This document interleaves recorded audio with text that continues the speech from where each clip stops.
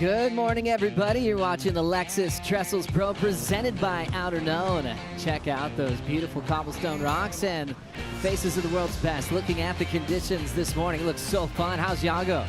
Always smiling. Feeling good this morning. Aaron Brooks breaking down the lineup with Jake the Snake Patterson and the Silva family. Fabio, Lulu preparing. Leandro talking about lowers with Jack Robinson and last year's world champ getting a warm-up in as Katie is into the elimination round. So much to talk about. Big day of competition yesterday. Looks like another big one today. Thanks for being with us. Joe Turpel alongside Mitchell Salazar. Mitchell, beautiful morning. We got pretty excited running down the trail because we saw some great sets coming into lowers today. Yeah, no, it's really fun, Joe. I mean, we're talking about a south-southwest field that's predominant out there.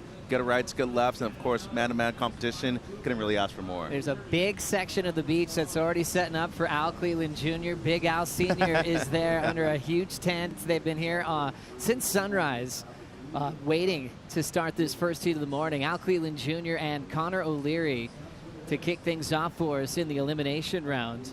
We got 5 heats completed yesterday afternoon of the ER, so we did have to make some eliminations. Dimitri Poulos, Joel Vaughn, Kelly Slater, Rio Waida, and Alejo Muniz packing it up from this event. But standout performances as well from Ewing as we're already getting started.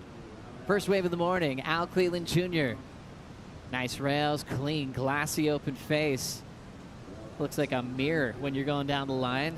Al checking himself out and getting the first wave of the morning, Mitch. Yeah, truly beautiful conditions, as you're mentioning, Joe. I mean, glassy. It seems like we will be getting a touch of onshore this afternoon, but shouldn't really affect things too much. And just a really top-to-bottom surfer is Al Cleland. He gets the right section. He truly goes for it. But O'Leary is strong on the backhand. He's great going left, too. Really like the matchup to start off this morning. Yeah, what a great contrast. Just the smooth, paced approach from Al Cleland on his front side on the rights compared to the goofy here from Cronulla representing Japan. Yeah, and he's a tall surfer, but he can get very low when it comes to that bottom turn. You can see right there, full extension. Really like the way he stays compressed throughout the entirety of this wave, Joe, and just great pacing to it so far. So nothing spectacular, but really a great way to start off the heat 3 minutes into it, and looking for kind of a closeout re-entry here if he gets the one section. So really looking for the 2 for 1 at the end. So that is really a strong start for O'Leary. We're going to see how the judges set the scale for today, Joe. And then Cleland right behind him, as he said, silky smooth. And, you know, for a guy that's not very tall, he has a lot of power. You can see right there with that wrap. And just mistimes the last section a little bit, but still, it'll be a solid way to start off his heat. It's always fun to set the scale of lower trestles. You know, you're really rarely ever seen anyone get barreled unless you're Kelly, and it's a random miracle moment. It's really using all the other components. We talk about combination of turns. If you're a powerhouse surfer, you can lean into that. Yep. If you're a little bit of both, that's probably the best recipe to have big airs, big turns, and to change it up with variety.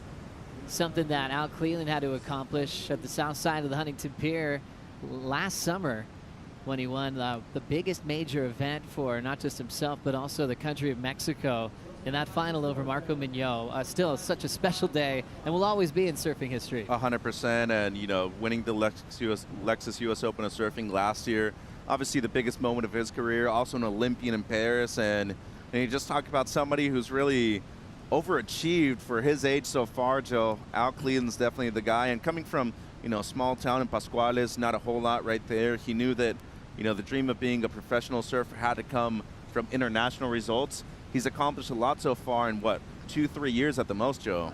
Both these guys, even though they didn't medal in the Olympic Games last year, made an incredible statement, you know, from Al's ability to take off late and knife it and get comparisons to the Irons brothers and Jack Robinson. He's in that mold. And then for Connor O'Leary, charging in some heavy conditions against Ethan Ewing last season. That was that heat right there, I was like, okay, I'm glad that this is the last heat of the round, because I felt somebody was going to get injured at that point. It was turning on shore. It was huge, but O'Leary went out there and charged, as you said. And, you know, I think just being present in that event already meant a lot for his career. But now a father, he's obviously found some form in the last few events, Joe, but wants to get things going and looking for his first career CT win as well. That's what he's hoping for. He's come close, making finals days at different events, but wants to make it happen in the back end of 2025.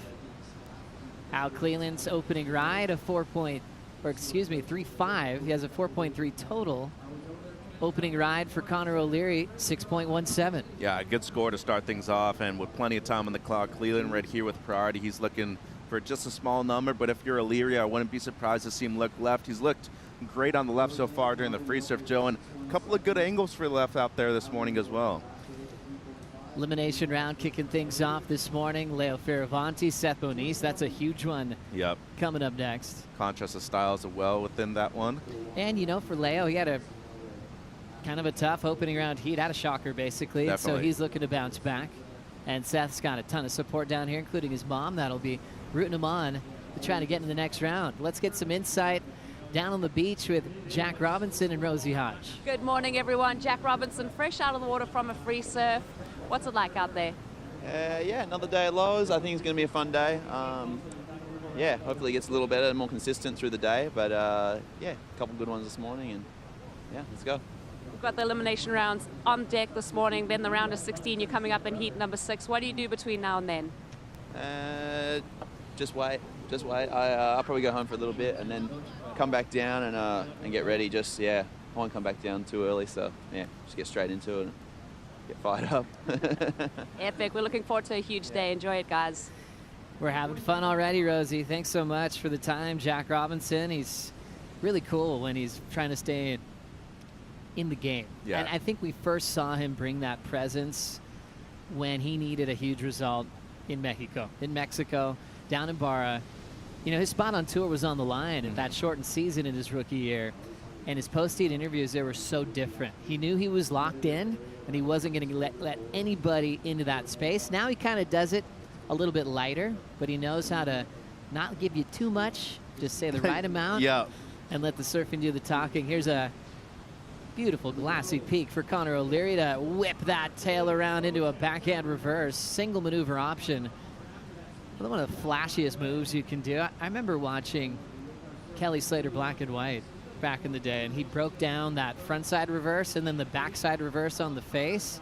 That maneuver evolved into doing it off the lip, then obviously in the sky as well. Yeah, and how many people have won events just with that turn alone? I mean, Italo made his way into being runner-up in the world last year with a lot of those maneuvers here at Lowers. So, yeah, it's definitely one of the most progressive, I'd say, too. Dusty Payne had one of the nastiest frontside reverses I've ever seen, and he had a lot of success out here over the years at Lowers. And, you know, just going back to your point to Jack, I feel like there's a lot of guys that throughout their career have evolved that way, and they need to. You don't want to reveal too much too early. As we look at the IC replay right here, Joe, you're talking about technique on point right next to the white water, and just look at that. To me, these nose picks are not only really cool maneuvers because they look explosive, they require a lot of great technique too. I mean, you're talking about a deeper bottom turn than most maneuvers, and most importantly, well balanced on the board too. So just the one, close to a 3, but it's his backup at the moment, Joe. That's the fun part if Connor gets a set. If he could start with something like that with some risk, but then combo it up with some big verticals all the way down the line. We're looking at fun waves so far, real glassy conditions. Thanks to Kevin Wallace and Surfline for giving us the reports for the Lexus Trestles Pro, presented by Outerknown. What are we looking at, Mitch? Yeah, primarily a south-southwest swell out here this morning, which is really good for us. It's what we tend to see really work at Lowers, and Southern California definitely been active the last few weeks. We've been very stoked with a lot of waves, and you can see right here for today, 4 to 6 feet on the faces. Onshore this morning, very light. It will pick up a later bit this afternoon, but with consistency of sets, having 2-3 waves within those sets, just let the first one go by. Second and third will be clean on the faces. But looking at the next few days, Joe, We got plenty of swell on tap. Thursday, Friday look really fun. A little larger on both Saturday and Sunday, but it does seem like those onshore winds will be picking up a little bit earlier in the day. We'll see what happens. Potential finals day on the weekend, but could definitely see it happen Thursday, Friday as well. What a great forecast. Going, hey, let's wake up and check it every day. It looks pretty good. And then the weekend looks like it's got a little bit more size with the rules here, the permits for the California State Park. So you can have one weekend day. So everyone's going to be deciding which day looks the best if we make it that far. As we roll in now with Connor O'Leary going front side on the lowers left. Leans into a classic snap to start. Ripping it in the open face with the carve off the lip again. Hitting his targets really well this morning. That little one maneuver section he had on the right, that was a 2.83, so that score will be gone with beautiful combination of turns. Yeah, and this is what I was looking forward to seeing him too. I mean, as goofy footers on tour, Joe, we don't see many lefts, and cool to see Connor be able to go left as we look at Junior now. Nice clean rails on that Timmy Patterson surfboard from Al, representing Pascuales. Driving into a nice, fun section to hit the lip. Throwing in the pocket again, nice pace. Never looks like he's running away from sections. Now looking to attack this inside wall. He's made it there. Nice slash to set up the lip to hit. Flow state's been activated for Al, but he'll miss the finish.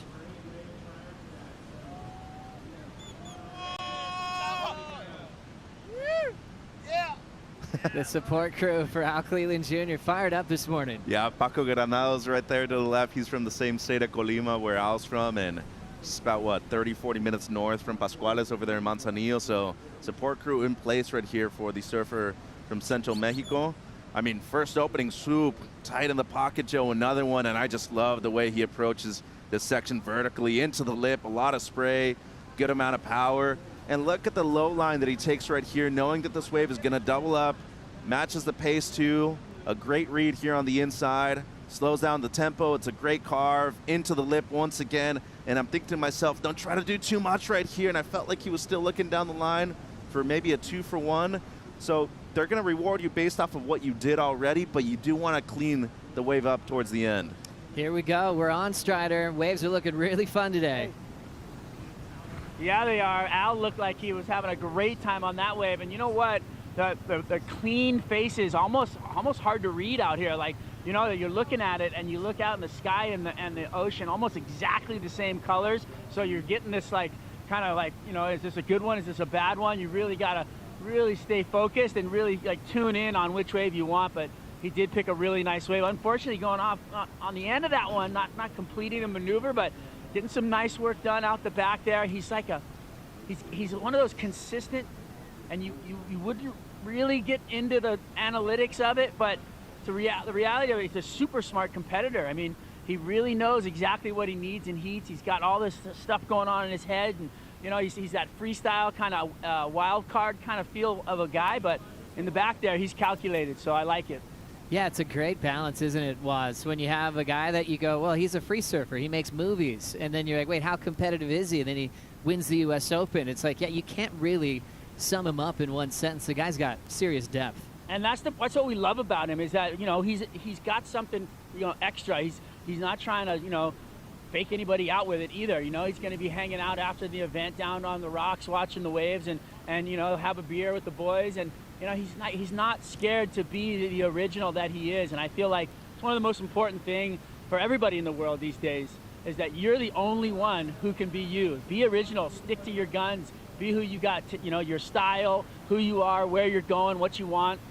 Only you got that. Gosh, words of wisdom from the Waz this morning. Thank you, Strider. One thing Strider always tells me too, don't get in the way of the world. Follow your path and trust it. And Al Cleland Jr. is feeling it now, and a late call-up to his rookie start. Incredibly late, Mitch. I mean, Days. John Florence, you know, got to surf at Pipe, which we were all lucky to see before he took the rest of the year off. Then once he made that announcement, it was like, wait, Al, you're on tour. Yeah. And I brought that up to Al the other day when we were in Australia, and he's like, yeah, I think it was just maybe days. He was actually going, maybe it was the night before. It's all a blur now.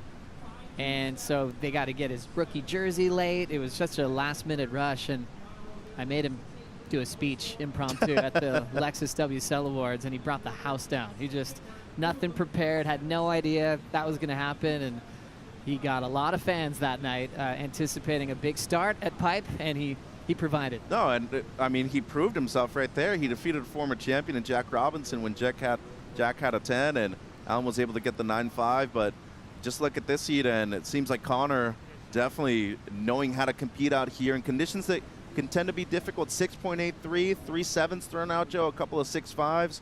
Real tight scoring this morning, and he's got a great heat total already, 13 points in the first half of this heat. But this is less is more on the left. I mean, first turn massive, big layback. Wave really stands up. He draws that line beautifully in the pocket, and, you know, 3 maneuvers. And I feel like in the first 2 days of competition already, we've seen the left get scored much higher than we had in the past, Joe. I mean, there's been some lefts over the years. I mean, Tanner can tell you all day long, a couple of these probably could have been excellent scores in previous events. And as of right now, I like what I'm seeing from the judges, really rewarding these stand-up lefts on the inside, especially when you're combining them with major maneuvers like we've seen from Connor. Gosh, so much power, so much intent in his approach, and he's completely flipped his program around. Typically was building late in heats. Now he's starting off really strong. Great point. With now a 6.83 and a 6.17 and priority. Connor establishing himself well in this heat. Just like Al, comes from a great surfing family. Family shreds.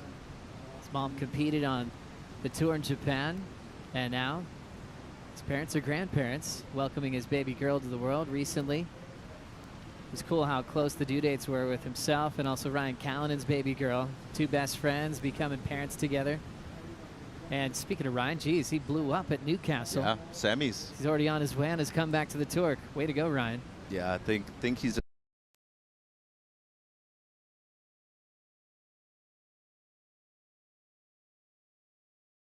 Nola representing Japan. You want to know who their inspirations are, especially when they come to compete at lowers. This is what Connor had to say. I'm going to say Rob Machado is a huge inspiration of mine. I think how he, I guess, navigated through the competitive side of surfing while also keeping his own, you know, the things he's good at and the things he believes in and things he thought was important. He just looked like he lived a balanced lifestyle and did what was really good for him and didn't get caught up in what other people were doing to help him progress. So I feel like that's really inspiring for someone like me. He's my all-time favourite surfer. I love how he surfs. And I heard a really good quote the other day, comparison is the thief of joy. And I feel like in our world, it's really easy to compare yourself to a lot of people. So I feel like Rob did that unbelievable, and I feel like it's something that I feel like I'm trying to learn and getting slowly a little bit better at the more I'm on tour. So yeah, huge inspiration of mine. Thanks, Rob, for being in this world and showing me how great surfing and how fun surfing can be. So yeah. How cool is that? Rob Machado, one of the all-time greats when it comes to just riding a wave. Sometimes when you talk about Rob, you don't even want to add up all the results and the great titles, which he does have, because just that pure joy of the lines that he draws, I think will always be put as some of the greatest surfing we've ever seen. Well, once you see somebody plant their trophies in their yard, you know that they didn't really care that much about it. But no, an inspirational surfer. I remember watching The Drifter when he was going through a moment in his life where he just wanted to be in Indo and in Bali over there. Surfing was kind of secondary to him at that point. And as Connor said, what's the point of doing all of this if you're not going to enjoy it at the end, right? And both of these guys are perfect examples of it. I mean, we've had a great time with Al in the past, and Connor, of course, now a father. You know, there's different ways to enjoy this process we call life, Joe. Definitely. Connor O'Leary leading so far, 6.83 and a 6.17. Al needs a 7.73 to put himself back in this heat. We'll be right back.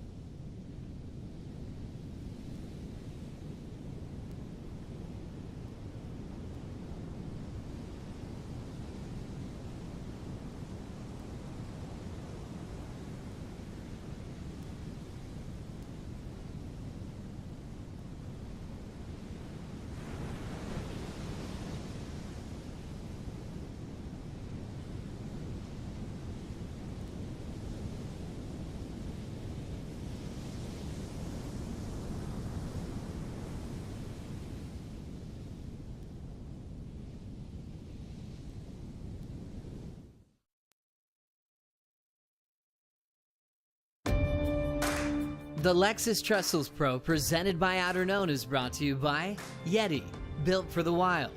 By Pacifico, live life anchors up. By Outerknown, find your Outerknown. And by Lexus, experience amazing. First seat of the morning continues, and look how glassy Lower Trestles is this morning. Al Cleland Jr. will snap to slide, wide open face, goes high off the top and loses it on the second maneuver. Just a dream wave, how glassy it was. Just a nice clean read on the right till the second turn went a little too high.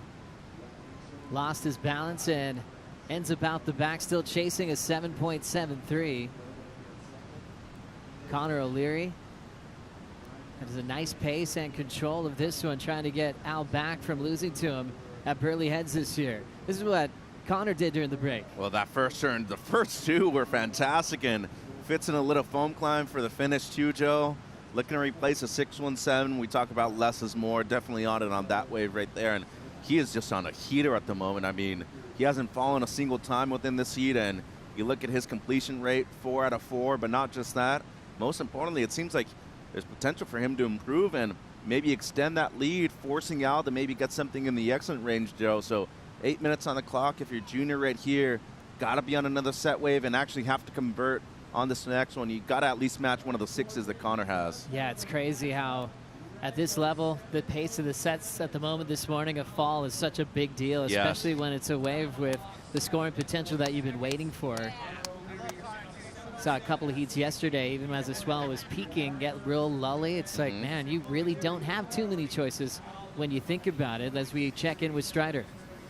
Yeah, you know, I just wanted to just touch on that last exchange. I mean, okay, Connor had the wave, a little bit, you know, 2 big bangs. I mean, beautiful surfing. But the real wall showed up for, you know, Al Cleland Jr. He had the excellent ride on under his feet, and it looked like he was almost like, I don't know, last night I saw him paddle out and just attack waves and just was crushing it. And on that wave, you could see he kind of pulled back a little bit. It was like, almost like you could tell he was just trying to give that turn, but then look down the line, and you could see the pace was a little off.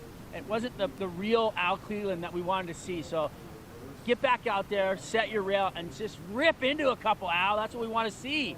I mean, I know it's a heat and all that, but the Al we love is the Al we saw last night free surfing, and the Al that just comes up and tears the top off of it and goes for that second section at back door when he could have just come out of it clean. You know, this guy's an animal. I want to see the animal in you, Al. Let's go. That's right. He certainly is, Strider. I just brought me right back to his last wave he rode at Margaret River main break.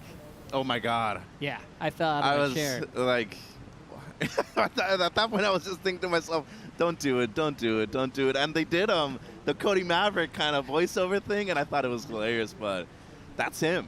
I mean, that's him in a nutshell. It's either 0 or 100, and he said himself, I'm Mexican, I don't know anything else. And he's going to go all out. Yeah, the turn we're referencing, it was just he had a tough heat. He hadn't really had much, and he went for the craziest closeout finish over that dry rock shelf. Anyone else would have lost their legs, their knees would have exploded. I asked him right after, I'm like, are you okay? He's like, yeah, somehow. And he just laughed his way through.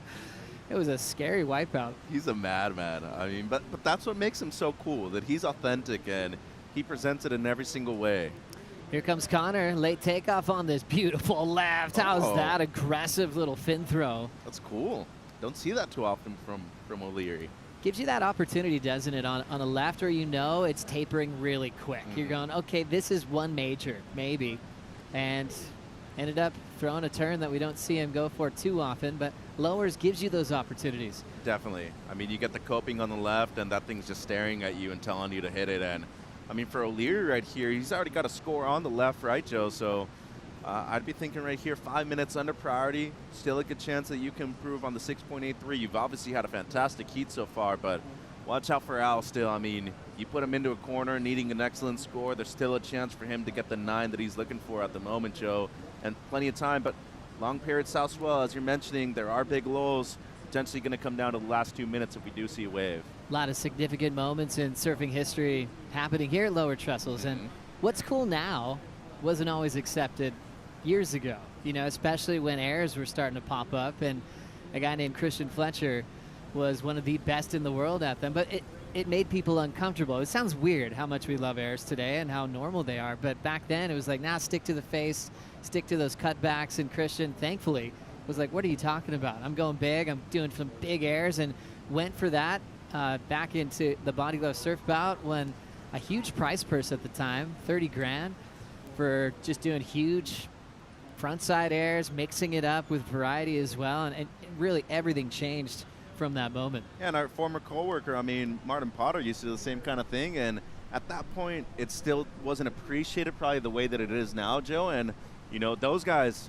obviously didn't necessarily invent things, but they were progressing things over and over again, and now everything's modernized. I mean, you look at certain grabs that were done back then, they're done so much more consistently right now, and both of these guys in the heat can do a good amount of them. I would say, though, back then, there was that skate influence that we were seeing from the 80s, 90s, Steve Cabb, all those guys, Rodney Mullen, and nowadays, hopefully we get to see more of that influence, because I feel, especially with how global it is, we can see different styles of aerials from different parts of the world. Had an event out here back in the 70s, the Sutherland Pro. It was won by Michael Ho back in the day, and it was just a really cool opportunity to have an event at Lower Trestles. It was really hard to surf out there even before that with the Marines owning this land, so you couldn't lose your board back then. Sometimes they would take your board away because you were trespassing. I was talking to Jonathan Paskowitz a couple days ago, local here. The Paskowitz surf family had the big RV down at San Onofre, and he's like, yeah, we used to hike all the way up to Lowers. We'd surf it with like 2 guys out, or they'd paddle up and surf Church and beyond. And he said he remembers Corky Carroll losing his board, and the Marines grabbed it and took off, and he was boardless. A lot of amazing history here at this part of Southern California. Hopefully the Marines ended up surfing with that board and they put it to good use, but I know this question is going to come from you later on in the event. I'm going to already throw one out there. My top 5 all-time San Clemente. You asked me Huntington a few events ago. Christian Fletcher's got to be in the top 5. I'm definitely going to put him in there. I'd probably put Wardo in there too, and Archie, and then the other 2, I'm just going to wait on it and see how it holds out. But, I mean, you talk about a surfing talent that has definitely provided a lot of talent. Man, I mean, when it comes to the board rider clubs, they have probably like 4 or 5 teams they can go through and still beat a lot of other cities. I mean, a top 5 all-time in San Clemente, that's a scary question. You're going to leave so many people out. I mean, I'm really proud that you just went there. And Kolohe, too. I didn't even prompt that yet, and you're ready for it. But then you got to think about Greg Long and Rusty, his accomplishments in giant waves. Yeah. You know, Archie, how talented he was, where he probably could have won a world title if he went all in back then. He still rips, still part of the Board Riders Club these days. Are we considering Mike Parsons Laguna? I think you got to just to help out our top 5, right? I mean, yeah. There's too many, huh? Dude. Well, hey, join that conversation at a WSL. Who's your top 5 best surfers of all time from San Clemente? Minute 10 on the clock here. Connor O'Leary, Al Cleland Jr. still have this Lowers lineup to themselves. Al does have priority, but needs an 8.63. Ooh. And we might have a chance for our surfer from Mexico. He's going to watch Connor take this wave. Glassy open wall. O'Leary's got the speed and throws on a radical tail chuck reverse. Right into a snap to combo it up. He's incomplete, but that was insane. Full torque. Akemi loves it. That was huge. Dude. That's radical. He's pulled 2 of them in this heat, but this one was so much nastier than the first one. Larger section, a lot of speed. Going on the inside again. He's going to go switch with 20 seconds now, Joe. He's allowed to. Whoa. Yeah, I haven't seen a lot of this from Connor. He can do it. That is hard, man. And he's getting barreled. That's how good he's feeling. What a great heat from Connor. 2 seconds on the clock for Al Cleland. It's got to be something big here. And we know he's going to go for it if he has the chance. It's just going to be a redirect and not the morning he was hoping for. Al Cleland will pack up and prepare for Saquarema, Brazil. And Connor is moving on into the round of 16. That radical backside whip, and he misses the combo. But it didn't really matter. I mean, that thing was so fast. Yeah. He already felt the feeling of his opener. But that one was so much quicker, so much more powerful. Connor's fired up this morning. Yeah, no, he looked fantastic. And Of course, looking at the amount of speed, as you mentioned on this one, comes in as a 5.77, so doesn't replace anything, but talk about a consequential maneuver, Joe. A lot of speed, just love the aggression, and of course the angle that he took with the bottom turn right there. Look at this. I mean, picture perfect technique, nose pick right there on the backhand. Lethal stuff from O'Leary. He's going to take the win. Solid victory for Connor O'Leary this morning. 683-707. Yeah, good job. もっと波乗りたかったな。いっぱい乗ったよ、大丈夫。いっぱい乗った。いい子いい子。 Making his mom so proud with that last move, and a great heat this morning. Coming up next, it's Leonardo Fioravanti taking on Seth Moniz. We'll bring in Chris Cote for the call.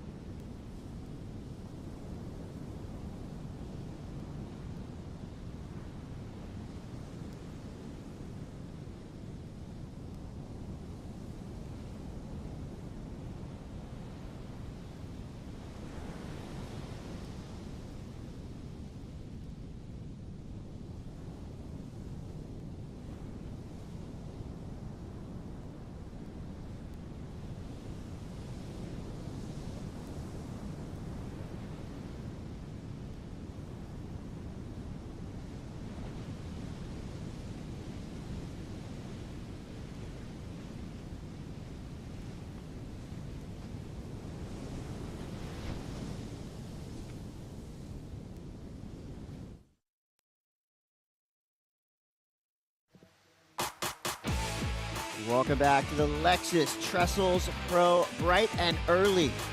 Connor O'Leary already doing damage. Great heat for this powerhouse goofy footer. But out in the water now, this is elimination round heat 7. You've got Leonardo Fioravanti and Seth Moniz, Italy, Hawaii, ranked number 9, ranked number 20. So obviously a big heat. Every heat is going to be massive in this post-cut landscape. This one no different. The good news here is it's glassy, it's firing, lower trestles is doing its thing. I'm Chris Cote, Tanner Gudauskas, Jesse Mendez. Welcome back to Lowers. Yesterday was amazing, but today is setting up to be yet another classic. Yeah, we got another banger on our hands. Just like we like it.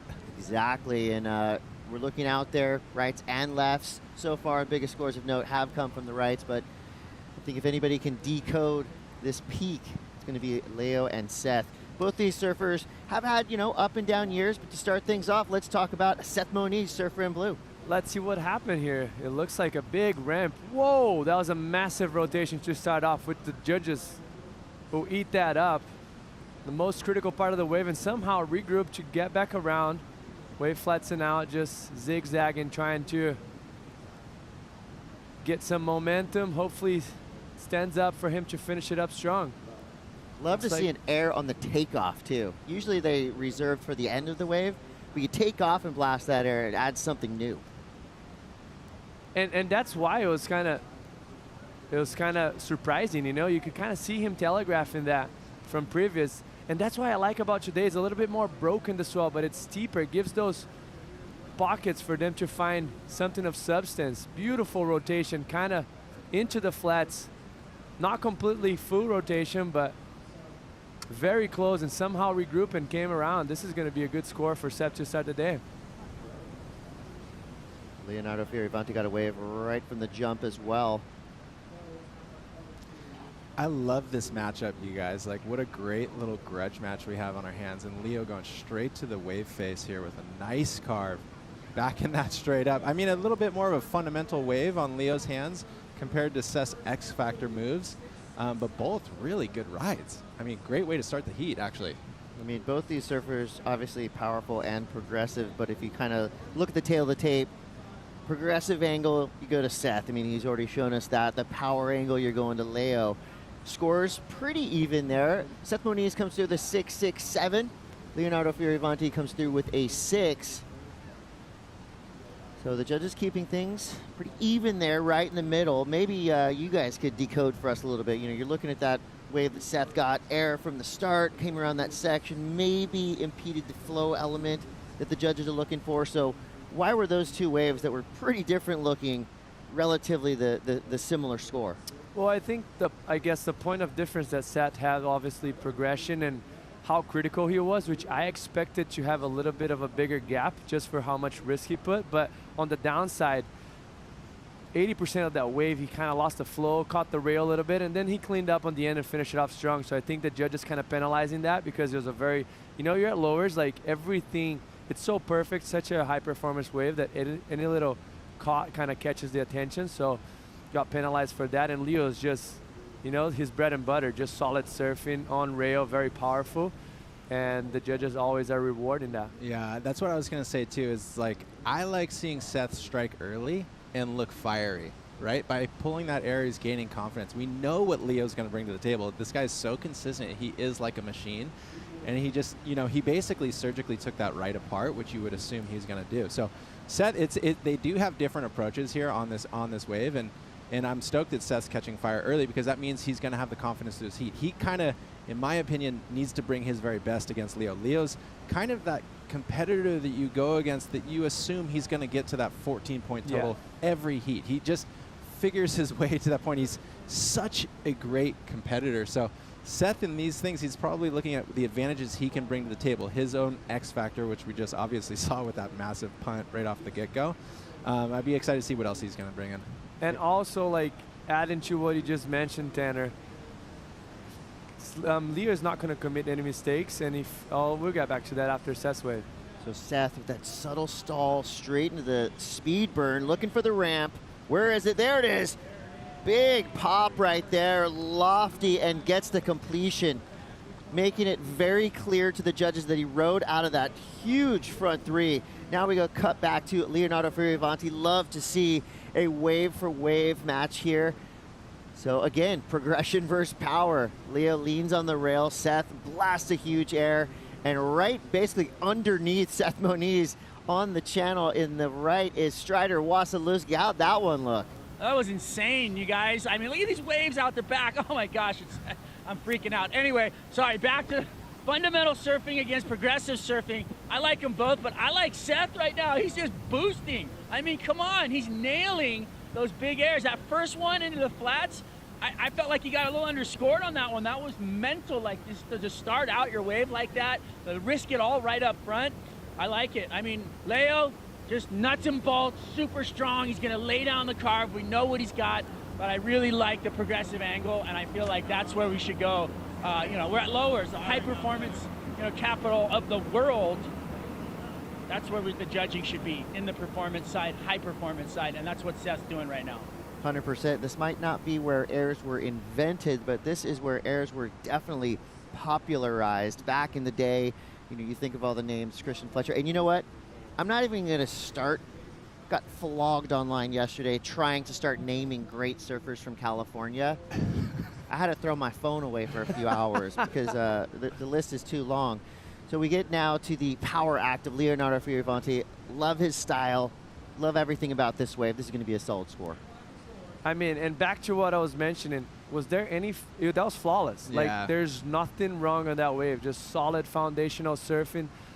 The opening turn was beautiful. The second one, a little bit tighter, just lots of spray and power. Just different approaches, but both very consistent so far. But look here, like, as we're watching these replays, we got to both know that these guys both have the ability to do. Seth can be on the rail. Leo, if you back him into the corner, the guy's going to boost as well. It's just funny that this is how they're fronting their competitive edge on each other, right? Leo's going to go straight to the rail, get his two waves right under his belt, and who knows what's coming next. And Seth, again, throwing two punches in the air. Love to see it. 20 minutes, 40 seconds to go. Surfers make their way back into the takeoff zone. That gives us a chance to catch up with Rosie Hodge, standing by with Connor O'Leary. A flawless heat for yourself, Connor, and you have to think a little bit of redemption for that round of 32 heat at the Gold Coast Pro against Al.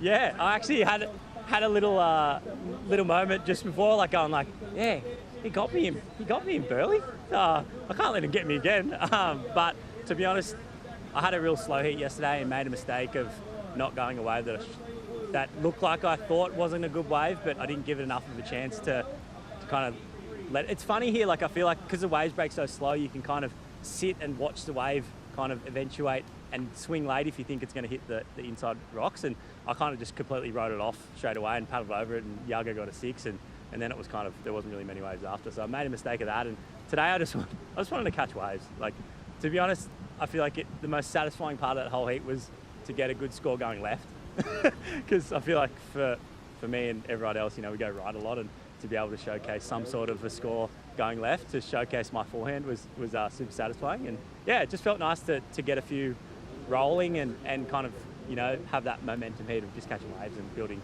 from there. So it was good. And the emotional roller coaster that's been the championship tour this season. I mean, just making the cut and then rechanneling the energy and getting here to lows. Tell us about that journey. Yeah, it's crazy. I guess, I feel like every year I put myself in that really sticky situation, and I absolutely hate it, and I don't want to ever do that again. So, yeah, it was, but you know what? Margie's was a crazy one for me, to be able to listen to the noise in my head and kind of control it all day on that round 3 day, because it was pretty crucial. Lob and I it was whoever won pretty much made the cut. So to kind of control that noise all day, from the get-go, from when I first woke up at 5:30 to, the heat was in the afternoon was crazy. And it was something that I learned a lot about myself, and to be able to control that felt really good. And just to be able to control it, but then also lean in and attack and not get defensive, because I feel like for me, I'm not a very confident guy. So when I'm feeling pressure and the nerves and the anxieties, I'm usually kind of more on the defensive side. So to be able to lean in and produce some good scores on that day and get through that heat on my own accord, instead of losing and waiting for fate to take its place and hopefully make a cut, was really cool, because the last few years I've lost and not capitalised and had to wait to the very end to see if I've made it or not. So yeah, that was super satisfying, and it's just kind of constantly reminding myself that the things that I'm doing are really good, and just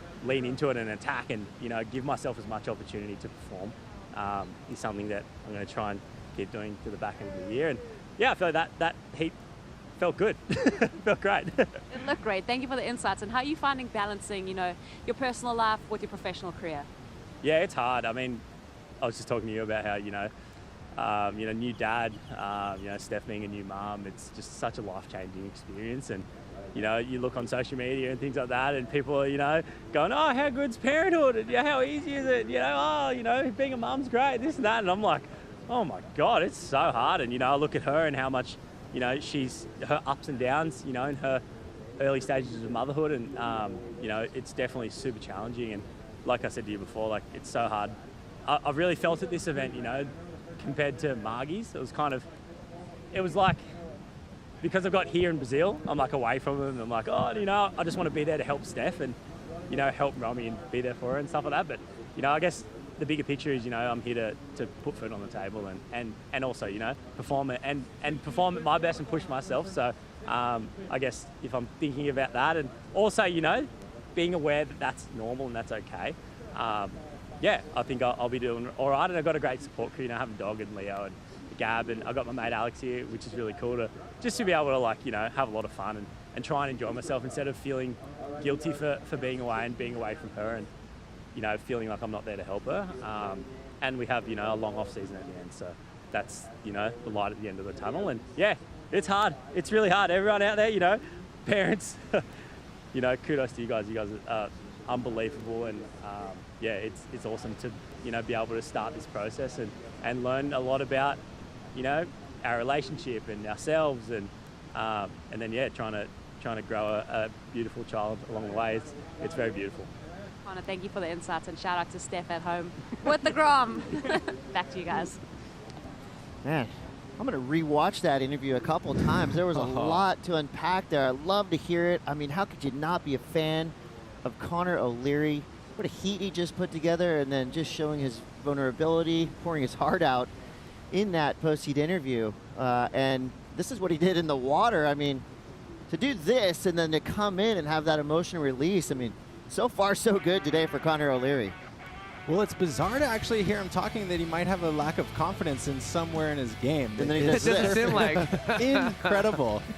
Look That at this was turn. the sickest inverted power reverse I've seen all week long. That's, for me, that's my favorite turn of the event so far. Like, just the approach and how you have to compress yourself so low in order to get that angle to get upside down on your backhand. It's pretty impressive. And regrouped pretty well. And Oh, Mom's Mom's here. on the beach. And she's a shredder. いっぱい乗ったよ。 She rips. いっぱい乗ったよ。いい子いい子。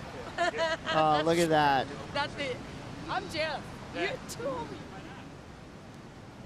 That's such a cool moment. I mean, that's like, that really humanizes this sport, right? You know, you look up to these guys, they're out there, they're ripping, you know, Conor's doing a turn like that, and then he comes in and, you know, it all kind of comes together. The mama's boy, she's there, she's proud of him. And again, rewatch that post-heat interview if you want to learn something. I will say that, you know, I've been watching the webcast this entire year. It's great to be in the booth with you guys. This is such a blast. But it's funny. It's the tip of the spear when we watch at home. You don't actually understand or realize how much all of these athletes put in and year out to do these events and be in their right headspace time and time again. And just throw on having a kid on that for your first time. And it's like, it's incredible. You know, you have to like put boundaries up in certain areas. You know your greater purpose, like he was saying, putting food on the table. But at the same time, you have to be open to it not always going perfectly. You know, you might be having a teething night. You might be having something else. And it's like, hey, whoa, curveball. Like, how's that incorporate into my preheat strategy, you know? Yeah. So maybe, like he said, he's working with Dog. He's got Leo as well. They have a little crew. So that almost becomes your nucleus family that you travel with on the road. And you have to adapt that kind of mindset. And yeah, all the while just stay open to shredding waves when they come at you. And I feel like surfing really is dependent on emotions. Yeah. You know, if you're not in the right headspace, you can go out there, most likely you're not going to have a great session. So there's a lot that goes into these elite athletes. We'll get back to straight up action. Seth Moniz up and out. So that means that Leonardo Fioravanti now has priority. And takes a quick look, but does not go. It's funny because we're tapping in on that emotional talk. And yesterday we were mentioning with Seth, he's traveling with Doug Silva as his coach. And this morning I was sitting down on the beach just up the point, and Doug came rolling in his full suit with his shoes on, just firing up. And he's like, it's done. Low frequency is done. We're on today with all the power, all the energy. And I think that's like when you look at Seth, like that's the fire that I think is behind him. I think it's really great because Seth is a pretty mellow character until the waves get 15 foot and squared out. And then his heartbeat starts to rise, which is an incredible thing to see. But it's almost like maybe guys like Doug behind him create that oomph to see him spark up, you know? And I think it's come a long way. You can see that integrated into Seth's strategy this year. And even the small wins, it's been really fun to watch. And also for Seth, like I think what Doug brings to the table is he's been on tour for a few years already. He's kind of done almost everything that he wanted to. Almost won Pipeline, which is probably the event that he most wants to win. And he's done so well previously. So you can get kind of that stage that things don't fluctuate so much anymore. So he needed to bring that energy to kind of fire himself up again. And I mean, it's working well since he started working with Doug Silva a few years ago when he was almost falling off the tour, and they somehow pulled a miracle at Margaret River and yeah, made the cut. And since then, it's just been fun to watch. And the edits are incredible as well that they bring it in. Yeah. In your opinion, Jesse, like, so here's Doug right here. That's the vibe that's in Seth's corner. He knew we were talking about him somehow. But Jesse, like, so a lot of guys, you see them switching up boards, maybe a new shaper, you working with a new coach, you're traveling with new people.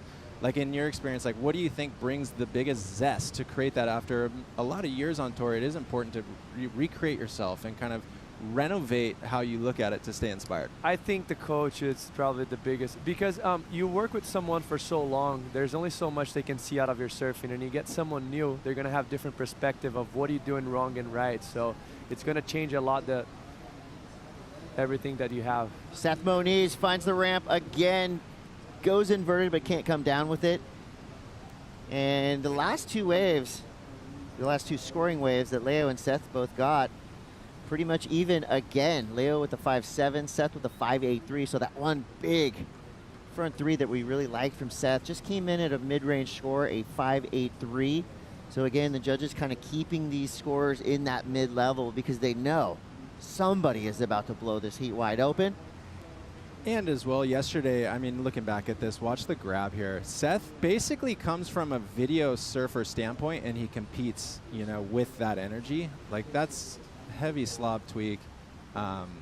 It's cool to see Seth pushing that mentality, but I think they're keeping the roof on his scores because they're looking at it as like a half a wave.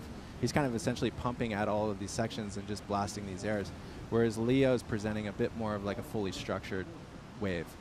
Yeah, which is expectable. Like, Leo didn't even look at that wave. He know there was potential for Seth to probably get a high score with the big air, but that's not what he's looking for, and he's not going to get caught in Seth Muniz's strategy, which I think is very smart from Leo, just to play his solid foundation and be on the best waves, and I think that's the way he's going to win it. Obviously, there's been a few minutes without a set, so we most likely will see at least another opportunity for the surfers, and let's see who's going to take it, the advantage.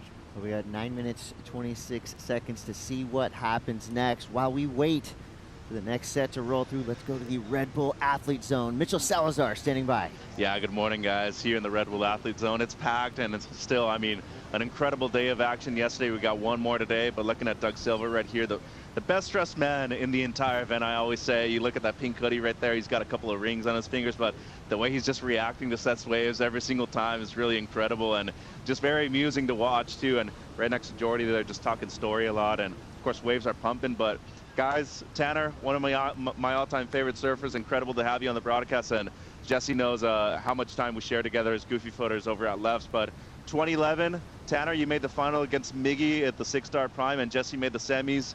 Incredible stories. Highlight from that event for yourself, Tanner. Oh, well, thanks, Mitch. Yeah, that's a blast from the past. It's kind of fun to be in the booth with Jesse at the same time, and we were talking about that yesterday. It's anytime you get to compete out here at Lowers, I guess for us domestically, it's almost how we look at it, the treasure of competing at Pipeline for the guys in Hawaii, because it's always crowded out here. So the fact you get an empty lineup and you get to choose whatever wave you want, it's like you can't recreate that ever until you put the jersey back on. So looking at that, getting to surf so many heats was super special, and Miggy's a really good friend for both of us, and so it was just kind of like we were having fun. And the Goofies were kind of dominating. Yeah. 3 out of 4 in the semis. So yes. That was a good day for the Goofies. Yes. And also, of course, loved seeing that Doug Silva's down there dressed like a superhero. I wanted to bring you guys in on a little insight because I was rapping out with him a little bit ago, and he was talking about Psych Plus.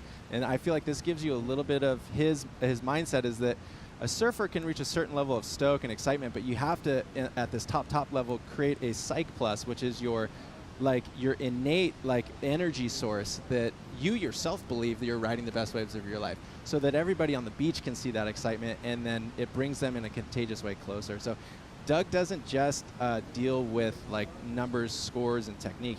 He actually pushes a lot of these surfers to think inside and create stories, create narratives that bring the viewer along your journey. And I think with Seth, he's doing that, and over time you want to see these guys do well. You want it to keep going because you want the very best for them. Love that. Psych Plus. Yep. That gives the viewers at home something to ponder while we take a quick break, but we will be back with the culmination of the elimination round, Heat 7, Seth Muniz versus Leonardo Fioravanti. Who's going to take it? Stay tuned to find out. We'll be right back.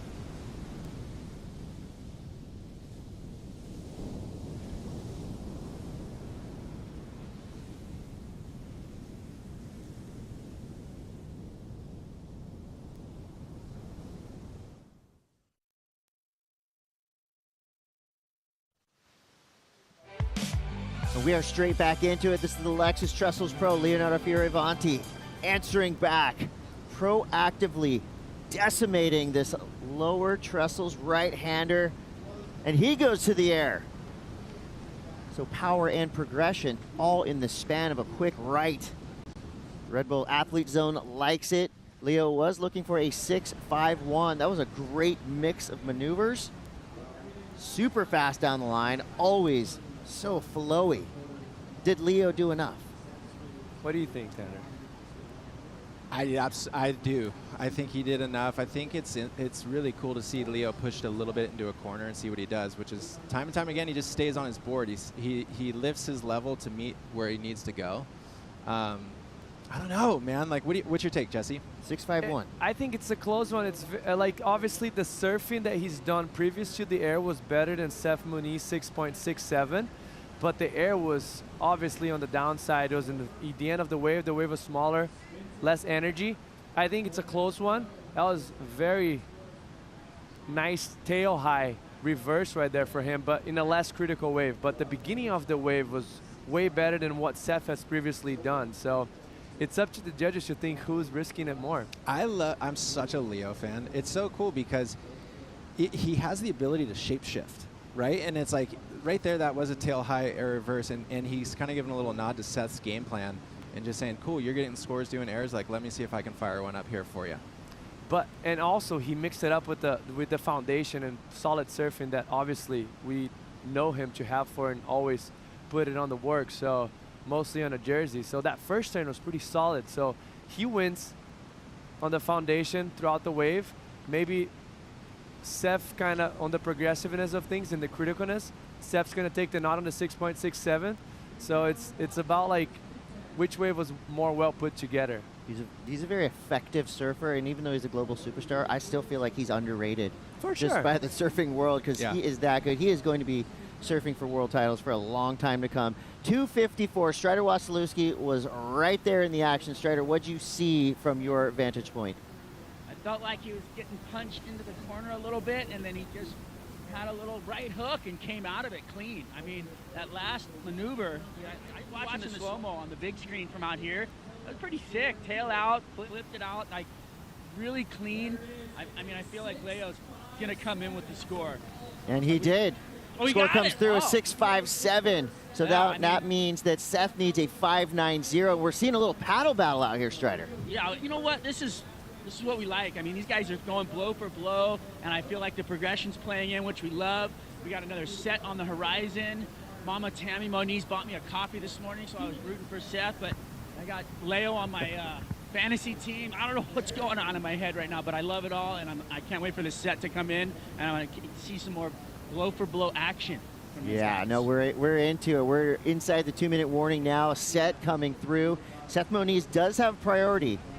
So a 5.90. He knows exactly what he needs to do to get that score. He got a 5.83 for his backup wave, and it looks like Leo just trying to sneak out to the corner. Some of these rights kind of just fizzle out. They don't hug the inside of these cobbles enough.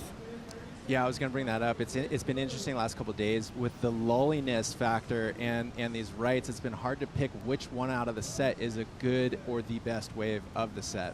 Boom, Seth Muniz straight to the air.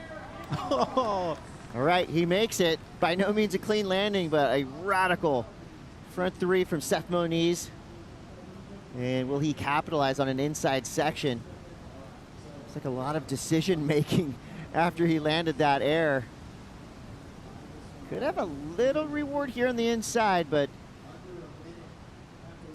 you know, of course, the judges, they're watching these waves from the very beginning all the way to the end. It's like Depeche Mode said, everything counts in large amounts. So the biggest thing we saw on that wave, obviously the air. Did that kind of end work do him any favors? Will that help him achieve that 5.90? Obviously, it's going to help him, but I don't see him turning the heat. I felt like Leo was more solid throughout the whole heat. Literally had no flaws. In every opportunity he got, he maximized the potential. And the judges already, gave the score to Leo, showing that you kind of need to do the whole wave properly in order to get good scores. Seth obviously had the highlights of the heat with the progression and the criticalness, but didn't put the whole wave together. besides the 5.83, which was one big air only. So. Yeah, even though that was an exciting air, I didn't love the landing. I feel like it kind of had a little bit of a step in it, and yeah, I don't know. I could see it not going there. You know, 5 years ago, I mean, that would have been an 8. But now, in the last 3 or 4 years, the judges really have been putting a lot of emphasis on the cleanliness of your landing. So super hard to land, but messy. You know, had he landed that, bolts came right around that section and really started to activate the rest of the wave, totally different story. But the fact that he really had to struggle to get back up, while it's super difficult to do, the word flow was basically taken off the table right there. That's why it came through at just a 4.33. So congratulations to Leonardo Fioravanti doing it with a 6.57 and a 6. That was a fun heat to watch because these guys went wave for wave for wave. So elimination round, heat 7 goes to Leo. Coming up next, Marco Mignot, Crosby Colapinto. Don't go anywhere. It's the Lexus Trestles Pro. We'll be right back.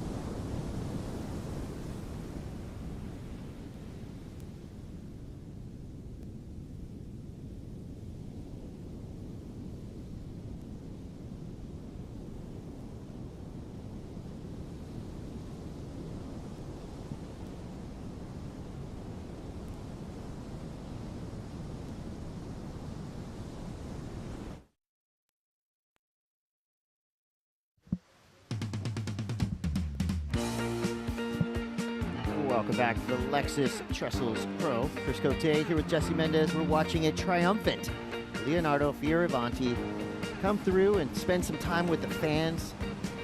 Great fan experience down here at Lowers. And these kids have probably been here since 6 a.m. The waves are pumping a little bit less consistent than yesterday, so that means these surfers have to just be a little bit more selective. We're looking at so far an average of 4 to 5 waves per surfer per heat. So we'll see if this tide helps us out a little bit with that. In the water right now, we've got Marco Mignot, Crosby Colapinto. Love to see their rankings right now, number 15 and number 16. This, of course, another meaningful, impactful heat for both of these two surfers in their 2025 season. Tail of the tape, I mean, in terms of physicality, these surfers very evenly matched. I look at Marco Mignot as a type of all-gas, no-brakes surfer. If anyone's in this heat is going to do something crazy in the air, I'm thinking it's going to be Marco. I agree with you. Crosby, of course, super solid fundamentals. This is his local. He surfs out here anytime he's home. You know he's going to be looking for these Wrights to really draw those lines that he does. Powerful, smooth, silky, all the way through. So kind of a similar type of heat that we saw to the last one, power versus progression. But of course, you never know. And the cool thing about it, like, you broke it down perfectly, and both of those surfers cannot get into each other's game. I don't think Marco should try and be a power-based surfer in this heat against Crosby. Pound for pound, he's going to probably lose. But also the progressiveness and the speed that he carries is better than Crosby. So they'll be looking for the same waves, but approaching differently. And the cool thing about Crosby that he can match anyone with power and rail surfing, but he can mix it up with big airs and mostly big blowtails. So it's going to be very exciting to watch, because on a day like today, and if you think about lowers, like, it's the perfect way for you to combo it up, power surfing with big blowtails. So it's going to be exciting one to watch for us. And also to kind of just peel back the onion a little bit, go deeper, Crosby Colapinto, last year's Rookie of the Year. Marco Mignot in the conversation to be this year's Rookie of the Year. So that could be a statement victory if Marco takes this one out. But then you got the local hero. So the crowd will be with Crosby Colapinto. We'll see if that becomes a factor. Not as busy yet this morning, but there's still a ton of kids on the beach, a ton of local support for surfers representing San Clemente, and Crosby Colapinto is right there in the mix. And you know Griffin is somewhere stalking around. He's got his glasses on, probably has his hoodie on, trying not to show how obviously stressed out these brothers get when they watch each other surf. And who will be first? It's going to be Crosby Colapinto. Driving down the line, sees a ramp. Nice little tail sliding maneuver there. There he goes. So big blowtail reverse. And that is a mistake. And that was not how you want to end a wave that started off so fast and flashy, but just ends with a dud. And that's a mistake that shouldn't happen with a professional surfer, but quite a lot of times it happens. When you're thinking ahead of yourself, you're thinking about the next turn and forgot about to finish the previous turn. So your eyes are just looking down the line, forget about your nose, and you get caught. And this is a great start for him. They're kind of pushed themselves a little deep, so that made Crosby in the perfect position just behind the apex. Beautiful second turn right here. Progressive, like I mentioned, he's gonna mix it up with beautiful tail blows. And as you think he's going for probably something close to a 6.5, just catch a little bit of that nose and the inside rail as he was finishing the turn and starting the bottom turn for the next one. Proper lip slide on that opening turn, and then that right there is just a power reverse. Kind of lands on the nose there, and I agree with you. I think low-key, the biggest reason, the reason that pro surfers fall the most on high-performance waves like this is thinking about the next maneuver as you're in the current maneuver. You could definitely see right there on that clip where with slow mode, where your eyes are usually is where your nose is gonna go. And that's exactly what your bros are gonna do when they see you fall like that. Like it's mostly, it was kind of a mediocre wave that he was turning into a good score. So missed opportunity there for him, but there's plenty of sets out the back. All right, Marco answering back. You see the telegraphing down the line, big frontside nothing. So a fall there from Marco Mignot, but I'm loving the air show so far. 23 minutes left to go. Do we have a set out the back for Crosby Colapinto? So both these surfers, they listen to errors. us. They're committing errors early on. Crosby did get a 4.83, so had some credit for the flashy start to that wave. And here we go again, a beautiful right for Crosby. This is the wall he's been looking for. Nice carve to start right up in the grill of Marco Mignot. Quick combo there. Carve to foam climb, so basically 2.5 turns right there, but they were very impactful. So with 22:29 to go, Rosie Hodges on the glass with an always animated Leonardo Fioravanti. Yeah, Leo, that was a close heat. Looking at the heat totals there, talk to me about the weight and having to keep your composure and just will that opportunity your way. Super close heat against Seth. He's a very good friend of mine. We're the same age. We've been competing against each other for so many years, and he looked like he surfed amazing. You know, the waves that he went on didn't look like that good, but from the scores, looked like he went big. And I knew it was gonna be a tough battle. He's such a good surfer, and when he started really good, and then there was like 13 minutes with no waves, I was like, come on, just give me a chance. And then when the chance came, when I paddled back out, like Seth's looking at me, and I looked at him, and I'm like, honestly, it's right there, like really close. That's what I felt, and it was. I mean, I think I needed a 6.53, got a 6.57. So, but I'm proud of the fight back again, and got given a chance, and I made the most out of it. So I'll take that into the next heat. And we've got something to look forward to. Heat 6 in the round of 16, coming up against Jack Robinson. What do you make of that matchup? You said to me offline, it's a rematch from yesterday's round 1. Yeah, I mean, we've had so many heats with Jack, and he definitely has a number on me, but hopefully today is different. I'm going to go into it, try to give my best. The waves are going to be fun. I got a good warm-up in my first heat, so I'll try to take that momentum to the next heat and see how it goes. Love it, Leo. Thanks for the time. We'll see you in that Heat 6 of the round of 16.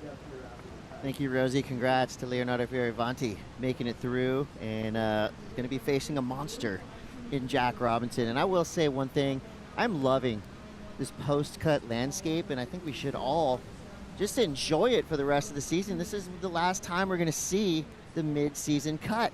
And I know there was a lot of different opinions about if people liked it or not, but let's all enjoy this the rest of this season, because the matchups we're seeing now are unique compared to the first half of the year, and they're also stacked. I mean, we saw the opening heat draw in the opening round yesterday, and it was kind of a head scratcher. Like, wait, so every heat is a final?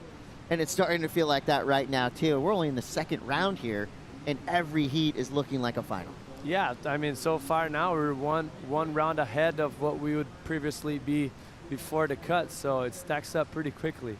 And for us, it makes it more exciting. Oh yeah, it's like a compacted, condensed surf event. Yes, definitely. And it's pretty cool to watch how like both surfers approach the wave we're talking about. You know, Marco obviously going straight into the air, not even thinking about getting a closeout at lowers, which he decided to do that because he knew there's scoring potential for himself in that wave specifically. But looks like now, so far, it might be one of the tallest sets of the day. Oh, come on. Oil glass perfection here at lower trestles.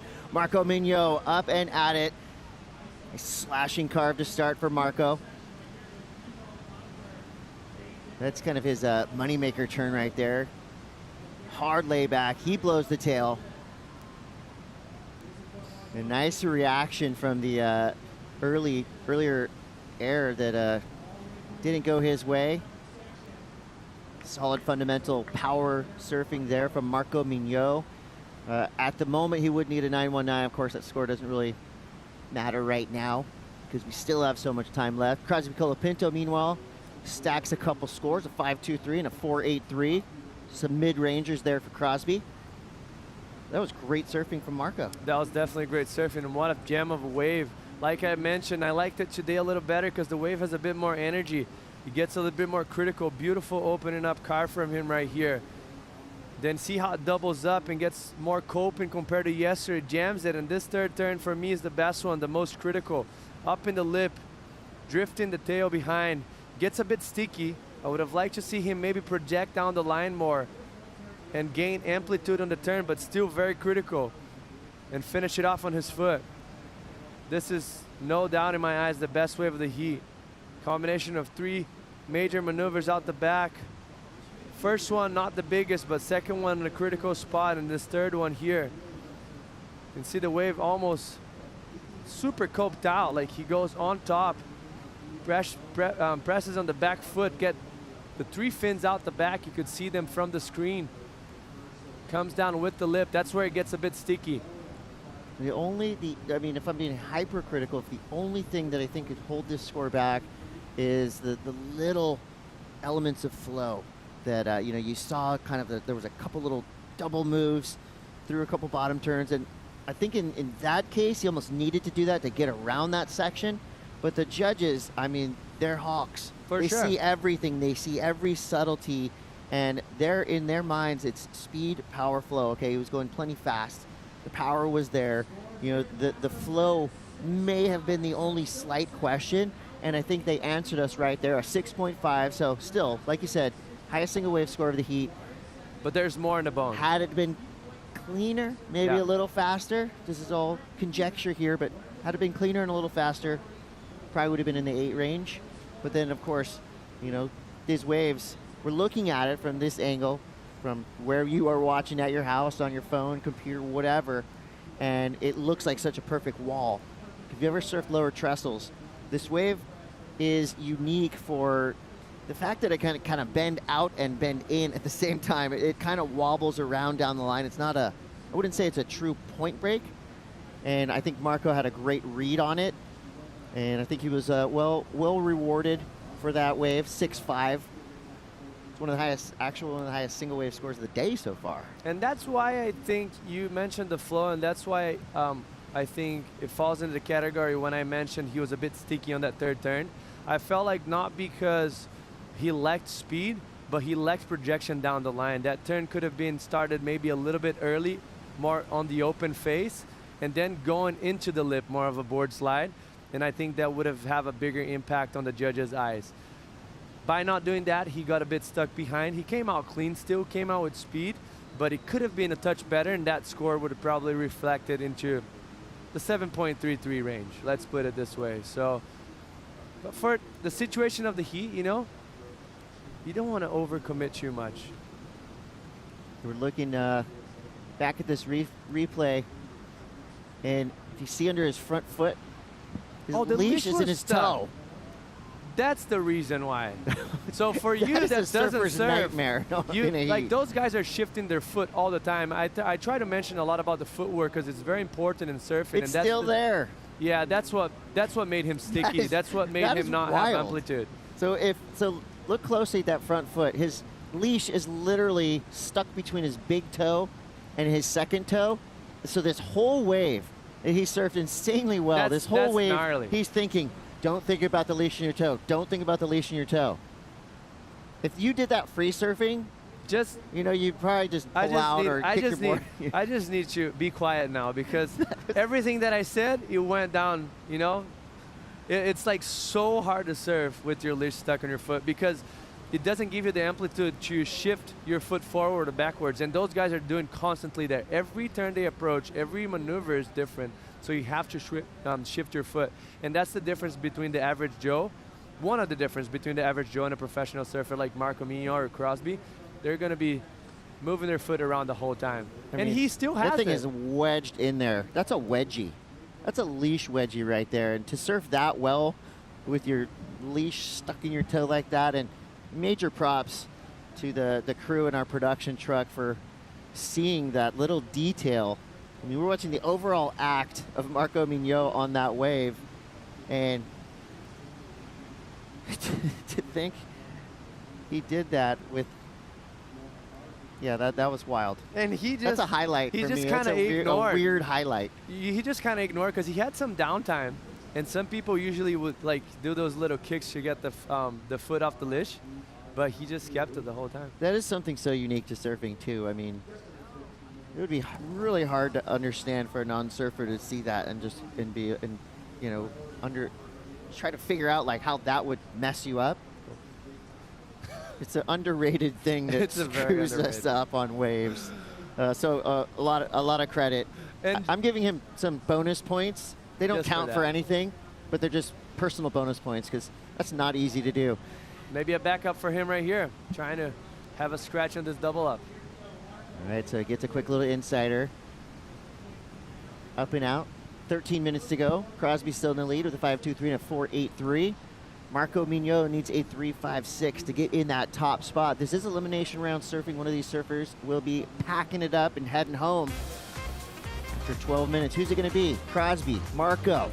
You're going to have to wait and find out. We're going to take a quick break. We'll be right back. The Lexus Trestles Pro.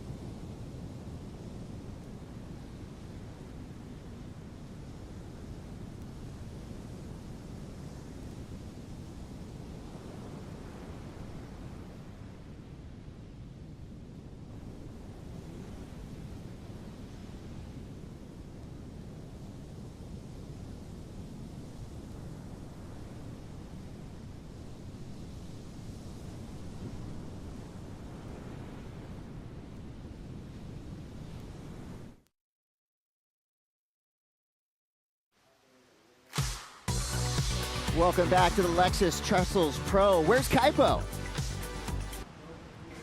Hey, over here at Outerknown, check it out. It's all here on the beach at Lowers. We got the official event merch. We got more stuff for you. Check this out. Apex board shorts relaunch when the water gets warm. And for a crisp California morning, the coziest shirt you will ever have is the Outerknown blanket shirt. It's cozy, it's soft, it's warm, it's everything you want. It's happy 10-year anniversary to Outerknown, and thank you so much for the support. Thank you, Kaipo. And if you buy that shirt, you kind of have that aura of Kaipo on it because he was really cuddling up into it. Marco Mino straight after the break goes for the frontside reverse. Have to take another look at that one to see if it was a maneuver of any impact. He is looking to get something better than a 3.56. He does have 10 minutes left to go here in elimination round heat 8. Chris Cote here with Jesse Mendez. And with the tempo of the waves today, slightly less than yesterday, meaning your mistakes are going to be magnified because you're not going to get as many chances. No doubt about it. But just smart of him to kind of get a backup, straight closeout. Didn't even give him a chance to do any pumps, just took off, wiggled his board for a second, and bottom turn into a down the line. Kind of tail blow, almost got some little air under himself. It's going to be, you know, a decent score for the quality of the wave he chose, but I think it's just smart with 9 minutes left, no backups. He's back out there. And exactly what he needed, 3.67. He's now in the lead, 9 minutes, 14 seconds left. Crosby now needs a 4.96. Just like that, the tables have turned. And he still has a chance, you know, to better, obviously. So I think it was a smart call, strategy-wise, for Marco Mignon. And he didn't waste any time. There was about 5 seconds to get the score he needs, and then he puts himself right back out into the takeoff zone, where we could see another set rolling through. Oil glass here in the morning. You know, Southern California's been dealing with a little bit of morning sickness the past couple of weeks. So it's super nice to come down here early on and see it like this. 8.5. It's like a peak coming through. And Marco again, I was just about to say, we haven't seen a lot of lefts ridden. Marco picks one off. He's good in the air, front side and backside. Nice. Kind of textbook down the line tail slide. The mid portion that way for Marco. And this one kind of pulses up a little bit through the inside as well. That was kind of a burner. That's actually personally my favorite left at Lowers, the ones that you kind of get deep, that it splits in two pieces. And here's Crosby up and riding. So Crosby straight into it, setting things up with a quick snap. Big vertical frontside turn right there. Quick. Kind of whip snap frontside reverse. Crew likes it. Most of San Clemente is in the Red Bull athlete zone right now, cheering on Crosby Colapinto. Well surfed right there, nice and fast, threw a ton of spray on that second turn. And a solid foundation with the progression of the tail blow that we spoke in the beginning of the heat. Like, in my eyes, it was clear that he was gonna do that at least a few times throughout the heat if he had the opportunity. And every time he stood up on a wave, he basically went for it. And this is a beautiful combination from Crosby. This is the first wave, the deep left, where it kind of splits up, gives you a good section at the beginning, and then you can kind of come from behind that normal bowl that you usually take off on. Second turn, very nice redirecting. Right here, he gets a bit sticky. Maybe pushed a little bit too much on the back foot on a not that critical of a turn, and kind of set him on a weird rhythm. Still gonna get a decent score and a good backup, but this is where the damage is gonna be done. This wave was a grower too. Sets it up and then gets up in vertical. Barely any time, regroups in a beautiful blow tail to finish it off things. This is like a boxing combo. I love it how he just sets him up for success right here. Doesn't try to overcommit, maybe like Marco did on the left, to get the perfect timing for the second turn. And right here, he's gonna kick that back foot. Make sure that tail gets up and high, but he's gonna flat the wave, or sorry, the board out. Landing on the second half of the board, the front half of the board, to give him the stability to ride it out clean. He's gonna get a big score for that. Solid combination. And the middle turn, nice and tight. Really cool, the ability to be so tight up in the lip and then loosen up immediately into that reverse. Two completely different maneuvers. Judges give him a solid number there, a 7.67. Now the current highest single wave score of this heat. Marco Mignot come through with a 5.27 for that left. So things are still pretty tight here with 5.5 left. Marco Mignot now needs a 6.41. Both surfers hovering around each other in the takeoff zone. The good thing about Marco in this situation right now, obviously seating with priority, and he knows what a 6.41 looks like. He's previously got a 6.5, and now it's just time to wait, set anchor, and get a good one. All right, starting to feel a little bit of tension emanate from the lineup. But a guy who's right there in the mix, Strider Wasilewski, what's the vibe out there in this heat? I just, you know, I want to go talk about critical. I mean, you know, the way that Crosby caught and, you know, the ones that Marco have been on, you know, there's some of those sections and you know, you get the critical section. That's what the judges love to see. And that last turn from Crosby, the way that he blew the tail out and the way that the wave wedged out at the same time, it was really critical and really looked like it had that meat and potatoes kind of feel and that vibe, like, oh, is he going to make it? Is he not? And from here, he like completely disappeared into the whitewater, and it just looked like that it was going to eat him up, and he came out of it. So I think that, you know, that element of surprise in those critical sections is what the judges really enjoy. And I feel like this next exchange, if they get one, I mean, we're under 5 minutes now. Got those long waits happening out here with that long period swell. This is going to be nail biter at the end. It's going to be fun to watch.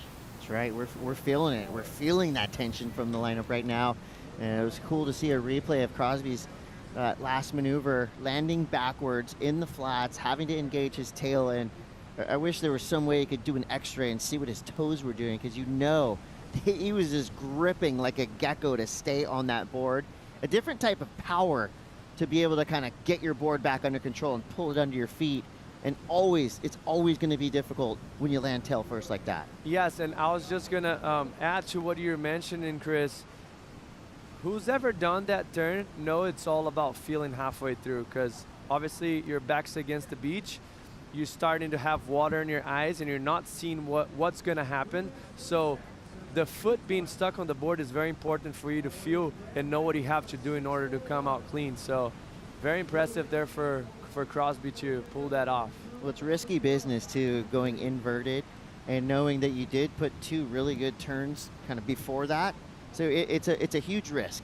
And the judges love to see a surfer that kind of goes with reckless abandon into that final maneuver. Crosby just expertly pulls it down.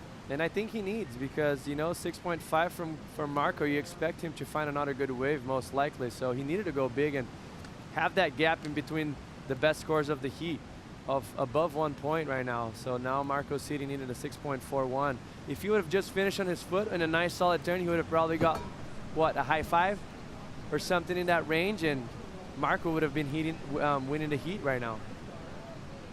I mean, so far today, it's been tight. It's been close heats all morning long, and just makes this so much fun. A blowout, that's fun to watch every once in a while, but you love to see these heats that are really decided by, you know, tenths of a point or 1 or 2 points. All these surfers have to earn these wins today. 2 minutes left. Marco Mignot, number 73, has priority. But will a wave come in time?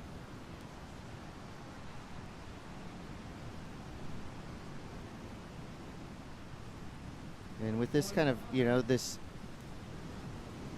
gray line, see the horizon there, pretty defined, but when you're sitting in the water where these surfers are, this greasiest sky, this gradient gray from the top of the sky all the way down to the horizon, kind of makes it a little bit tricky to decode which one of these waves is going to be good. Obviously, if it's looking bigger, I would say this morning, the bigger the better.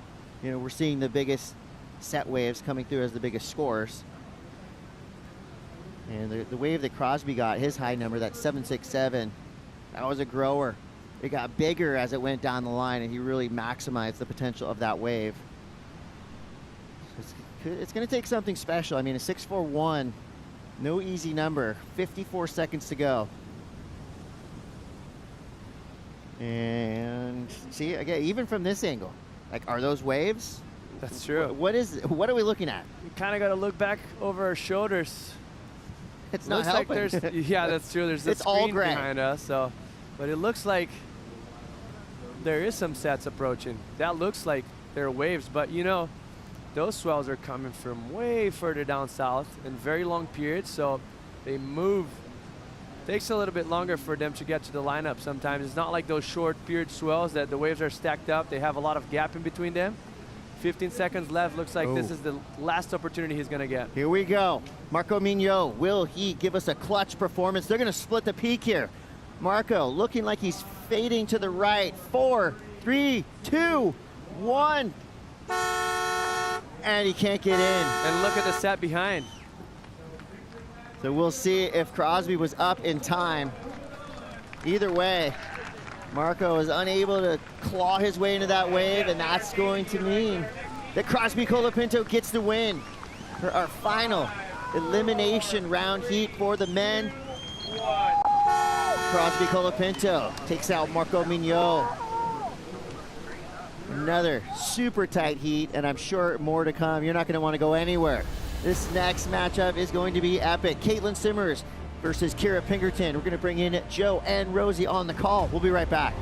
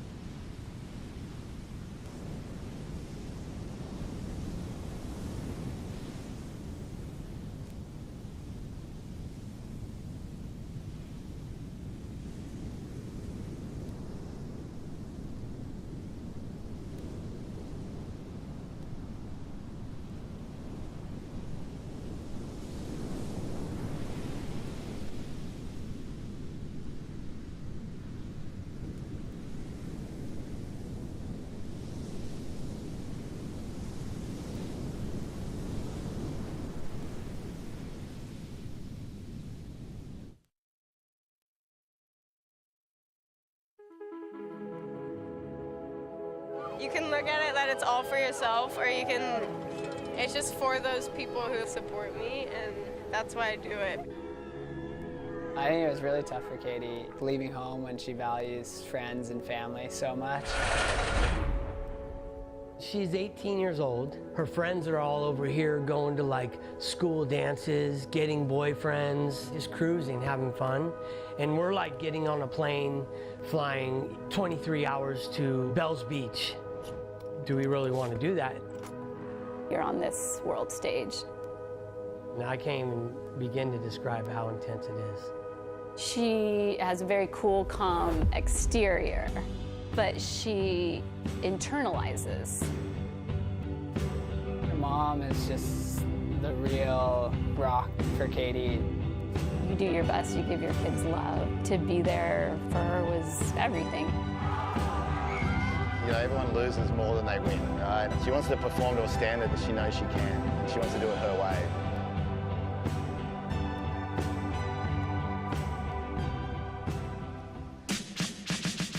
As Told by Series, featuring world champion Katie Simmers, the youngest world champ in history. What a story she's built in such a short period of time. Still a teenage phenom.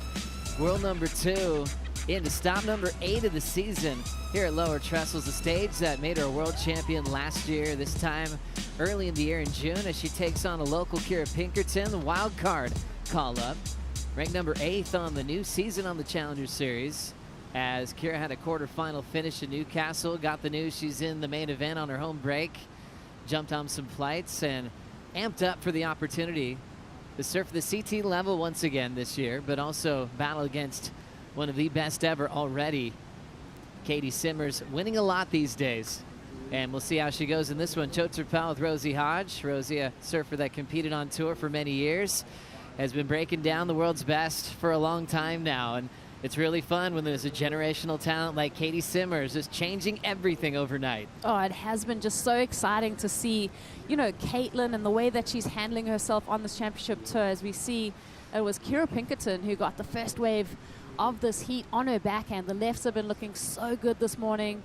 Good to see Kira sink her teeth in to this one right here. Gets a little fluffy on the inside. Beautiful swoop there. Just a lot of power on that oncoming section. So good surfing there from Kira. She's so steady on her feet and so powerful. Definitely championship tour caliber surfer in my mind. Working closely with Brad Gerlach. He's got the Wave Key program that he shares with everybody online and in person. He's been coaching a lot of great surfers for years, including the Coffin brothers. And Kira Pinkerton joining forces with the Gur. Brad, former world runner-up, got very close to a world title. Had a lot of fun being a rock star as well. Big rivalry with our good friend Martin Potter as well. Always fun to catch up with Gur. Gosh, he's ridden some giant waves as well. Tow partners with Mike Parsons, and they won a lot of big wave awards together. And now he's back in Southern California these days. Yeah. Was in Australia for a while, now back home. Great to see Gur now in the Red Bull Athlete Zone, focusing on Kira. He's probably really proud of that start, just controlling the peak against a world champ. Turns into 617, but now it's Katie's turn. Finding her feet there to start. Out in front, just a direction change. Smooth lines, putting together a nice open face hook. Now setting it up in the pocket again. Flow stayed, always clean. And gets out in front of the shoulder. Just that purity in her act, nothing forced. And she punches out the fins on the end of that wave. We'll see Kira jump off as well. Yeah, good wave from Katie. I think especially that third turn was my favorite. A little sticky on the first, but a couple moments there, like the end maneuver where she kind of drifted that tail. Beautiful waves coming through the lowers lineup. Great start for Kira, going left, already getting a 617. That's just a nice blow when you're a wild card. We've seen her before. We actually got to see her recently in El Salvador. This is Kira, though, picking up this wave after Katie's first. Yeah, finding the second wave of the set. She's looking for some action down the line. You can tell that she's always heading with that forward momentum. So good two-turn combo there from her. And this one just stretching out in front of Katie. She tries to identify a section to implement her first maneuver. A little bit sticky there. Now she gets to work on that rail game. That's the third, and then this maneuver right here, Joe. She gets that little bit of release and a little bit more variety and spice in that fourth maneuver. Those first three just going through the motions of that rail game, and then obviously that ending maneuver. Good little settler wave, I think, for Katie as we head into this matchup. Like you said, Kira's already locked in that 617, so she's applied the pressure. Just beautiful technique that Katie has in that approach, just tucking that back knee. I love that style. And again, just winding through those motions. We've got really glassy conditions here this morning. We've got that gray sky, so definitely identifying that lip line and meeting it with the right timing is so crucial today. Man, the way that she just weights and unweights her surfboard and the balance that she finds through her maneuvers is so fun to watch. Finds her flow, and even though she had a couple steps where she was kind of just resetting her rail, ended up finishing so strong. She gets a 767 compared to Kira's 617. This heat is on. Well, we just finished the elimination round for the men, and local boy Crosby Colapinto, proud of that win. He's with Mitch. That's right, another lowers local into the round of 16. Congratulations, Crosby. Your first time competing here at the CT level. Having seen your brother already compete twice in the finals, what was it like having your first shot at it? It's kind of nerve-wracking in a way because you're at home and you want to do well. And it's like your first time ever surfing in a CT at lowers, so I've grown up watching it, and there's like, you just want to surf well in front of the people you've grown up with, and everyone's like here to support you and stuff. So, but it's such an amazing experience just to be out there. But yeah, just kind of like surreal. Everybody loves long period ground swells. Obviously, it's still filling in and the tide's coming up. Those lulls, how does it affect or how does it play into your favor being a local surfer knowing the break? Oh man, I mean the waves are cooking today. Like some of these heats are just incredible with the sets that are coming through, but it's just lowers, you know, like there's those slow moments and usually you're free surfing, but so now you're kind of dealing with it in the heats and stuff, but I think there's going to be incredible waves going down today, and I think the waves are just going to be cooking all day, so it's going to be sick. All right, your support crew, Big Hammer 20 is going to kill me if I don't mention him, but you got Jet Schilling, Cato, everybody. What's it like having that support? Oh, it's amazing. It's home, you know. I'm going to bed in my own bed, or going to sleep in my own bed and doing saunas at our house, and just being home is like, it's pretty cool. It doesn't feel like you're at a CT, but then you come down and you're like, all right, still got to make some heats, but I'm having so much fun with like everyone here and just excited to be surfing good waves at home. Seems that way. Congratulations. Yeah, Mitch. Guys? Thanks so much, Mitch. Wow, what a roll for Cross and what a roll for Katie Simmers on this wave. Wow, framed up that finish so well. Sometimes you just see a space in a wave that's left, and she just picks the best maneuver for it every time. It's never just that repeat type of signature move. She can really flow with so much creativity, and that was a great example of that, Rosie. Yeah, just going through the Rolodex of maneuvers there. Just such a really well-picked wave too, kind of that medium size, but it's really drawing off the cobblestone so nicely as we see her just beautiful wall and canvas out in front of her. She makes the most of it, just well-placed surfing, and the speed and projection that she got out of that first turn really set her up for the rest of the surfing down the line. You know, that hammer, that layback right there, one of my favorites. And this is Kira just scratching into this left-hander. You know, she kind of had her head on a swivel there, looking left, looking right, scratches in, decides to go on her backhand. Beautiful surfing. So much power. Just look at the amount of spray that's coming off her fins when she's doing her bottom turn up into her top turn. Really good connection here on the lefts this morning. Kira charges. She's got so many great clips of surfing bigger waves, and she's even been really vocal about really wanting to get her best waves at waves like Teahupo and Tahiti, and really push herself in the Mentawais and on boat trips. Those trips that she's had to Indo just reminds her how much she loves pro surfing, loves her life just riding waves, and she's had some good reps and some great results. World Junior title when she was just 16. And even a very significant win that ended up helping out Team USA in the Olympics last year when she won the ISA in Huntington. That helped the women's team get an extra spot into Paris 2024 last year, and that gave Katie Simmers the call up to compete in the Olympic Games. Yeah, just so cool to see, you know, what Kira's doing. And I think sometimes when you have that tug to go and do big wave surfing, it almost puts you in two minds when you trying to focus on a competitive career or whether you want to go out and catch some of the biggest waves of your life. And I think Kira's got that mentality where she's going to go for it in big waves, and it probably brings out the best in her. So it's going to be interesting to see the decisions that she makes in her career and what path she follows. Just got that quarterfinal in Newcastle, losing to Francisco Veselko, who ended up winning at the first Challenger Series event. You can follow Kira's run to try to qualify next season on WorldSurfLeague.com. So a busy year for her already. Got a heat with Eden Walla in the round before, which is pretty exciting, having an all-North American regional matchup over at Nui. As we go to the IC replay on the left again from Kira. Yeah, I mean, can we just also point out the paddling power that Kira has to get into these waves? I mean, even on the opening round, she was really scratching into waves and getting through with a lot of strength. But, you know, just comboing up those maneuvers on the backhand, it's going to be fun to see Kira get a really good wave on her forehand too, as we look another look at the 7-point ride for Katie Simmers. The drop wallet right there. Just everything is done with a lot of speed, and I think that's one of my favorite elements about Katie's surfing is she's going 110 at every maneuver, not burning off any speed and really safetying it. It's all done with a lot of intent and speed.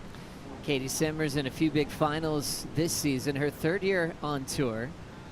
World title last year, kicked off the season runner-up to Tyler at Pipe, then won Abu Dhabi over Molly Picklum in a very exciting final, then was just runner-up to Gabby Bryan. So Gabriella still wearing the yellow jersey. You had a heat win in the opening round. It's kind of that new rivalry where we're starting to wonder, can we possibly get 3 new world champions in a row in surfing history. Pretty rare. There's usually the dynasties and the eras that we've had. But right now we're living through Caroline Marks to Katie Simmers, and now a brand new world #1 in Gabby Bryan that's really pushing Katie this year. Yeah, that's such a good point of just the depth of talent that we have. And like you said, you know, we had the Steph Gilmore, the Carissa, the Tyler Wright. That era was just so on lock. And then obviously Lane Beachley and Lisa Anderson. You know, usually you see in women's surfing, the world champs, they go multiple. And like you said, just to have this world title race feel so refreshing has been a lot of fun to follow. So great start for Katie. Couple of big 7s. Kira in second priority, as we'll catch up with the Waz. I just love it. I mean, I'm out here and I wanted to break into the mentality of Katie Simmers. So there's a whole skateboard routine that they go through during runs and competition. And the whole thing about it is not to do the same maneuver twice. And I think that comes into play with Katie in her headspace. She knows, like, when she's coming down through these turns and she wants to mix it up and the variety aspect comes into the judging criteria, I feel like that just comes naturally to her, which is definitely, it's kind of a step ahead, which is really awesome to know, and to see her, like, rip into the lip and do the face carve and then drop the wallet. I think that's all just coming from that skate background where she's just mixing it up and loving every bit of it. So fun to see that side of her mentality playing into her waves. It's a great point. It's pretty common for Californians to have a little surf skate relationship. I mean, Stratter, you grew up in Dogtown. I mean, that was just kind of part of the program, right? Yeah, I did. It was pretty fun. I mean, let me tell you, those guys and all, it was amazing to watch Tony Alva and Jay Adams and all these guys, Alan Sarlo and Skip Emblem, all these amazing people from my neighborhood who were just pushing the envelope of surfing and skateboarding, kind of lending that to me and getting to kind of rise up with it. It was really fun. I actually scored a little Larry Bertelman layout sequence in Thrasher magazine, so the boys taking care of me over there. I got a little skate background. How sick is that? Yeah, there's some classic skate crossover stories. Kevin Reed got a cover of the mags, doing a big punt up north in Santa Cruz, an incredible skateboarder. There's always been this really beautiful relationship with that. I mean, skating kind of in the early days was all about sidewalk surfing, right, Ro? Yeah, and it is fun to see that crossover. I know someone that's a pretty talented skateboarder on our commentary team is Kaipo Guerrero. Gosh, he's like an action sports hero. I think he's actually hanging out with Mitch right now. Kaipo. Coffee. Hey, we're here in the Red Bull Athletes Zone. You got us by surprise. And I'm here with Mitchell because all the accessories that people need here in the Athlete Zone, but what's the best accessory? Full wax, baby, and it's personalized with the athlete's face on the wax bar, too. This is summer cool. Shout out to Guy Mansour and everybody at Full Wax. He said we're getting our own personalized one, too, Kaipo. Well, that's nice, but who do you got right there personalized? This is Leo Fioravanti. Who do you have? I got the GOAT, Kelly Slater. It's a collector's item right here. Full Wax, thank you for keeping us gripped. Man, thank you, Kaipo. Thank you, Mitch. Oh, that was classic. Staying sticky to their boards. Thanks, Foo Wax. There's a lot of that in the Red Bull Athlete Zone, as we just saw a couple of waves back-to-back from these two athletes, Katie and Kira. Just an incomplete wave for Kira. Nothing really adding in. The boys are having fun in there. Stock up. You got friends. You got friends in the booth. That's right. I mean, your friend who has wax when you need it the most, that's your best friend. Those foo bars last for so long. You just they do, kind of just powder it on a little bit. You're not going like the straight rub. You got to just like finesse it. It is a new technique. If you haven't used it before, yeah, a little goes a long way. Paddle battle, Joey. A lot of surfers can't surf without it these days, especially the ones that love to go big above the lip. Katie Simmers gets priority as she is battling with Kira Pinkerton for a spot into the next round. Katie's not one to lose in round 2. She's found so much consistency throughout this season. But right now, if you are in the top 5 and the reigning world champ can get upset this early, you'd see that door open wide for the rest of the season for seeding for Cloud Break. Watching Katie on this last one. Yeah, just a beautiful float there, straight up into the lip. You can tell though there's ribs in the face of that wave. It's kind of tricky to place your line. Kira on the wave behind, beautiful stretched out wall. She's going to find some speed as she kind of steps on the gas, identifies that section, gets low to her board, so she can start doing some rail work. And that was kind of just a funky set at lowers. It just really went, that right had a little bit of west in it where it just went too steep out to sea. So yeah, both those waves not anything of consequence. Tide's still coming up for about an hour. Rumors are that the water temp's gone up just a little bit, but yeah, it's been a little bit colder, which is actually kind of normal for Southern California with upwelling. You could paddle out in trunks one day and be totally surprised the next morning when some colder temperatures roll in. So you got to be well prepared from trunks and then all the way up to a 3-2. Yeah, it's been hovering, you know, in the mid 60s and then dropped down. We had quite a strong northwest wind last weekend, so that upwelling and that cold current kind of came in and dropped down to the low 60s. But yeah, I spoke with Leo Ferreira. He said this morning's a little bit warmer from the last 2 days. Leo had a close battle with Seth Muniz earlier today. Leo moving on, which have set up all the heats in the next round. Italo Ferreira, Joel Vaughn. We've got a Felipe Toledo, Griffin Colapinto matchup as well, which just feels like a world title's on the line with what we've been experiencing at lowers the last few years. But getting that one before we're even into the quarterfinals, that's huge. Yeah, that's massive. I mean, you just look down the line. Now that we've got this cut down field, the heats are so stacked. And obviously a lot of meaning when you think about what it means for the WSL Final Five. That's right. Saw Griffin drive down this morning in his Lexus GX. The GX, the critical piece in the evolution of the next chapter for Lexus. New powertrains, really impressive host of premium features. Happy that they're on board for the Lexus Trestles Pro, presented by Outerknown. 9:30 on the clock in this one. Kira having a few opportunities to compete on the championship tour as a wild card. She even got to compete at the Surf Ranch in the past. And all those little steps help. You know, even if you don't have some crazy result like Aaron Brooks had as a wild card winning, it's all just steps in the right direction where you get in the Red Bull athlete zone. It's not as intimidating. And the way she's approaching, even the last 2 days, you know, she was runner-up to Gabby Bryant in the first round, had a 7. Just, you can tell she's really well prepared for this time around as a wild card call-up. Definitely, and even catching up with her after El Salvador, she just mentioned that she was a little bit nervous. So, you know, you're figuring this out, and it's like, it's a big world stage. We mentioned that the Newcastle event practically finished and they had to get straight on an airplane, fly here and get their head wrapped around the fact that they're going to be surfing against the world's best. So it's all learning, it's all reps, and it's also just, you know, Kira doesn't have a major sponsor at the moment, so these opportunities put her in front of the industry and just showcases her talent. Heading into this nice, fun right-hand wall, big bottom turn, a lot of spray off the rail for Kira Pinkerton, and shuts it down with a nice combination.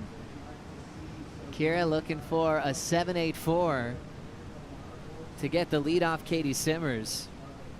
And really fun to focus on her strengths. Really well done on rail. 2 crisp, critical vertical maneuvers in a short amount of space. I mean, it was like kind of that medium-sized wave, but a lot of attack in that approach, a lot of speed. So Kira trying to upset the world title race. No more throwaways for the rest of the season as far as events on tour. So she's trying to take out the last year's world champ. One more look at this one. Yeah, just such a tack-sharp approach there. A lot of spray, and then that one a bit more critical, a bit more vertical. So, you know, I think the question now is, does that improve her backup of the 617? Katie going mad out the back. Wow, just a cool release of speed. Poetry in motion when you see her lay down that rail. Let's just caught the tail end of that as she kicks out. Just redefining new lines. You know, you can't really compare her to too many. You end up comparing her to about a handful of greats, and they usually are with Tom Curran, that mystique type of creative character that's fun to watch. That breakthrough of style that was always celebrated with Lisa Anderson in the past. Really changing everything as a young teenager on tour, a world champion. As we look at the numbers coming in from the last exchange. Before we get there, back to Katie's last turn here. Just love that maneuver. I mean, that was this wave, you know, if she had more opportunity on this walled out shouldered wave, you know, she just would have put up such a massive number. I'm interested to see even what the judges just apply to that, because that was like one of the best moves that we've seen in this heat. Yeah, right there. I mean, a 3.8, almost a 4 on one turn for Katie. But yeah, a few combos like that. We're going excellent for sure. Last of Kira Pinkerton, though, a 7.13. Kira's best so far on the combination of turns on the right. Not enough for the lead yet, but she now needs a 7.55. Yeah, she's in a good position. I mean, it looks like she's in second priority. Wow, this is Katie. This wave just looks so beautiful. Just on the perfect part of the peak from Oceanside, California. Katie locks in a nice little fading cutback. Out in front, little setup turn, flowing down the line, airdrop off the lip, attacking it off the next section as well. Just a great read once again from Katie Simmers, trying to improve on her 7.0. Yeah, that was good looking surfing from Katie. And sometimes I like those waves that have that little closeout section on the end as opposed to the tapered off, like you're getting smaller as you go down the line, just doing 100 turns, because you get an opportunity to just attack it, get those 2 maneuvers in. She got some work down out at the back. And like I said, you've always got to be improving on that score line. So she's looking to drop the 7-point ride. I wonder if this is going to chuck that number out. So carve through that first turn, second turn, much the same. She's kind of setting up for this floating maneuver. That was nice tail drop there. And again, we'll see. I mean, she's kind of going through the motions, but there's just intent in every one of those moves. Watch the rail work there. That's, I mean, when such a good illustration of how to get that board on rail. There's no going flat for her. It's all about engaging that rail. And then straight up into that one, touches the deck of the board, tail drop right there. The feet even shift a little bit, and then straight into the next one. So just so critical and clean. She improves, Joe. Katie Simmers drops her 7, turns in a 7.2. Might not sound like much, but it could be a big difference for Kira Pinkerton. Chasing the score now, that's moved up to a 7.74 with 4:25 on the clock. Yeah, Katie just keeps inching it out of Kira's reach. I mean, the good answer back with the 7.13 from Kira. Now requiring the 7.74. She has priority. She's got 4 minutes. So much talent coming from this community, Rosie, that you're a part of. And I'm sure how it's really hard when you're putting together the women's team, you know, for the San Clemente Board Riders Club with so many contenders. More than ever, I'd say, in history of this surf town. It's been insane. I think watching Kira has been so great. And then Eden Waller has been, I mean, unbelievable. I think in the last 3 years to see her, just her level just go through the roof. To watch her on the Challenger Series now and to see her get some success has been super fun. And there's other Groms that are coming up underneath her. So it's been really fun just seeing everyone just improve in the level lift. Next heat coming up, Aaron Brooks versus Tyler Wright. And we remember from the last time we saw Tyler compete yesterday, we noticed her stance just looked just a little bit different. And by the way she's walking down to the beach, it looks like she's still dealing with some pain. Yeah, just walking a little gingerly there. Caught up with Richard Dogmarsh, who's working with Tyler, and he was just mentioning, you know, I said to him, hey, what's going on with Tyler? And he said, you know, she's actually battling through with some back pain at the moment. Don't know the extent of it, but that's kind of what she's dealing with. We've seen Tyler surf so much, especially win out here at Lowers. Her first wave yesterday, we knew that something was going on. So she's like, hey, still paddling out. There's no throwaways from here on out, so every point counts. And when you have the experience like Tyler and you're a world champ, she's got a new way of thinking about a game plan and a strategy with Dog on, okay, I might be limited to certain things, but what she can do is master a lineup, you know, maybe force a rookie like Aaron Brooks to be off her game and maybe force her into mistakes. We'll see how Tyler plays it. Yeah, that's such a good point. I mean, she's got so many things to lean on in her competitive experience. We'll see how she's feeling this morning and if she can and really just up her performance a notch. The waves are really fun. It's like kind of you riding 2 or 3 waves in a heat, so maybe she can kind of manage that energy and that pain and just send it on a few waves. 2 minutes to go here. Katie still out front, but Kira's the one with priority. Just like the opening round, Kira had a 7 in the heat, runner-up to Gabby Bryan. She's got a 7.13. She's right in the mix on the scale, which has to be really fueling her confidence to maybe create the biggest upset of the contest this morning. Wave selection important. They'll let that one go through. Kira trying to identify a wave that, you know, looks like at least an 8 in her mind. But now 90 seconds to go. Yeah, time is dwindling down. There's been a couple waves, but it's all been in that mid-range. Obviously, she knows she needs something special for the 7.74. Back when the tour had a stop at Karamas, we had Kira there hanging out, watching the best in the world. Her dad there, Jim, part of the Bud Tour back in the day. Spent a lot of time in her youth hopping over from San Clemente to the Hawaiian Islands and was just so well prepared for a professional career. These would be the moments she'd be dreaming of, being on the CT with her jersey on, taking on the world champ with priority with a minute to go at Lower Trestles, your home break. This is what it's all about. Yeah, it's a big moment for sure. And just looking at her scoreline, I mean, Kira's just so right there. So this has got to give her that little bit of a confidence boost heading into the rest of the Challenger Series. And I'd love to see Kira qualify come the end of the season. I think she'd be such an asset to the women's tour. 35 seconds to go. It is hard to read sets when it's this gray, kind of mystical with that overcast sky. There was a final finish with Andy Irons beating Jake the Snake Patterson in kind of similar elements where it's really hard to read the horizon line. But this one's going to run out of time on Kira, sitting in 8th position on the Challenger Series. Follow her run as she's trying to qualify for the championship tour. Katie Simmers survives a feisty one. Bunch of 7s thrown down here at Lower Trestles. Katie will be moving on to the next round. Current world number 2, trying to keep tabs on Gabby Bryan in the world title race here at stop number 8 of the season. Coming up next, rookie Aaron Brooks takes on 2-time world champ Tyler Wright. We'll be right back.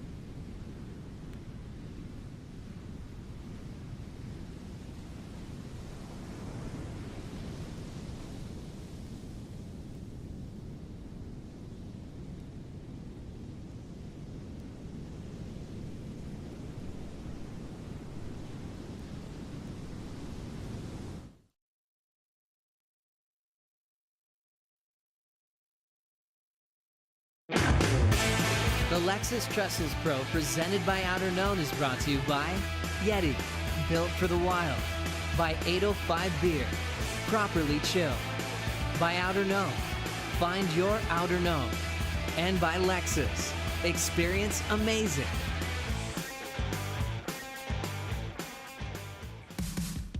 Great to be down here at Lower Trestles. This is the High Performance Skate Park where we see the best high performance surfing on tour here in Southern California. We've got Tyler Wright taking on Aaron Brooks. Aaron representing Canada, a goofy foot from the rookie class.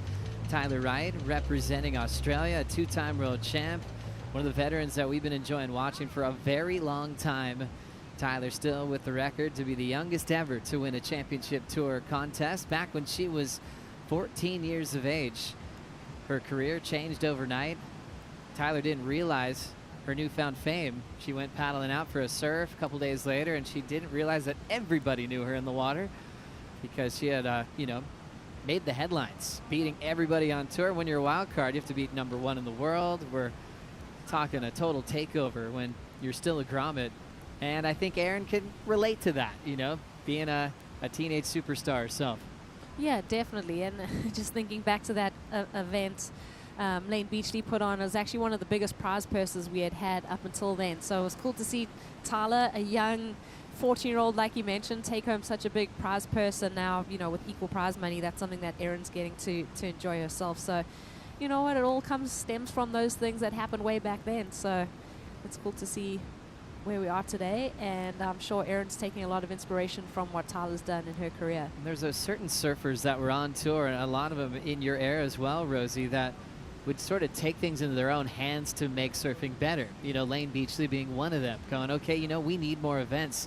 I'm going to do everything I can to put one on. And she did that. I know, so rad. I mean, just surfing in that event and having Lane kind of just spearhead that movement of wanting to put more women's events on, and just was a really, really fun event to be a part of. And watching Tyler Wright, like I said, just really launch her career off that moment and announce her arrival was pretty cool. You wonder, too, you're going, okay, what happens when you put all that hard work together? Why would you go through all that, spend your money, your time, and look what it's done for not just Tyler. Obviously, that was where her career began, but for pro surfing in general. And now where we sit today with equal prize money for men and women, event parity at every single stop of the season, and next year as well, the tour expansion announcement, Rosie, is just absolutely incredible. Yeah, and you look at what it's done. I mean, fostering talent like Erin Brooks, seeing Katie Simmers, seeing Caroline Marks, like watching all of these things unfold and seeing the tour shift and seeing this whole new host of talent be put on the forefront, and it's just, yeah, I just love it. I just love seeing where it's come from and where it is today. You always get to see great people when you come here to Lower Trestles, kind of like a gathering place of legends like Sean Thompson, a world champion from South Africa. He's been living up north in California for a while. These are the photos that you want to be a part of. If I could run down there and photobomb this, that'd be insane. Wayne Rabbit Bartholomew, they're touring, they're busting down the door movie. These guys made the foundation of pro surfing, along with Brad Gerlach and Mike Parsons. Gur and Snips have been chasing big waves for a long time. I've heard they've been getting the skis fired up again, reunited, chasing perfect waves. Then seeing Cross and George and all the current crop getting to see the original world champions has to be pretty cool for those guys before they grab the jersey. I'm sure everyone was on the text thread like, Lowe's event is back on. It's all meet up down at the competitors area. Such a cool thing to be rubbing shoulders with those early world champs. It will be Erin Brooks getting the first wave of the matchup. Second turn is a nice lip hit off the top. Throws down that rail in the pocket, belts it off the lip again. Finding her space there to really attack. Drives through that top turn again. And still has a little low road to play with. Looking for a little bit more down the very end of that ride, and she'll tag it. And doing a great job to get the position on the start of that first wave. So much speed when she attacks the lip, and really fits well in the pocket on a day like today at Lowers. Yeah, just so whippy. I mean, I'm just thinking about her performance on the Gold Coast this year. I was just like, wow. I think that everyone is just so impressed with this youthful energy that Erin is bringing, and just how professional her approach is too. She's definitely very dedicated to her craft. Let's catch up with the Waz in the water. Wow, that was explosive and really like nudging in and getting the priority on the peak, and the whole thing was really fun to watch as that thing opened up. And then as you watch her come off the bottom and kind of connect into that first turn, she looked like she had like really big surfing. Out the back, sorry, we're gonna go out here. We're gonna pivot to Tyler Wright, see what she's got for us. Big gouge in the face right there. Quick little turn. Looks like she's throwing down another one. She looks pretty loose to me. Back doesn't look like it's in too much pain, but definitely going through the motions. Finding her way back through this inside section. Let's see if she's got something to finish off with. Bang! Quick little tip there. She's not done yet, wow. I like it, kind of throwing it to the fences. Solid surfing right there from Tyler. Sorry, go ahead, Joe. No, yeah, I was just going to back you on that. I think she's pushing a little harder than she did yesterday. Yeah, it definitely looks like she's more comfortable. It was really fun to see that. I was a little worried at first, but she looked like she opened up quite well. Actually, halfway through the wave, looking a little looser. So maybe things settling in for her. I just want to get back to my point on Erin Brooks. I was with Matt Biolas talking about surfboards, and Erin's 5'1", and she's riding 5.5s, which are, you know, it's a big difference in size of boards for, say, you know, all the other surfers. You know, they're riding boards that are maybe the same height as them, maybe an inch bigger, and that's because Erin wants to make her surfing look bigger. And that on that first turn, you really saw how much bigger she was making it look with the board placement in the lip. So I really feel like that's lending into her performance and probably her scores. Yeah, it's really cool to break down all the different needs that Matt's athletes require. And this board looks magic, especially for today. That's actually a really good point by Strider, because that longer rail line, like you said, she's so small and compact, standing at 5 feet 1 inch, that like having just that 5.5, that extra rail line does just add that little bit of emphasis on her surfing. It probably also helps on that bottom turn too. Yeah, it's really cool to really identify what works in the middle of a season as well. You know, for how quick she could be in the pocket, they still want to make those turns look big. And as we look at Tyler's last wave.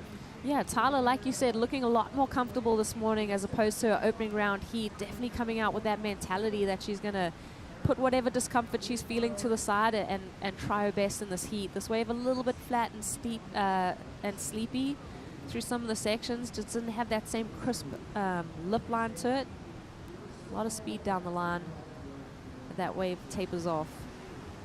But with Matt having so much experience making boards for the tour, we'll watch this from Tyler again. Yeah, so Tyler just wrapping that one through. You can tell she's almost cutting the turn like a little bit short of when she'd usually be kicking that back foot right out and releasing those fins. That was a little bit better there from Tyler. 2 solid turns from her. And then this wave kind of, you can tell that it's just, oh, here's a good wave for Erin. Fun lap for Erin Brooks. How about that? Rip into the pocket. Nice wrap off the top again, driving into the lip line, and she looks to shut it down with an air-dropping finishing move. You could tell she was just playing with it. Seeing a little overhead left for a goofy foot. I mean, they're going to be happy all day long, and Erin capitalizes on a combinations of big moves. So much speed, so much comfort in the CT jersey as a rookie on tour. I was going to say, you know, she splits her time. She's got a place in Oceanside that she comes home to, and she spends a lot of time out here at Lowe's. I don't often see Erin going right. I think she really primarily focuses on the left, and this is just her wave selection right here. This wave is beautiful for her to open up. The timing to stay on the bottom of that wave and really wait for it to steepen up for her. This last maneuver, just so great. Just you see the air under the board there. You get a complete view of the fins as she's coming out of that last maneuver. Sets that rail line. A lot more speed than what we even saw on the right. She was super whippy on that small right-hander, but here on the left, she really gets to open up. The goofy footers are so stoked to be going left today. Chatting to Conor O'Leary, he said he was just happy to just get a wave on his forehand. Here you see the fins completely at the bottom of that board. So, yeah, just really good body control to keep that board out in front of the whitewater. She is so radical. Katie Simmers is always applauding everybody on tour when they have a big performance. She loves how everyone's pushing the sport. Erin Brooks pushing the numbers up. 8+ scores, that's what Erin's getting used to. An 8.83 on the average. 7.5 on her first wave. What a start. 2 waves like that this early in a heat. That's like that situation being dealt pocket queens. Now she's going to control the table against Tyler Wright. The 8.83, I think that's the highest wave of the women's competition so far. I think the 8.5 from Betty Lou Johnson was maybe the high mark yesterday. So cool to see Erin coming in this morning, upping the ante, dropping big scores. Well done for Erin Brooks. Just a really classy competitor. I was just thinking about in history with Matt and shaping boards for different surfers. And one surfer that he's shaped boards for a very long time is Coco Ho. And I remember there was a time in Europe she had some boards with like bigger fins on them, and they were just really thinking about making her turns look bigger. You know, she was one of the shorter ones on tour, and they were like, her technique is flawless. What types of materials can we use and equipment and fin design to make, you know, more spray fly off the back to really make a statement when she hits the lip? And all those files and memories that Matt has with certain surfers, he can compare and contrast to Erin Brooks on her requirements. And remember, there's some turns Erin was nailing in El Salvador that just didn't look big. They were so quick, right on the money, going so fast, and just not much spray. And the transition to seeing what she did at Burley Heads was raining nines and getting rewarded for how fast she can go in the pocket now with the boards to really make a difference. And that's also just having an honest review of your own surfing. I mean, it's sometimes so hard to take that criticism that you need to make your surfing look a lot bigger. And then Erin obviously going, having a look back, having that relationship with Matt and really coming up with that plan, and it's working right now. And yeah, like I said, she's just so dedicated to her craft and improving and always looking for ways to push her surfing in the right direction. Let's check back in with the Waz. Man, that was some impressive surfing. Got to watch it from the replay. We got the Jumbotron out here. I can see everything going down. I mean, insane surfing from Erin Brooks. You know, and let's just call it out. Some stats here. Highest single wave of the event so far. Highest heat total of the event so far, going to Erin Brooks. I mean, for the men and the women. I mean, she's just on fire, which is something that we love to see. She's a firecracker. She's young. She's spry. She's got so much energy, and her amazing ability, athletic ability of her training is just second to none. I mean, the training that she goes through to stay on top of the board and have all that control. I mean, you got to see some of the stuff she's doing. It's just jumping off walls, onto half falls. I don't know how she didn't break an ankle during training. I mean, it's crazy to watch. So really fun to see that right now out here. And I don't know, I'm going to put this one in the, might throw it into the fridge or the 110 Yeti cooler. Wow. I think this one's over. Wow, with 15:20 on the clock. Oh, you got it. You know, Tyler's, you know, she has the injury, so she can't push as hard as she wants. She paddled by, actually said how much pain she was in, smiling through it all, but, you know, she's definitely feeling it. So I just don't see Tyler coming back in this heat. Not after that surfing we've seen. Yeah, it's a tough one. I mean, what a challenging combination to break, first of all, but then if you're not surfing at 100% with some back pain, that's a really tough one. Strider making a reference that a lot of Southern Californians are used to, listening to the late Chick Hearn, who always called the Lakers events. He would put the games in the fridge early. He was always right. And sometimes you wait, there's time on the clock, but Chick says it's over. It was always a classic call, and Strider growing up in LA heard that a lot. For Erin, she's on the right side of that. He was breaking down the big numbers, and like you thought too, Rosie, the highest score, Erin Brooks, 883. On the left we saw Gabby Bryan from the opening round, 817, who already got the jump into the quarters. Lakey won her first heat as well into the eights, and Betty Lou with a strong performance yesterday on opening day of competition went straight to the quarters as well. Yeah, strong scores there. Erin getting the best of them, and highest heat total of the event so far. And Erin's she's caught 2 waves. That's like a perfect heat, you know what I mean? Like when you go out with a strategy, she started on that first one, started early, first wave of the heat, backed it up with the 883. I mean, there's not too many notes that she's going to be getting when she comes in from the water. She was so stressed out at Margaret River. It was an emotional feeling that she realized that she made the mid-season cut at that 10th spot.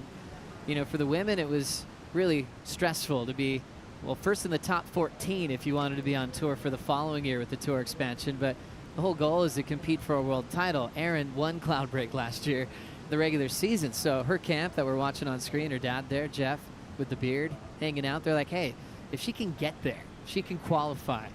Maybe she can be a rookie that did what Steph Gilmore did and win a world title in her first try. Yeah, 2007, Steph's first world title. And that's always, you know, that goal that's in mind. And thinking about Erin, what she's done as a wild card, winning at Cloud Break, but now, you know, putting together a full championship tour season, you know, it's had her ups and downs for her for sure. We heard a little clip, the Yeti clip with Tommy Whitaker saying, you know, you're going to lose a lot more than you win.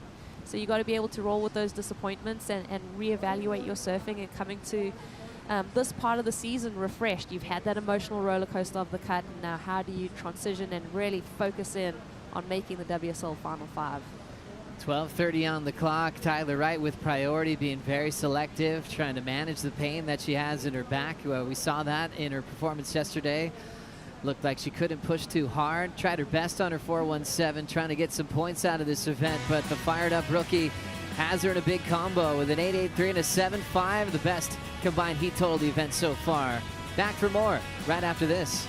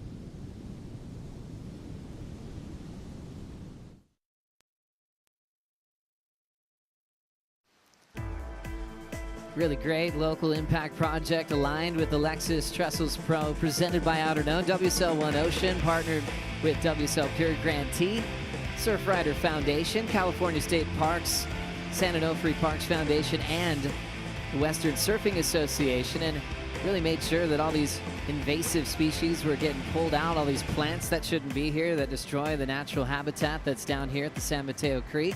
It's great to see all the world's best participate like they always do around the world to make the world a better place for this next generation of Groms. Want to keep this beach clean. Not only that, keep all the local plants alive and thriving. There's over 11 endangered species here in this California State Park here at San Onofre. It gets about 2.5 million visitors a year. One of the most popular out of the California State Parks.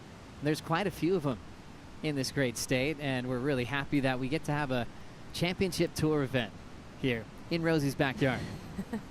Yeah, it's been so fun. It's fun to see the energy on the beach too. There's so many Groms just lapping up all the energy and being able to watch their heroes. You see them on back of the glass just being crazy and getting all their signatures and running around trying to get the free swag. It's a good vibe down here, Joey. Big news, Erin Brooks, page 1 of Surfer Magazine.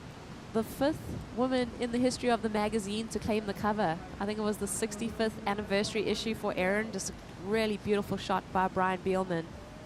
Tyler ripping in, trying to do her best to surf through the pain that she's dealt with in her back.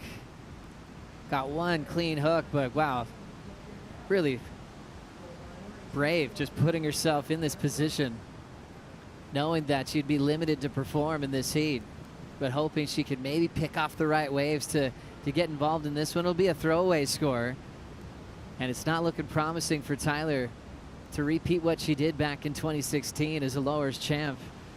As we take a look here.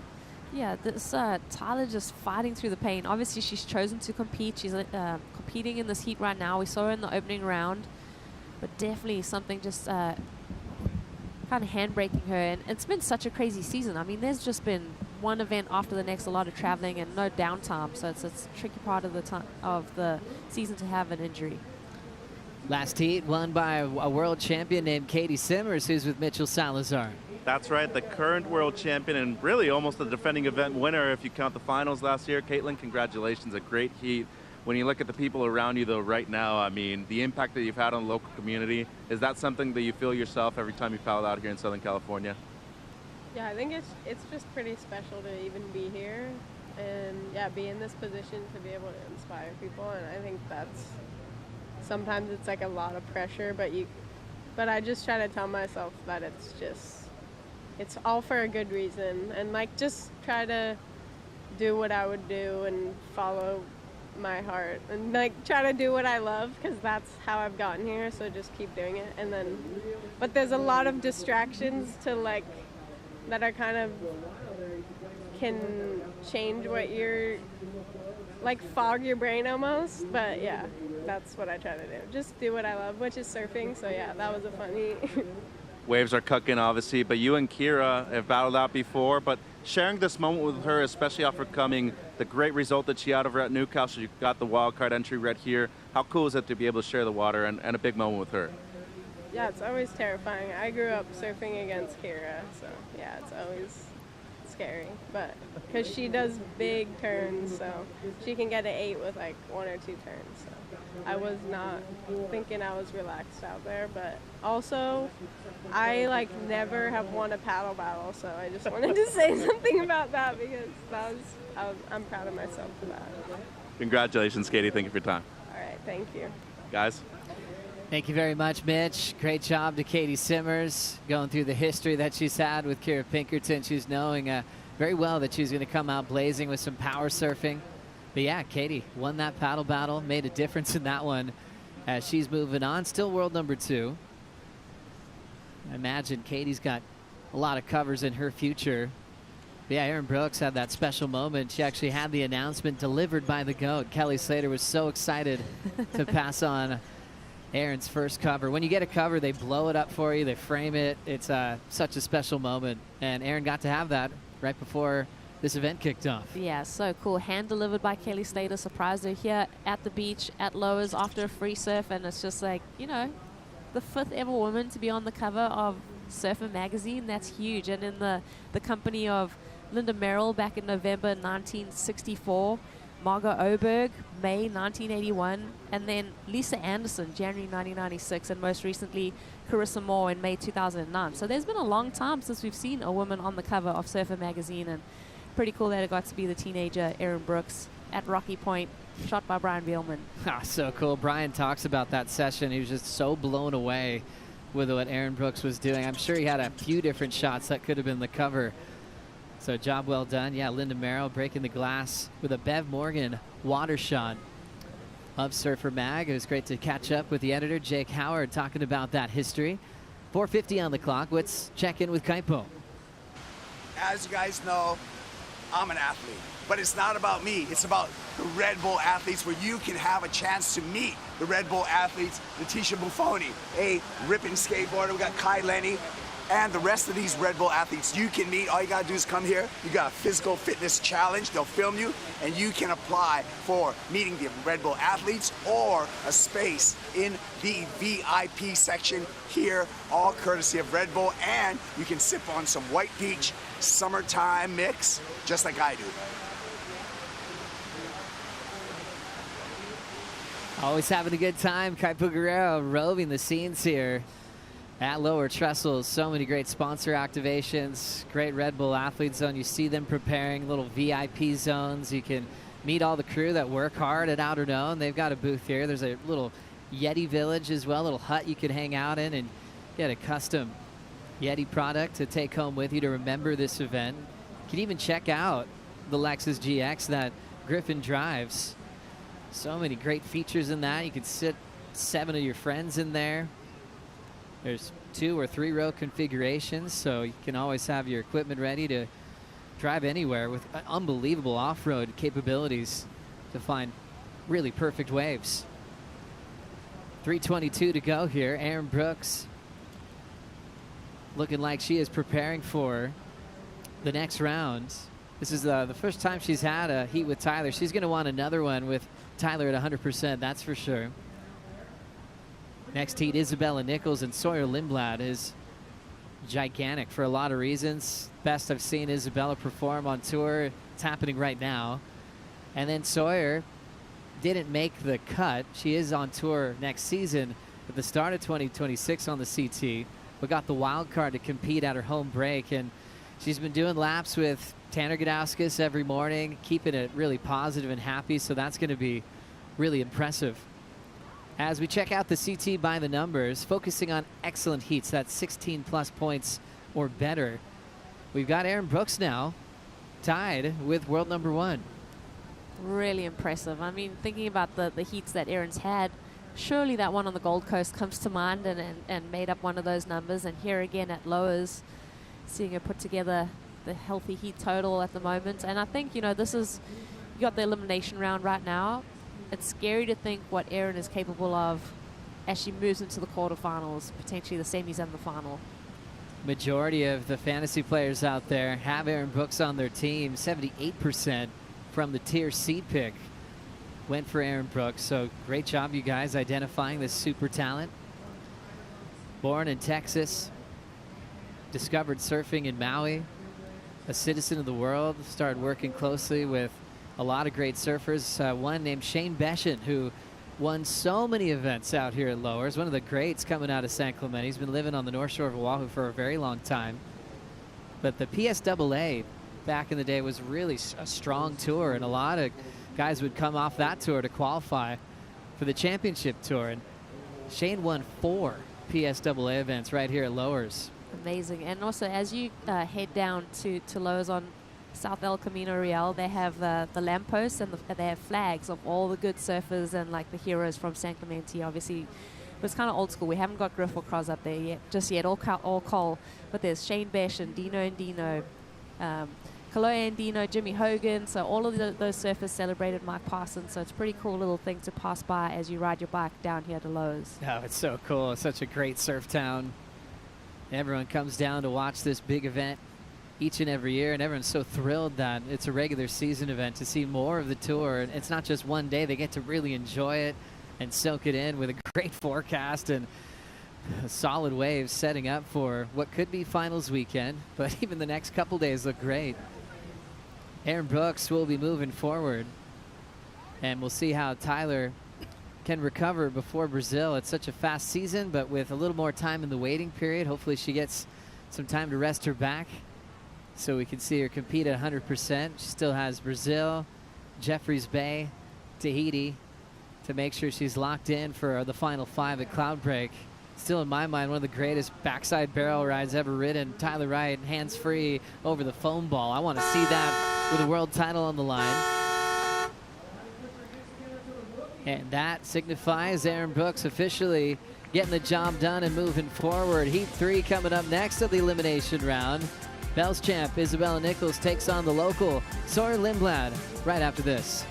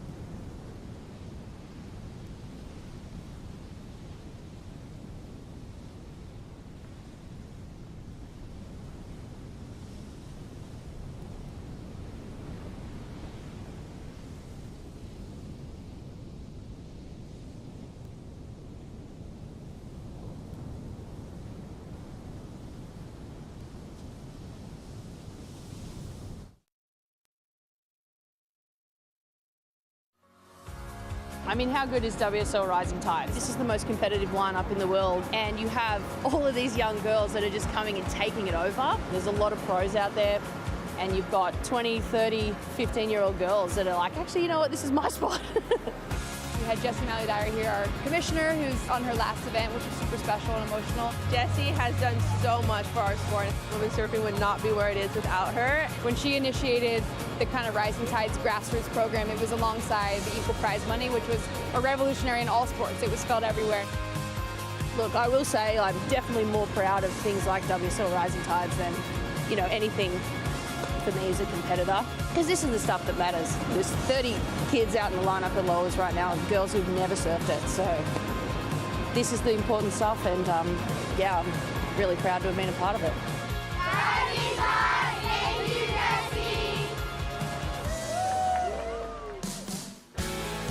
The future of surfing on display at every Rising Tides event. Thank you so much to the WSL for putting that out there and giving those young women a chance to shine here at Lower Trestles. Well, speaking of young women shining, we've got 2 incredible surfers in the lineup. Isabella Nichols going up against Sawyer Limblad. This is elimination round surfing heat number 3. Isabella, definitely the most improved surfer from 2024 to 2025. She finds herself, let me rephrase that, she earns herself a spot currently in that top 5, sitting at world number 4. Chris Cote here with Jessie Mendez. Jessie, tell us about what you saw with Isabella Nichols through that Aussie treble. She went off. I mean, what I saw is just beautiful rail surfing. Like I mentioned yesterday, she's kind of on the taller side for the girls. She has long extended legs, so she makes those turn with a lot of amplitude, and she has a beautiful rail game. And I think obviously coming into the Aussie treble with the massive result in El Salvador and all those right-hand point breaks, it suits her surfing very well. And she's just a very mature competitor. And so, you know, it's a good match for the Aussie treble. Bro, she was trouble in the treble. She was trouble in the treble. We got 26 minutes to go. Now let's talk about the saw blade, Sawyer Limblad. She has a huge support team right up the beach. Sawyer lives right here in San Clemente, California. Your 2024 Rookie of the Year. And she is one of those surfers that, again, just heat after heat, year after year, you see her improve. Super powerful, very consistent, and it feels like, you know, although this year it was a wild roller coaster ride like it was for most of the surfers on the championship tour. For Sawyer, you just saw her heat IQ kind of rise to a new level, and she is a surfer that no other surfers on the championship tour would ever take lightly, especially when you're thinking of her at her home break here at Lowers. And in a bit of foreshadowing, her backhand, absolutely lethal. And just to add to that and think about it, like a lot of surfers come on tour with so much to develop, but they already have such a high level. And for her, with the level that she showed already on tour, it's still very raw. Like she has so much that she can improve in it. And for what she showed us so far in Waves of Consequences, in her power surfing, when she finessed all of that energy that she has with guys like Jake Pedersen, with guys like Tanner Gudauskas, like the sky really is the limit. Like she has incredible amount of improvement. So many people like come to the tour already kind of set, like there's not much more for them to gain, and her talent has so much to improve yet, and she's so young. I can't wait to see what the next few years have on offer for her. Yeah, it's really exciting to watch surfers who are willing to learn and open to consider that every single heat can be a learning experience, and that's just going to make you a better surfer. Hey, I'm Chris. This is Jesse, and so far so good here at Lower Trestles today. That heat with Katie Simmers and Kira Pinkerton probably had the most waves we've seen of the entire window so far. There was literally 50 perfect waves that came through in that heat, and the numbers reflected that, both surfers in the teens. And I feel like it's going to be at least a double-digit number. When you look at Aaron Brooks, 16.33 heat total, that is massive. I mean, that's diabolical numbers there from Aaron Brooks. So in order to progress through these elimination round heats, you're going to have to put together two really solid scoring waves. You're going to have to most likely get at least a 14-plus heat total. And if you think about it, those two surfers on offer right here, they're both surfers that are very consistent and don't fall so much. And with the consistency that we have of the waves on offer this morning, improving from yesterday, felt like yesterday was a slower day, even though the waves were firing. There's more opportunity. And with a match of two surfers that barely commit any mistakes on top of the board, you expect, like you mentioned, them to kind of go to town and expect big scores from both of the surfers. And I spoke with Isabella this morning, and she was kind of with the bum side yesterday. I was like, hey, good surfing yesterday, because I've watched her heat and she had glimpses of excellence, like the carves that she was throwing it down, the flow and everything. But she was bummed that she didn't get a backup and felt in one of them, so she's probably going to clean that up with Adriana. Knowing Adriana, the guy that never falls, expect a lot from her today. Yeah, it's literally taking what you learn in the span of a 30-minute heat and applying it to the next heat. 22:32 to go, no waves.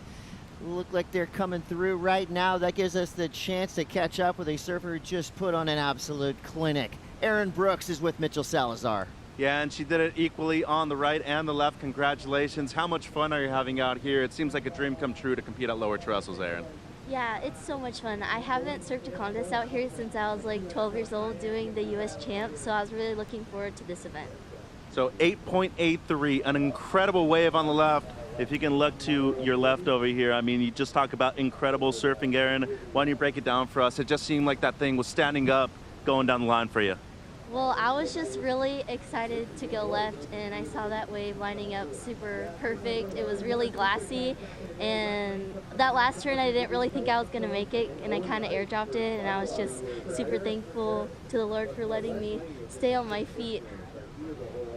And it looks better than what I thought it was. I was kind of surprised at the score, but I'm glad that the judges liked it. I don't know, I watched it live. It looked pretty good then too, but you talk about experience right here. You have competed in the past, but at this level, having to surf a head-to-head matchup, what's it like knowing that the playing field is pretty large out there on the peak? Yeah, it's kind of crazy being out there by myself with one other girl instead of like 60 people in the warm-ups. So I was just super thankful for the Lord for sending us really good waves, and I was just really excited to be out there because yesterday in my first heat it was super bumpy, the tide was really high, and it wasn't as much fun as what I just had. All right, last thing, Pat, our cameraman. Let's get into the Lucky Charms. The SpongeBob SquarePants tattoos, guys. She's got them all over her body, on the feet, on the hands. It seems like it's working so far. Congratulations, Erin. Thank you.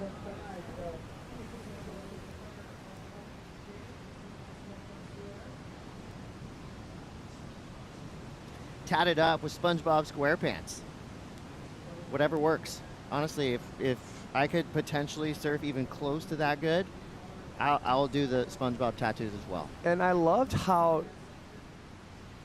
she felt like the wave wasn't as good. And that's like you as a surfer, Chris, you know sometimes you come in and things felt better than they actually were, and in the other way around. And for someone of her caliber to go through that moment.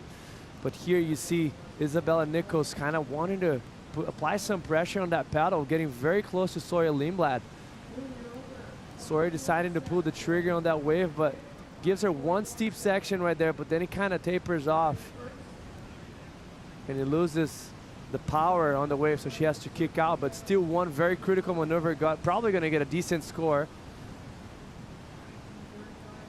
She's been sitting for a long time, almost over 10 minutes, sitting on the board, and sometimes you can get cold. I heard the water is not the warmest today, and he has been kind of on the cold side for us to be arriving in summer and with so many south swells, so good for her to get on the board and put the feet on the wax. Yeah, it's straight from the jump. Isabella Nichols was sitting on a 0.5, so that tells us she either paddled, looked at a wave a little too closely, maybe stood up and pulled out quick, maybe she was hornswaggled into taking off on a dud. But either way, priority went to Sawyer early, capitalized on it. That last wave comes through at a 517. I just saw they just fanned out to Isabella Nichols, but they had a more pulled out shot, and I noticed that Sawyer, instead of like doing that normal paddle out, like kind of towards the left hand of Isabella Nichols, she went tighter and towards the right underneath, probably looking for that left without priority. You know, we've seen plenty of lefts today. On the previous heat, Erin Brooks getting an excellent score on it. And, you know, she has her coach, Tanner Gudauskas, with a fellow goofy footer for this event, and just taking advantage of maybe having the freedom to use that, you know, get out of jail free card and going left, which is a shorter lineup. You can pedal back out quicker, and the wave is a little bit more bully, steeper, has more energy. So smart of her of doing that. Hopefully, let's see if she has a chance to pull that off. So 18 minutes, 10 seconds left. So we're looking at both surfers right now in their spots, maybe looking in towards their coaches, trying to figure out what to do next. And while we see who's about to activate out here, let's talk conditions with the always stoked Strider Wasilewski. A little bit of a coping coming in right now. We got a little bit of a northwest wind trickling in, which you know, it seems like it's almost like offshore on the left and kind of just like grooming the faces of the rights, but things have slowed down dramatically. We got a high tide around 11 o'clock, and that's kind of bringing in you know, a lot of waiting, a lot of sitting. So water's warmer today, but it's still got a little bite to it. Sitting around, getting that cold, you got to really just stay kind of psyched and paddle around a little bit, maybe move your legs underwater, whatever you can do to keep your muscles ready for your next wave, because sitting and waiting, you really kind of get those little, well, at least I get the little creaks and cracks and kind of get that slowed down feeling. So we're hoping that they can stay loose and ready for their sets when they do come. But it definitely slowed down dramatically, and I feel like maybe the swell has kind of dropped off a bit. It's you know, it's forecasted to roll off this afternoon, maybe faster than we think. We'll see what happens. But high tide's at 11 o'clock, so I think it's going to continue to have long waits in between those waves. So capitalizing on your ride, definitely being a key thing today. Hey, Strider, I have a question for you. You mentioned that a little bit of texture came in. For you personally, and I mean, we go through that a lot. Sometimes being so glassy, the conditions, the color of the water and the sky kind of match, and it's hard for you to identify what's a lip and what's not. Do you almost rather have that little bit of a coping out here and a little bit of an onshore breeze out here at lowers to help you out? Yeah, personally, you know, I love the so glassy call, but I do really like a little tiny bit of texture. That little, I mean, for me, that little bit of offshore texture, because I don't go above the lip that much, but for, you know, these athletes, that little bit of onshore texture is great for them because it makes that lip just perfect crumble, and they can just go into that lip on the left and on the right, and it gives it that kind of, you can differentiate the sets as they come as well. So optically, it's making things a lot better for them in the lineup, and performance-wise, it gives them that upper hand to get up above the lip and really utilize that little bit of wind. So yeah, good call, Jesse. It makes things better. I agree with 99% of what you just said. The only thing I will dispute is I have seen Strider go above the lip many times. That's true. That's true. I'll every once in a while, you can slide a credit card underneath my fins. I'll do it. We got 15:28 to go. Sawyer Limblad is in the lead, and this heat has gotten a little bit weird. It reminds me of a song by The Police. When the world is running down, you make the best of what's still around. You have to be able to adapt in the span of a heat. So we're halfway through now. Do you start to go on some of these smaller inside waves, or are you going to drop anchor and stick to what you were hoping was going to happen to you, catch a set wave in the heat? You can't do that. You got to wait, because eventually a set like this is going to pop up in front of you, and you want to have priority when that happens, and Isabella Nichols pulling off the trigger. This was a 6-minute wait between sets, and Isabella Nichols now activating. Great looking wall in front of her. Couple nice carves, a little bit languid on the tempo of this wave, but there we go. Some fire through the third turn. Straight onto that open face. So 4 turns in the bag. Nice. High speed, flaring finish for Isabella Nichols. And I think that's exactly what she needed to do. So a lot of work down the line. First 2 turns were good. Placeholders, setting things up. Third turn had some spice to it. The last turn fired up. And you know the judges will appreciate that being the last thing they saw on that wave. That's going to leave a kind of a good feeling, a good memory as they put those numbers down on paper. And the element of surprise too is very impressive, because you don't expect that turn to be that extended and that much flare on the end. This turn here, I feel like she lacked a little bit of rail. She was a little bit on the flatter side, but then she cleans it up, and look how much more rail she gets and how much more dynamic that turn looks because of that. And as you think she was just going to tap that off, she extends that turn, pushes on the back foot, and drives through the turn instead of just stomping it and cutting it short. So a lot of amplitude, very sure-footed from now on. You can probably see her inside rail just digging beautifully. This is the first turn where she sets things up. Notice the difference, how the nose of her board was much more out on the wave compared to this turn here. She's going to engage that inside rail, and that nose is kind of pointing it down and then inwards. Here we go, back to it. Sawyer Limblad, the saw blade. Great opening turn, comes around a big section. That bottom turn, top turn combo is so strong. Sawyer Limblad. And even her kind of setup maneuvers, nice and flowy. Pops the finish. Good little ricochet ender. That is just good, clean, powerful backside surfing from Sawyer Limblad right there. And amazing wave selection, powerful, clean. And patience, too. Yeah, extended every turn, maximized every opportunity that she had. You're going to see right here, that wave's kind of like a double up, probably second wave of the set. It's going to stretch down the line. She eyes it down the second section, which is money right here. It seems like she's going to go just up and vertical, but you see that she drives through those fins and then inside rail. Judges love to see that. Shows commitment and finish it off strong. Lots of spray out the back, and such a tricky section to finish it off. There's 4 P words I have in my mind. There's patience, waiting for the section to come up. There's precision, where she placed her turns was perfect.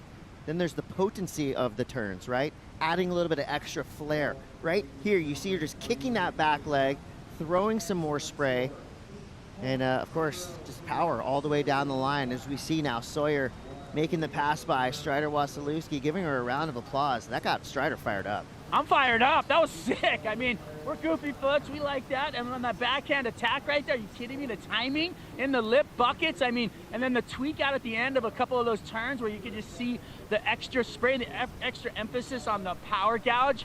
I saw the wave coming. I'm like, oh, this is a really good wave. Sawyer being a local here, understanding that, seeing those waves, identifying what she needed, having priority at that moment, it all played into that 8-point ride. I mean, to get an excellent score out here right now, whew, I said you had to capitalize on your waves. She did that. Board looked like it was on point. I was talking to Matt Violas again last night about, you know, all the different surfers that, you know, he has on the roster. He said the secret weapon is with the women. They're just powerhouses. They're ripping through turns, and his curve of his surfboards is allowing them to drive through from turn to turn, not in the turn, but from turn to turn to make the surfing look better. Hats off, Matt. You're doing a great job. Yeah, we just witnessed beyond blazing backhand surfing from Sawyer Limblad, where rewarded by the judges an 8-point ride that puts her very much into the lead. So she has a backup score of a 5.17. Now it means that Isabella Nichols needs a 6.85. I mean, still within reach, but only sitting on a 6.33. Her secondary score right now is a 0.50. So some room to grow and not a lot of time to do it. 10 minutes left here in elimination round heat 3. And for Isabella Nichols, she's trying to protect her spot in the top 5. She's sitting at world number 4 right now. Took a huge leap up the rankings through the Aussie treble. She had a big finish down in El Salvador, so this is by far her best competitive year ever on the championship tour. She's got to maintain that momentum because we know how crucial and critical every single heat is from here on out for the rest of the season. I mean, every turn is important, and every mistake can be a big one.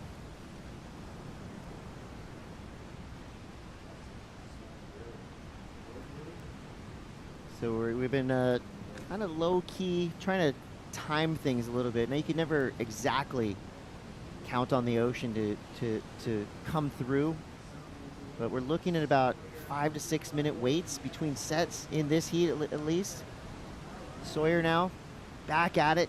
This one snuck underneath Isabella, and Sawyer might make her pay. Big finish there. So controlled. And here we go, the answer back from Isabella Nichols.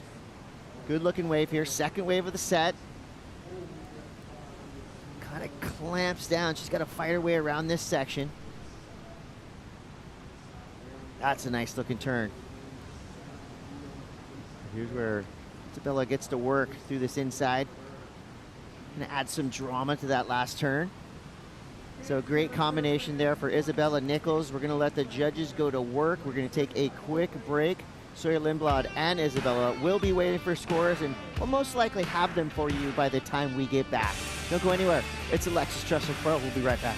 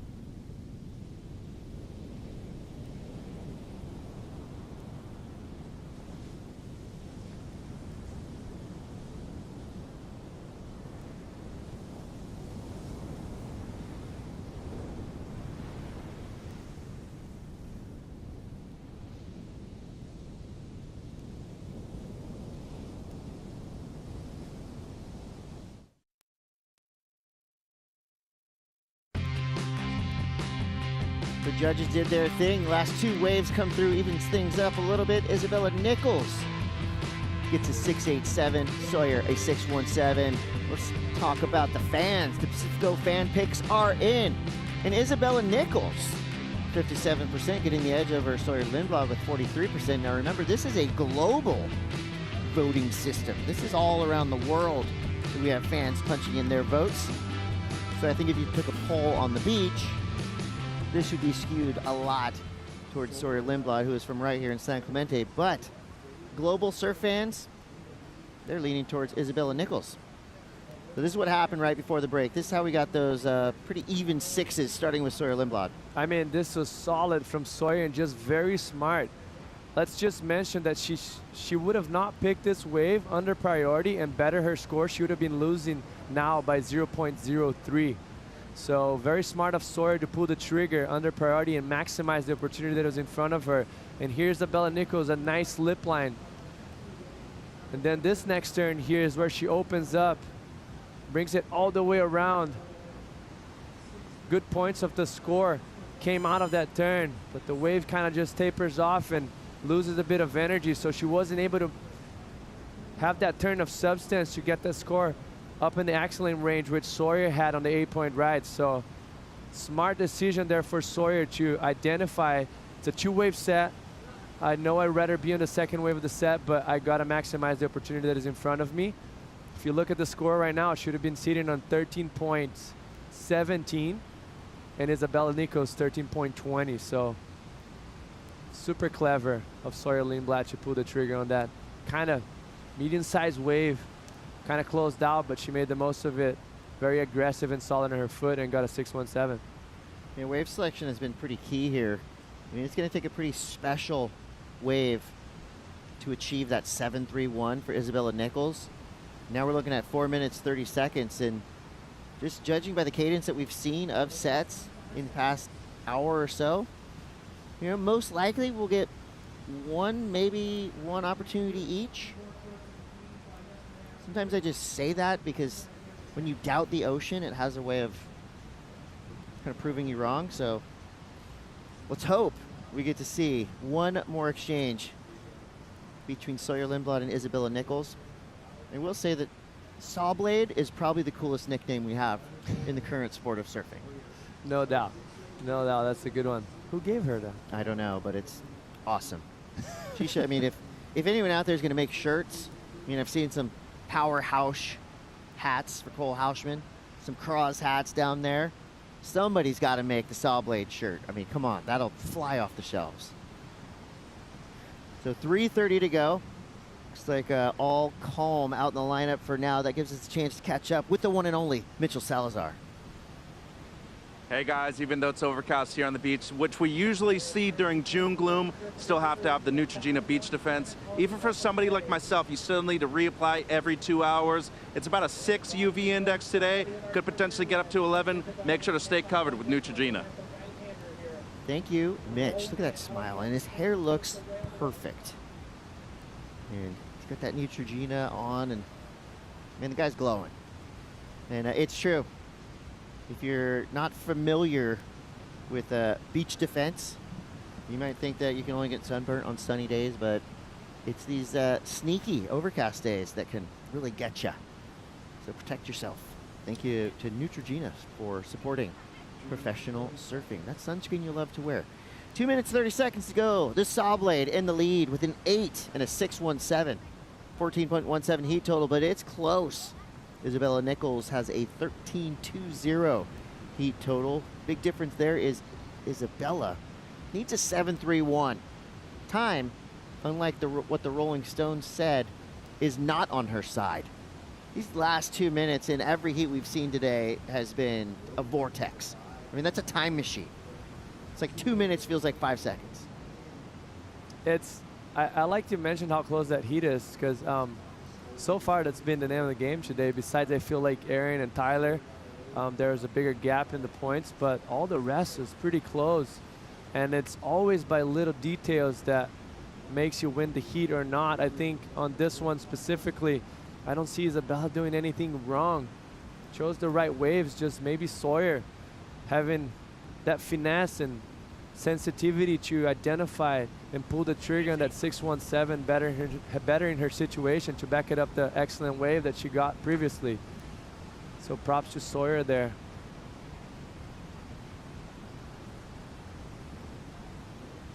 So Sawyer, now she's in the enviable position of being in the lead, with a huge 8-point ride, and she has priority. So, I mean, this is where she can just really box out Isabella Nichols. And Looks I like think there's with a minute to go, you know, when you do have priority and you need to fend off a competitor for 3 minutes, it's pretty stressful. 1 minute, that's a little bit more manageable. But we've seen it happen. And mostly here, Chris, if you think about it, like on a point break, you can kind of sit a little bit under and give the benefit of the doubt of your surfer pulling the trigger or not. But here at lowers, if you sit a little bit too under, the wave could kind of come out the back and you have a left and a right, so you can't really block the person. You're like a few feet behind or a few feet underneath, so kind of just got to stick to it and get very close, and that's what Sawyer doing, making sure she's, what, 2 feet away from her right now? Almost on top of her nose right there. Yeah, this is where we start to see surfers basically go tandem. 2 becomes 1. But it looks like there's nothing really of substance out the back. 15 seconds left. I don't see any chances for Isabella Nichols. Well, with 8 seconds to go, there's the tension breaker right there. The congratulations, the great sportsmanship on display. And as of now, exit the warrior, today's Sawyer Limblad. Everything going her way. 14.17 heat total. She is advancing out of this elimination round and into the next. Do lose Isabella Nichols, and we're going to keep our eye on that top 5 picture. Isabella currently sitting at number 4. We'll see what happens to her standings later on today. Coming up next, Caroline Marks and Luana Silva. This is the Lexus Trestles Pro.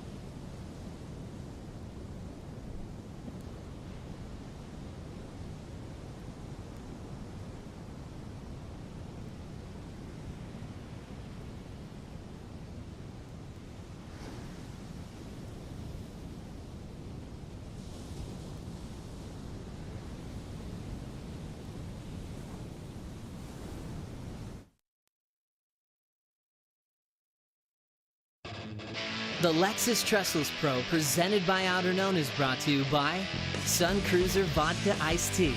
Let the good times cruise. By Neutrogena, sunscreen you'll love to wear. By Hogue Health, the official healthcare provider of the WSL in California. And by Lexus, experience amazing.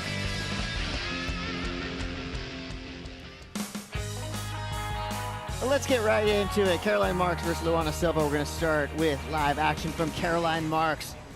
Big arcing snap, feeling right at her home on the lower trestles left. Chris Cote here with Jesse Mendez. Jesse, it's always fun when you see Caroline Marks stand up on a left-hander, because we're obviously huge fans of what she can do on her backhand. She has one of the best backhands in the entire surfing world. It's been lethal in so many events, and it kind of makes you, well, you don't forget how good she is on her forehand, but when she goes into those big, swooping power carves, it's a quick reminder that she is an extremely well-rounded, well-versed surfer when it comes to power like this. And obviously, we don't get to see her do that so much, but I'm actually surprised with that score in that first wave for 5.67.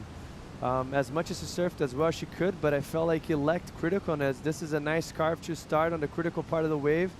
She has to cut it short right there, so it's kind of more like a downline carve set up.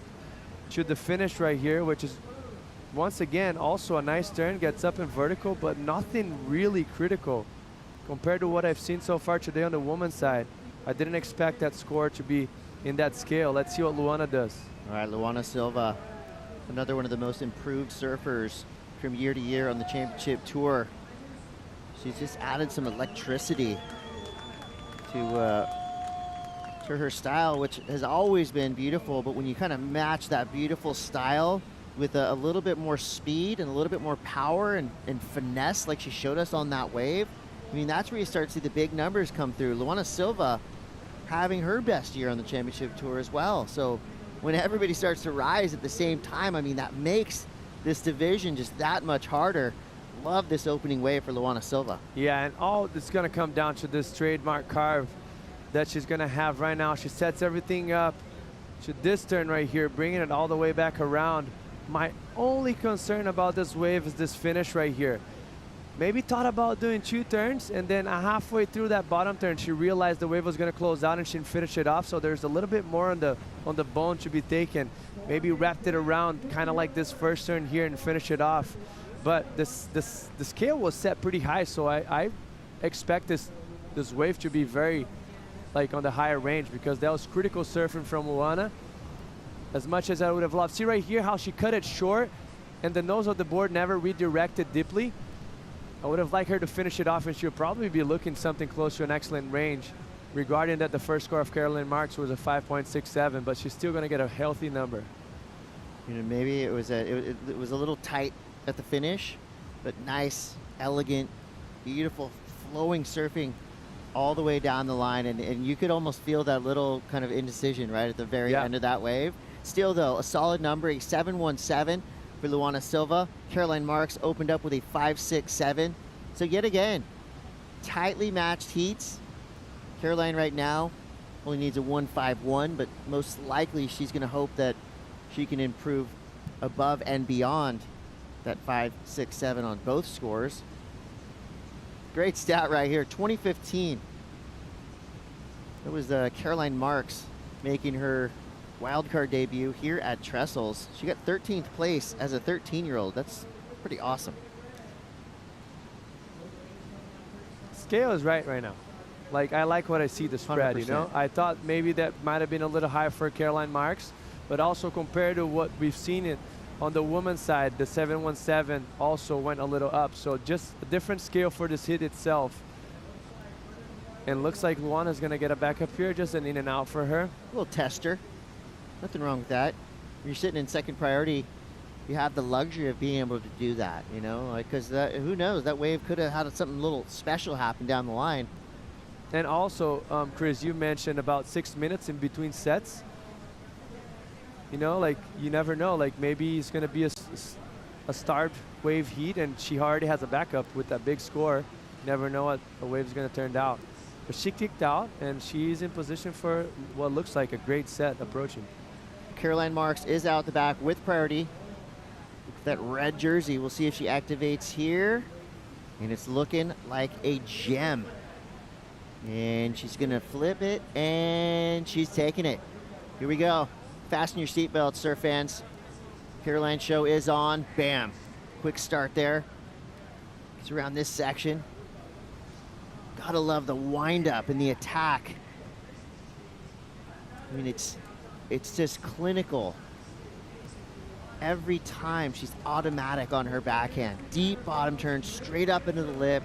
High speed flow all the way down the line. What a jam coming for Lulu now. Oh, wow. So that's the luck of the draw right there. Second wave of this set is an absolute beauty, and vertical snap into a bail. Oh my gosh, that's such a missed opportunity. That wave's peeling. I mean, how over our shoulders. How could anyone not get so excited dropping in on that wave? On your forehand, you're dropping it in your bottom turn. You're going, oh my gosh, this is going to be the best turn of my life. And then you fall, maybe some overexcitement, but she's right back at it, and she gets her revenge. Quick snap to start this wave. Nice pocket carve there for Luana Silva. So her second wave ridden as Caroline Marks makes her way back to the takeoff zone. Kind of a nice searing carve there couple good setups through this inside. Adds a third. So a big, potent, big snap on the outside. Couple nice carves through the mid portion of the wave. Gets a strong finish. That is going to be a big number. A quick act of revenge from Luana Silva after falling on the wave right before that one. I mean, think about the rhythm that she's had on this heat. She probably got the best wave as far as quality and size. And she kind of, as she was taking off, it felt like she was a little bit tentative. Like even on the takeoff, I could see she hesitated a little bit. But we'll get back to that later. I just love the read on Caroline Marks on this wave. Gets up and vertical, and right here, it's that in-between section where you can get caught and maybe get stuck too deep, but she kind of does halfway through bottom turns and generating speed up and down the line to get this section here, which is the opens up and slow down for her and finish it off strong. Just great read overall for Caroline Marks. And here is the wave that I mentioned probably.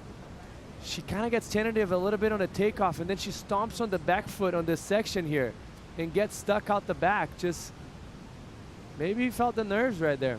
Like, thought too much. Nerves or excitement, you know? Yeah. Like when you see that section, you're going, oh my gosh. Slater had a quote in black and white saying the lip was just saying, hit me, hit me.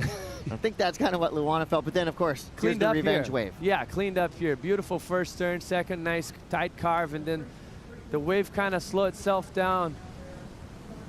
So she zigzags it around, keeps the rail clean. The only problem I see on this wave is just kind of the wave was flat throughout the middle part all the way to the end. And then it stiffens back up here, but it was already much smaller in size. And she finishes off with a nice snap right there. So it's going to be a good backup for herself. And we have a heat on our hands. Yeah, and still 19 minutes, 45 seconds to go, so a lot of surfing left. Caroline Marks got herself into the lead. Her score comes through a 7.33. Or 7.23, paired with a 5.67.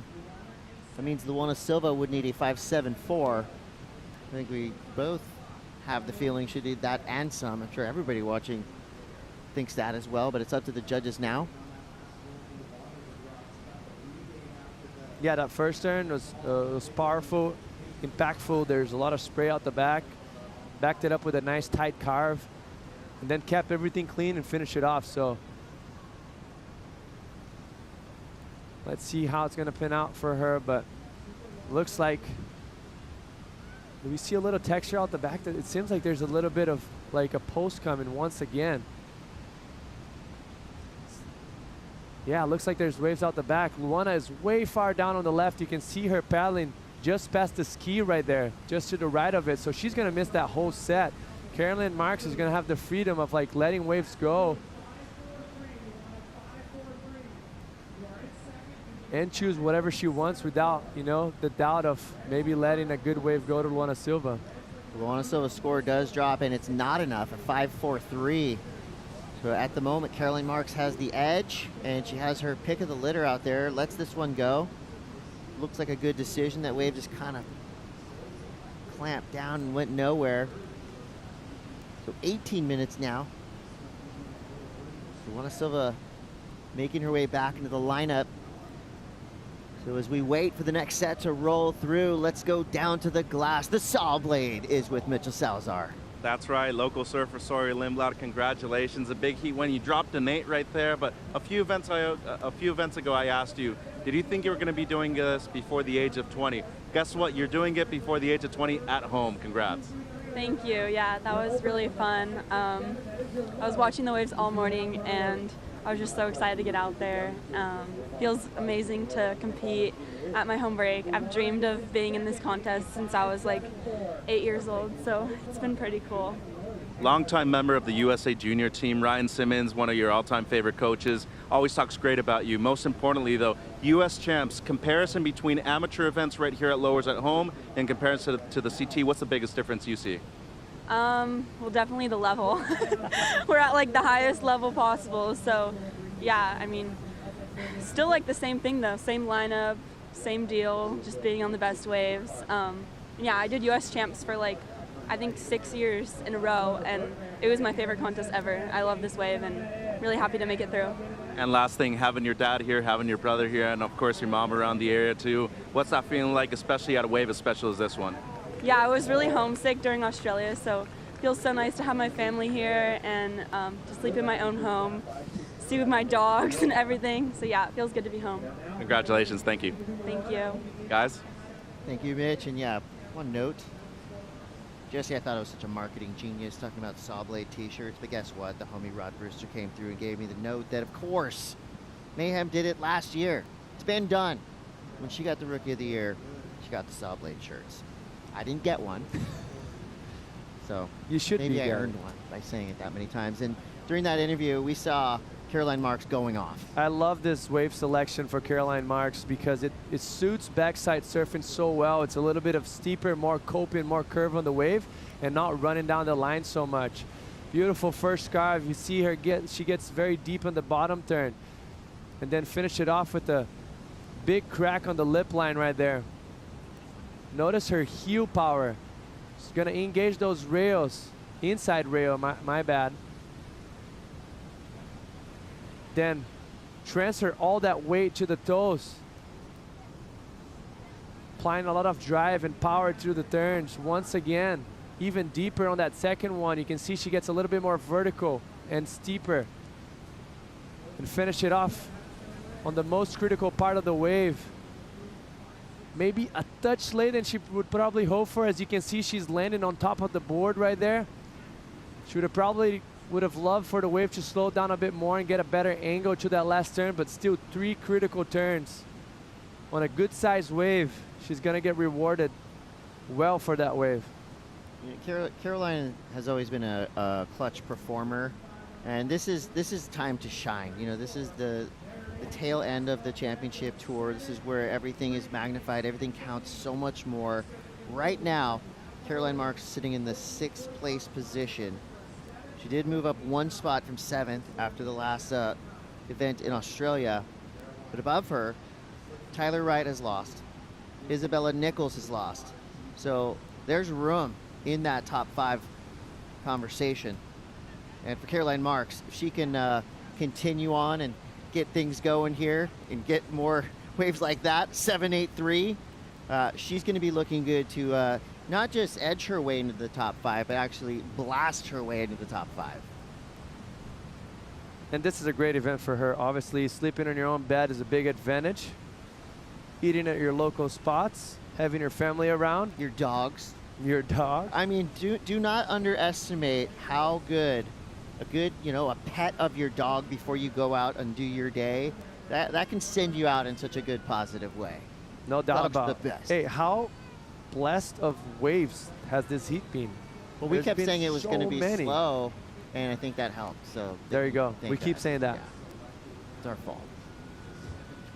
You see now, plenty to choose from.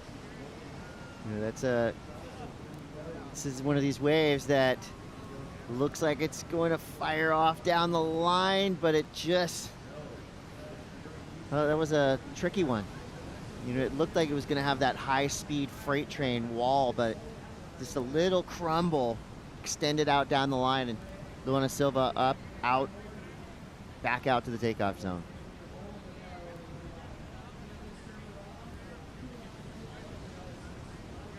And I think this is going to be a test, right? A test of Luana Silva's mental fortitude.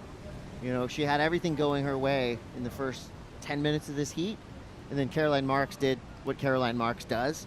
Drops 7.83, pairs that with the 7.23. Huge lead right now, 15.06 total. So Luana needs a 7.89. So you're going to have to lean into that self-belief. With 12.5 to go. And he's going to take a magical wave. We know they're out there. And I'm sure we're going to see at least 2 to 3 of them. After the break, we're going to be right back with more action. Caroline Marks v. Luana Silva coming right up.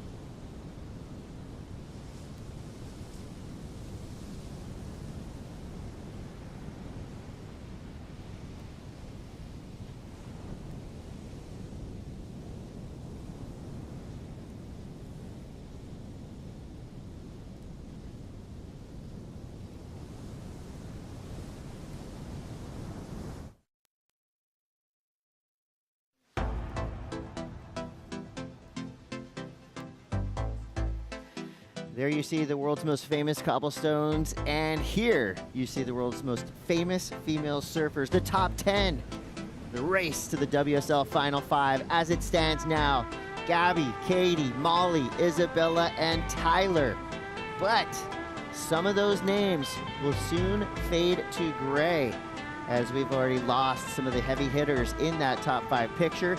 Caroline Marks has room to grow. That line is going to be made of thin glass. And a win here for Caroline Marks will mean she could potentially smash right through that. And if Caroline Marks is in the Final 5 picture at a wave like Cloudbreak, come on, you do the math. And you expect her to do it. Like, the next few events are great for her. This is obviously her home. Next one, Saquarema, which is a beach break. She grew up surfing beach breaks. Looks like Lulu had a wave in the break, a 6.27. Let's see what happened here. Looking a little bit more composed, more sure-footed. You see it, the sense of urgency in a good way. Applying more pressure, applying more body energy, but that wave just kind of ran away from her. And that was a smaller wave. She got a 6.27. She can apply that in one of those sets. She's going to be looking at an excellent wave, and that's what she needs right now, 7.89. So she got an answer for the judges from what they want to see from her. It's just a matter of her letting priority rotate and come on a good wave. Trying to sell there for Caroline Marks, having a look at that wave, which sometimes it works, but not this one. Obviously, Caroline Marks with a lot of experience, not falling for the lemon. A good sign for Luana Silva on that last wave. A little snappier, a little bit more fierce through the turns, but she didn't have that Mortal Kombat finishing maneuver. Yeah. The last turn was kind of a little in between, oddity.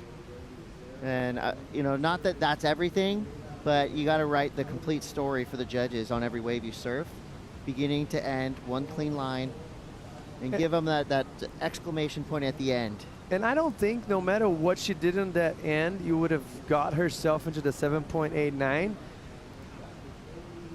Just a matter of the wave size being so on the smaller side, but I thought that was positive from her. This is the best surfing personally that I thought she's done on this heat, and it reflected to a good score in a very mediocre wave. So just take your time now, like, you know, let the priority rotate, because Caroline Marks almost doesn't commit any mistakes. Hope I don't jinx her. And she's probably going to pull the trigger in the right wave on the next opportunity they have. So she's going to have to be patient, Luana, and get priority back again. I'm glad we get to see this wave again. Because again, this was that kind of fierce, snappy surfing. The best look we've seen from Luana yet. And this is the time you need to pull this type of surfing out. No doubt about it. Like, you got to step it up. And that's all because of the body energy and the body language that she put on those maneuvers. That just shows the confidence. And the judges are humans and are looking for someone that looks composed on top of the board. And as much as she did throughout the whole heat, I feel like there's a little extra. 10% on that last wave. So she's on the right way. Well, let's take the temperature of this heat. This is your heat check. All the numbers, all the facts, all the stats and figures in this elimination round, Heat 4. Your top scorers right here from our judges. That 783 is looming large, Jesse. What do all these numbers tell you? What do you think is going to happen in this last 6.5 minutes? Well, I think if you look at both surfers' best wave, the 7.83 from Caroline Marks and Luana, one wave more stretched out, the other one that perfect coping wave for backhand surfing. Depth of the bottom turns from Caroline Marks, how she was able to engage those heels and support herself to get a good angle to a top turn. She was tighter, she was a bit more powerful and a little bit more possessed. Luana Silva, beautiful, smooth style, had glimpse of excellence in those scarves, but the wave was a little bit flatter and the finishing wasn't as critical. So I think almost a little bit above half a point on Caroline Marks. I think the finishing turn was something critical that the judges probably took to notice, and also how deep she was on those bottom turns to support her for the top turns and get critical. So that's my opinion on the split decision right there for the judges. Jesse, I know you've been in nearly every situation possible Championship Tour, the Challenger Series, man-on-man heats. See a paddle here. Like that, feisty. Okay, Caroline Marks. Smaller wave, but it kind of a weird bump to it, but that's no problem. Caroline. Those last 2 turns were radical. Not sure if that will eclipse the 7.23, but Jesse, if you had a walkie-talkie and you were able to communicate to Luana Silva right now, put your coach hat on, what would you tell Luana? I know she's already well coached, of course, but in your estimation, what would you tell Luana to focus on in this final 5 minutes? Set anchor out the back for the next 4 minutes. There's going to be probably 2 waves on the set. It's up to her to decide what she thinks is a 7.83, 7.89. And here, you can also see a little change of a gear for Caroline Marks as well. Same situation as Luana, applying a little bit more energy. You see that she gets critical and puts herself in more of a critical situation. I love that last turn. Very late to the party, but she was able to put that board up and flat on top of the leap, and that was great surfing. Like you mentioned already, I'm not sure if that's going to better the 7.23, smaller wave in size, but I felt like that was some of the best surfing she's done throughout the heat. It felt like an attitude change. Yeah, you know, both of them. Both of them a little bit more attitude on the last waves that they've surfed, and you saw that with their turns. And I think there's nothing wrong with tapping into a little bit of aggression, you know, at the time when you need it. Surfing, of course, is about flow. It's about matching the energy of the wave. You're not overdoing it. But sometimes in a competition scenario, you know, you just, there's a kind of, in case of emergency, break glass thing that you could tap into. Get mad and take it out on the wave. Other thing that I would add to it, I feel like I would tell Luana to be 10 feet more out the back. I feel like a lot of the girls on the last few heats have been taking off, not on the apex of that wave. And you know how lowers when you take off on that apex gives you that speed to kind of get that first big crack out the back. So I think that's important for her to kind of position herself a little bit better as well. And I've been watching videos of Taylor Knox out here at lowers. And one thing that he does, and to me, he is the master at this, is, you know, the kind of fade around the whitewater, and then you can almost go beyond vertical up into that kind of perfect apex of the wave. And, you know, you see it a little bit with Caroline Marks, although she's on her backhand on the rights. You know, she's hugging the whitewater, coming right around the most powerful section of the wave, and that sets her up perfectly to just, you know, get that pivot off the lip and throws a ton of spray and sets her up directly into her next turn. So hugging the whitewater and really being tight, staying in the most powerful pocket of the wave is going to do you a lot of favors here. As we see, will that be illustrated right now by Caroline Marks? Quick high line stall and bam. So you see her right there in the whitewater. That wave closing out a little bit down the line. Comes around that section, didn't like what the rest of that wave was showing her, but out the back now, Luana Silva. This is a big moment for Luana. Strong start. Has to wait a little bit, trying to fight her way around this section. Oh, that was a missed opportunity. That was a good wave, Chris. Kind of missed time, needed to project that first turn down the line more to get early enough for a big second turn. And then after that, we don't know what happened, but most likely lowers usually gives you that little extra section and stands back up on the inside. Yeah, that's like when you're opening a present. You think you know what it is, you get excited and you open it up. It's not what you expected. That's what happened on that last wave. There's Luana Silva pit crew showing some concern right now because there's only a minute 15 seconds left. Caroline Marks still in the lead. More waves coming through. Opportunities knocking. Who's going to answer? Luana Silva flips it. Got 3/4 of the way out to the proper takeoff zone, but that was a great turn to start. Nothing else. Nothing else. That book closed. Looks like there's more waves out the back as well. Caroline Marks sitting by herself with the right away. Look at those lines. They had so much opportunity on this heat. This could be an insult to injury moment if Caroline Marks is able to smash this wave right in front of Luana Silva. She doesn't want to give up. She's such a smart surfer. She does exactly what she needs to do in every heat. Luana Silva now turns and burns on a medium insider. 27 seconds left. And this might be a resignation wave. Definitely not giving up, but she just knew that time was winding down quickly. And Caroline Marks, she's going to capitalize on this, just bashing this wave from beginning to end. Look at these turns, perfectly placed as usual by Caroline Marks. And with that, a dominant performance. Caroline Marks in the red jersey. The hometown crowd is fired up. So a great women's round in the books. And now we're going to flip it over to the men. And wow, what a start we have for you in the round of 16. Heat 1 coming up next is going to be Italo Ferreira and Joel Vaughn. Geez, we got a great day of surfing on tap for you. We're going to bring Joe Mitchell and Tanner back into the booth. Jesse, that was fun. And guess what? So much more to come. I mean, the tide's going to start to get lower, so we're going to have even better waves. Let's get low.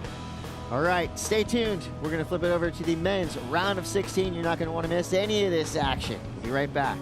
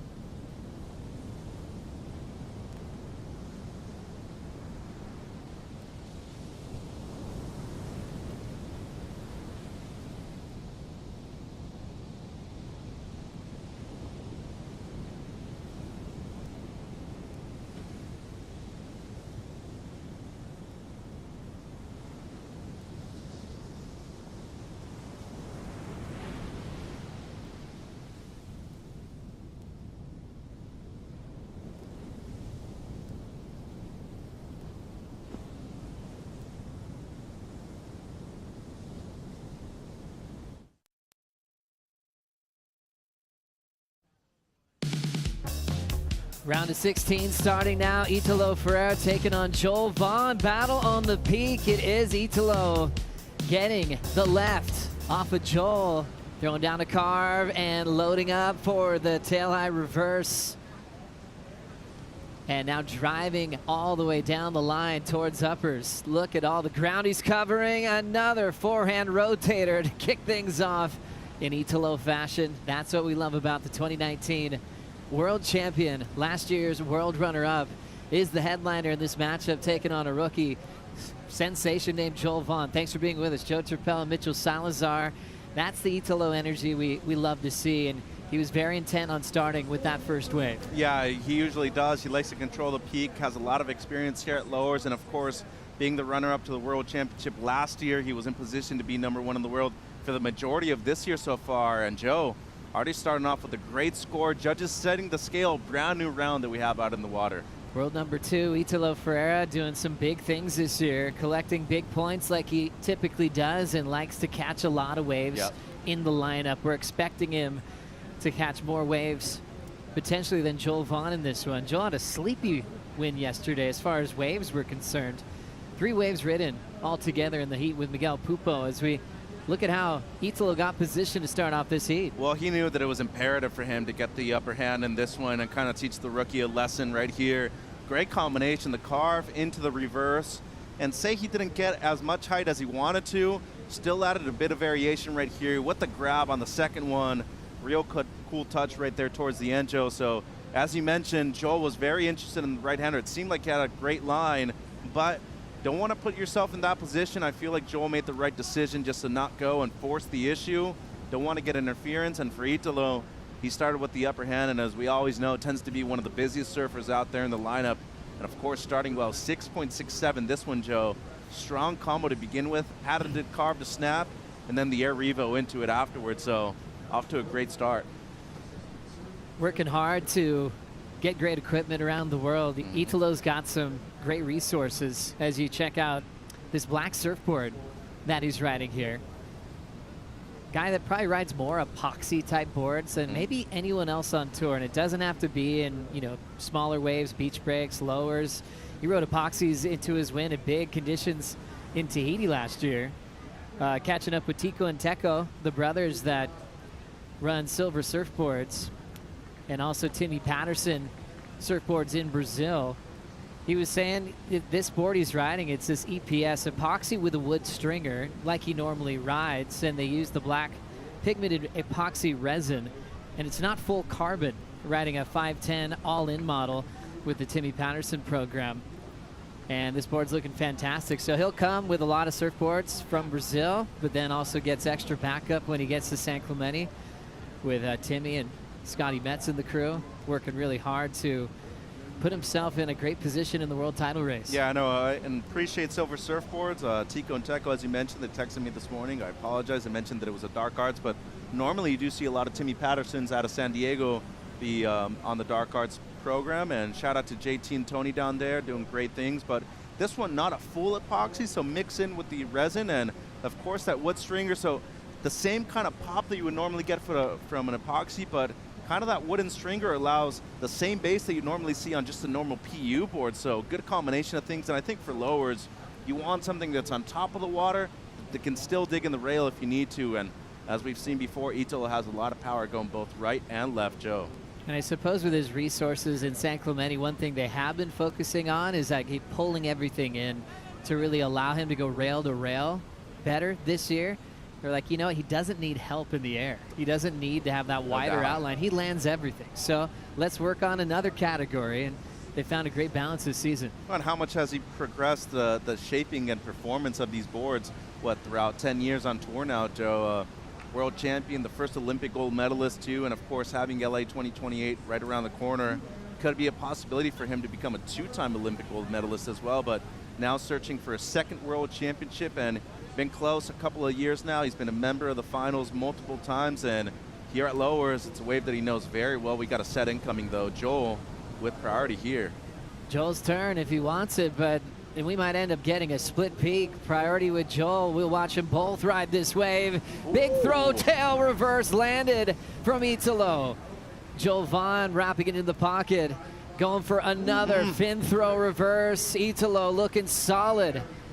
Joel still has some room to tidy up the tail end of the right. He'll kick out. What an exchange. What a classic way to showcase the right and the left at lowers on this perfect A-frame.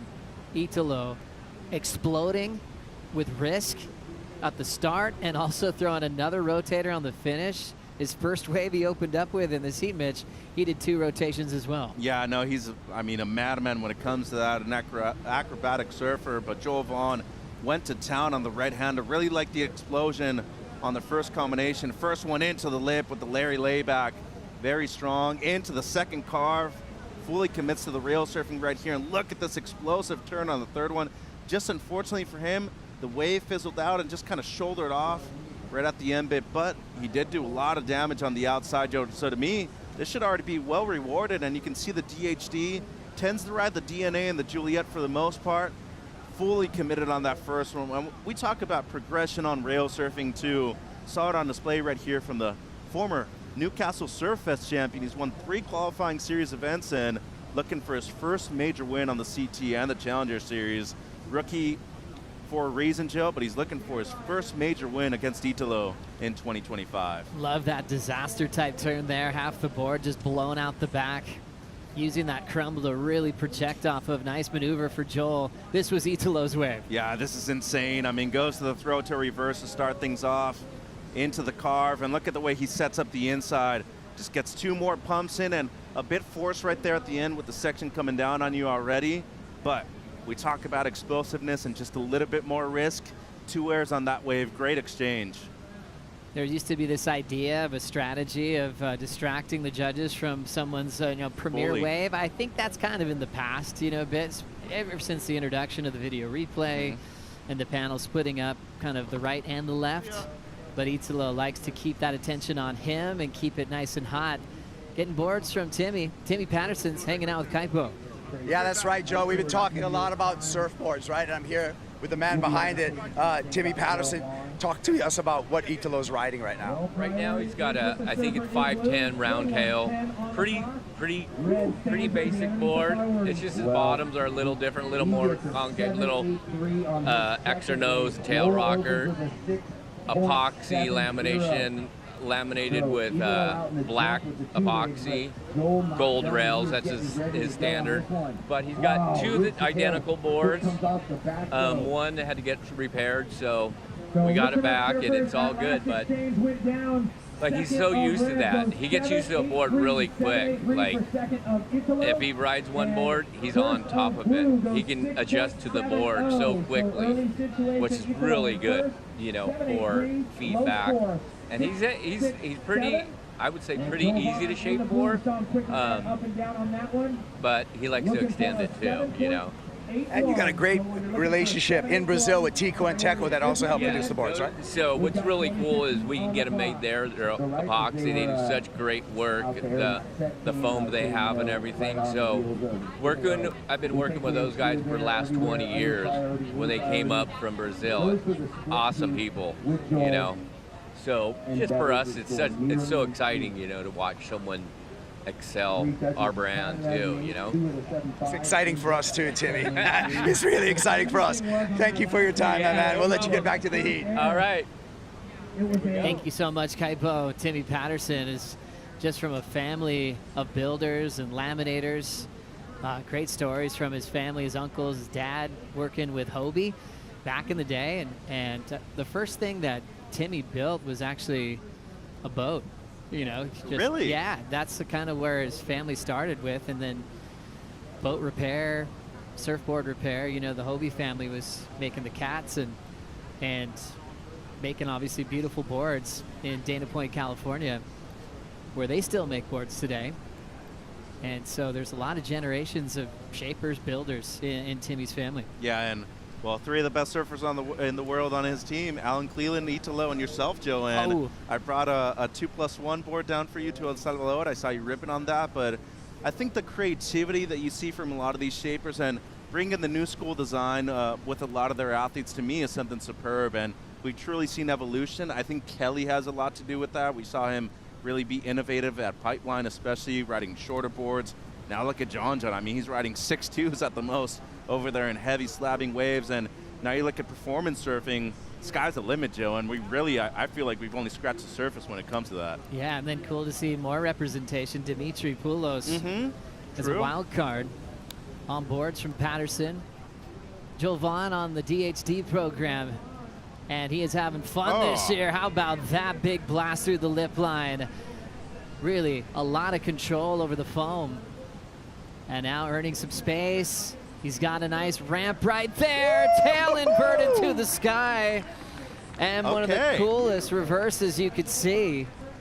Coiled up like a trap and just let it go, didn't he? We got a heat on our hands, Joe, and Italo outside going right for the first time this heat. Wide open face, perfect bottom turn, and stuffs the first section. He's out the back, so he'll be looking to get first priority again. You can see Italo's top two numbers there. Pretty solid, but Joel Vaughn with a big answer back as he's trying to really gain some space on the Rookie of the Year race. Now, without Cleveland Jr. out of the contest, Marco Mignot, another one that made the cut, but it's up to Joel to create some space as we watch his weight again. That's the main highlight of the wave, delayed takeoff. He knew that he wanted to be just behind the peak. Incredible layback to start things off, up and over the second section. And right here, kind of make sure to eye this last section right and have the perfect timing. Look at the pop that he gets, Joe. I mean, we're talking about incredible timing right there at the end, and just the projection, the height that he was able to get. But to me, really a violent first turn right there on the outside. That was just impeccable stuff. And for a lot of people that haven't surfed here, you usually want to surf behind the section on the right-hander. It just always puts you and sets you up in the pocket. look at the pop that he got right here. The hang time, the altitude, everything was so difficult to do that air right there at the end. And look at the score that he requires, 7.81. It's right there for being the best wave of the heat, Joe. We talked about committed first maneuvers. Definitely on the outside for young Vaughn. Just love his decisions he made here. A lot of variety. Focused on what was in front of him. Right there with that setup, you knew he was going big here. Oh, man, and look at how inverted it gets right there. Tail high reverse, no grab. Front foot nearly comes off of the board to you in just an impeccable way to finish off that wave. So to me, 7.81, close to excellent, what he needs. I feel like he's either going to get it or it's going to be right around there. It's got to be. Judges make their decision clear. That was a big finishing move from rookie Joel Vaughn. And he gets an 8.57 and the lead off Italo Ferreira. That was huge. You can just see in that slow motion replay how good he is with his feet. Adjusted, went for grab, but it really just kept him over his surfboard. Now we'll see if Italo can answer back. Let's catch up with Caroline Marks and Rosie Hodge. Yeah, guys, we're just frothing on the surfing that we're seeing in Caroline. We're just talking about the high performance ability here at Lowers. You were just frothing, saying that this is one of the favorite events for you on the tour schedule. What is it about being back at Lowers, being back at home, sleeping in your own bed that you love so much? Yeah, it's amazing. Lowers has brought me so many good moments in my career and in my life, and walking up the beach, seeing the scaffolding, I was just like, oh, this place, I just love it, you know. So been competing here since I've been super young. I think my first ever CT event actually was here when I was 13. I got absolutely smoked, but it was a great memory and also my first world title. And so, yeah, I'm really pumped. And everyone's surfing so good. It's just so high performance. It's kind of like a liquid skate park. So it's really fun. We love watching you surf out here. You will be coming up against Betty Lou Sakura-Johnson in the quarterfinal number 4. You guys have had some great battles. What do you make of that matchup? Oh, I'm excited. She's got me a couple of times. I've gotten her, but I'm fired up for that one. Should be fun. Yeah, your most recent history is at Bells Beach. Betty got the win, so a bit of redemption that you'd like to get back? Oh, for sure. I'm fired up. Yeah, for sure. It's on. All right, thanks for the time. Thank you. Thank you, Rosie. Thank you, Caroline. Caroline moving to San Clemente a long time ago, and so many great memories that she's sharing with Rosie Hodge on the glass. Looking forward to that heat with Betty Lou Sakura-Johnson as the next round is all set. Caroline trying to compete for a second world title. Almost accomplished that last year. She sent the title showdown to that third and deciding title match last year against Katie Simmers. That was fun. Yeah, I'd have to say probably the best exchange of female surfing I've ever seen in my life. I mean, forcing match number 3, as you said, but just the way Katie was able to win the world championship. Really progressive surfing on rail. Same thing we're kind of seeing right here. Icy replay of Joel Vaughn, 8.57. This is the first excellent score he's had all season long since he beat Jordy Smith over there at the Lexus Pipe Pro. So little caught behind with those two. The first maneuver was sensational, and then you see the pop that he gets right there. We're talking about an absurd maneuver, Joe, and really that's his stock standard for Joel. But look at this. I mean, he just goes so full throttle into this turn. A lot of speed, a lot of aggressiveness, and of course the commitment that we always talk about, the degree of difficulty and risk that is involved in the judging criteria. Really ticking all the boxes on the first one. Little caught behind on that one, but it set him up perfectly, Joe. I mean, look at the pacing that he gets. High line, brings it down, a couple of pumps, and the pop. I mean, he got so high on that. Look at how high the tail is. And front foot nearly came off, but just a well-executed maneuver, well-deserved, excellent score. And for Italo, a major heat right here, Joe. Doesn't want to have 4 early exits in a row. Joel Vaughn into his second turn on the left, feeling the energy from the crowd after that 8.57. Now he's loading up, end section approaching, gets there at perfect time for the backhand reverse. Staying with Kolohe and Dino for this event here in San Clemente, getting back up by his good friend Dakota Walters, incredible surfer from Australia. And it's all working out so far, but it's Italo's turn. Coming from behind the peak, he'll kick out. Okay. This body language is already feeling it right there, Joe. I'm noticing something. He's got to go big. 7.45. Joel has the ability to improve on the 6.7. I feel like this is the moment where Italo needs to get something excellent. Joel Vaughn turning things on one of the highest scoring athletes on tour. Italo Ferreira winning events like at Abu Dhabi this year, putting himself at number 2 in the world at Stop 8 of the season, but being pushed by this rookie from North Shelly Beach, board riders. Joel Vaughn still out in front. We'll be right back.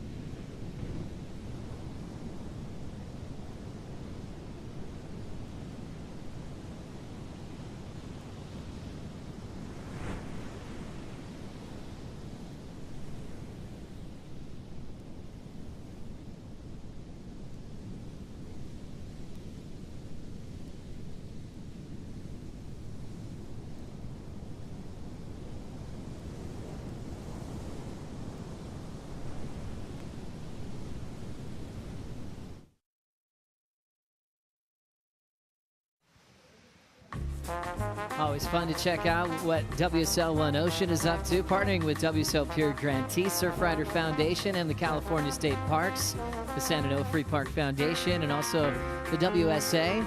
Always trying to make a difference here at Lower Trestles during the big event here for the Lexus Trestles Pro, presented by Outerknown. Cole Hauschman and Griff were on hand with Cros as well to get rid of those invasive plants that have been popping up down here on the beach. Got rid of them so the local plants can thrive.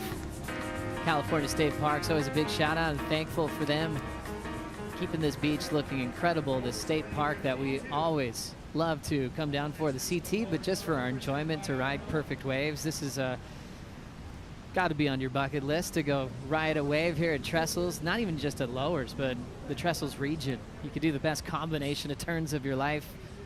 It's a really beautiful part of the world. As we look at the scores that just locked in from Joel Vaughn, look at that number coming off the break. 8.57 and then a 7.43 under priority. Yeah, and a good decision by Italo to not go. I mean, you're still looking for your first excellent score of the heat, but Joel just went to town. 3 big maneuvers on the outside, all consecutive too, no downtime in between, and is showing a bit different repertoire right there at the end with the little reverse. But for any doubters that say he couldn't go left, I mean, backhand speaking right here, Joe, he's made the quarters at the U.S. Open that year back in 2022. Big south swell, mainly going left, and as you can see right here, the kid knows how to surf in the pocket, going right, going left. But once again, the progression that he presents within his surfing is really what makes him so special and different to everybody else. Cool little cheeky reverse right there towards the end on the left, and it seems like this tide really making things fun out there at Lowers. Just what Joel Vaughn's doing in this heat. If you close your eyes and imagine what you'd want to do at Lowers, that's exactly the type of surfing you'd want to do. But how about Italo on the left there? I want to do that too. Throwing back another nice turn in the pocket, oncoming section. He could just throw the whole board out. Showing a little passion and emotion after finishing off that left once again. Italo's keeping his first 2 waves, and then everything changed when Joel Vaughn got the 8.57. For Joel, that's his first excellent range score on the CT since stop number 1 at Pipeline.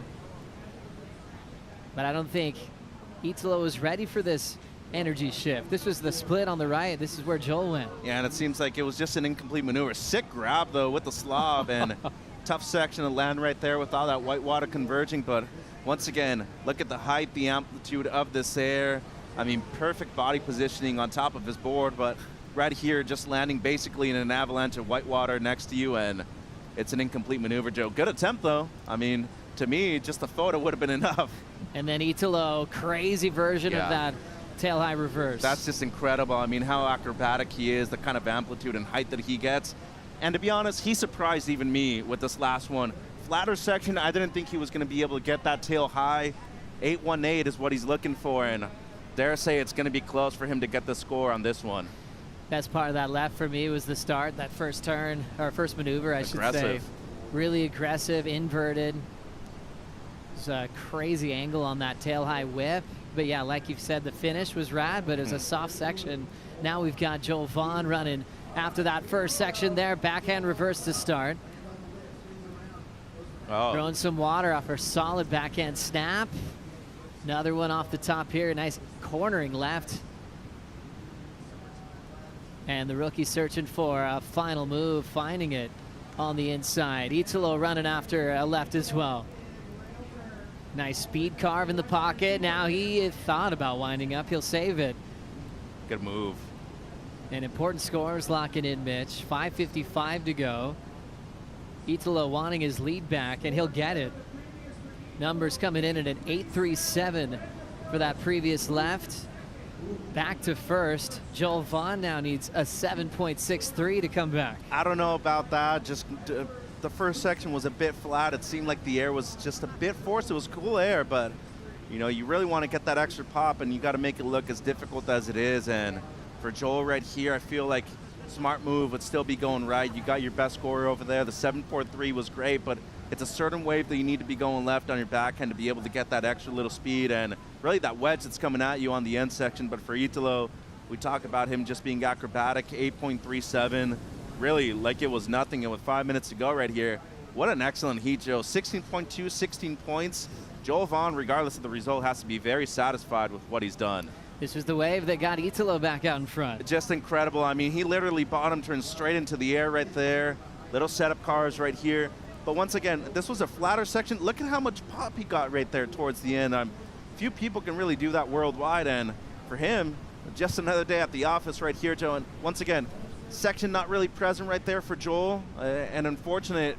I know it's going to fall short, but he tried his very best on this wave that just really never offered up the section that he was looking for.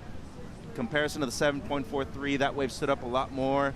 Still a great wave that I think most people worldwide would be thinking that's one of the best waves of their lives. But at this level, especially in this round already, at this wave, got to be doing better than that. Well, I could feel your critique of Joel taking that wave. In the first place, I think he got caught in the rhythm of having a session at lowers. You know, he's going for gigantic single slop punts that look rad. I mean, he's got big scores already in this heat, and just couldn't help himself on that cornering bowling left. And the pressure of Italo right there next to you, too. And Italo's a guy that's going to catch a lot of waves. I think Joel's falling into that as well. I mean, I'm loving the way Joel's surfing, Italo's surfing. This is what you expect to see, what you hope to see at lower trestles, especially a rookie pushing one of the greats of the tour. Yeah, I'd have to say one of the greatest surfers of all time, too. I mean, his accomplishments speak for themselves, and right here, Joel might be looking at this right-hander. No, maybe looking left, but Italo with priority. Got to see if you can split the peak with him too, Joe. We check out competitors checking in for the next heat. We've seen this as final matchups more than once, probably 4 times in history. It's Griffin versus Felipe. This is the earliest round they've ever met as we catch up to the fireworks of Joel Vaughn mixing up his airs. Incomplete on that one. Still with 3 minutes to go. That was risky, though. You land the stalefish first thing off the bat on this wave, you're definitely on your way to a massive score. Capable of doing a lot above the lip, and he's got to use it because Italo's been just a monster the last few years at lower trestles. Finished runner-up in the world last year to John Florence. Rampaging. He's beaten Ethan Ewing twice out here in this finals format. He's beaten Jack Robinson twice. Beaten Griffin Colapinto, Kanoa Igarashi.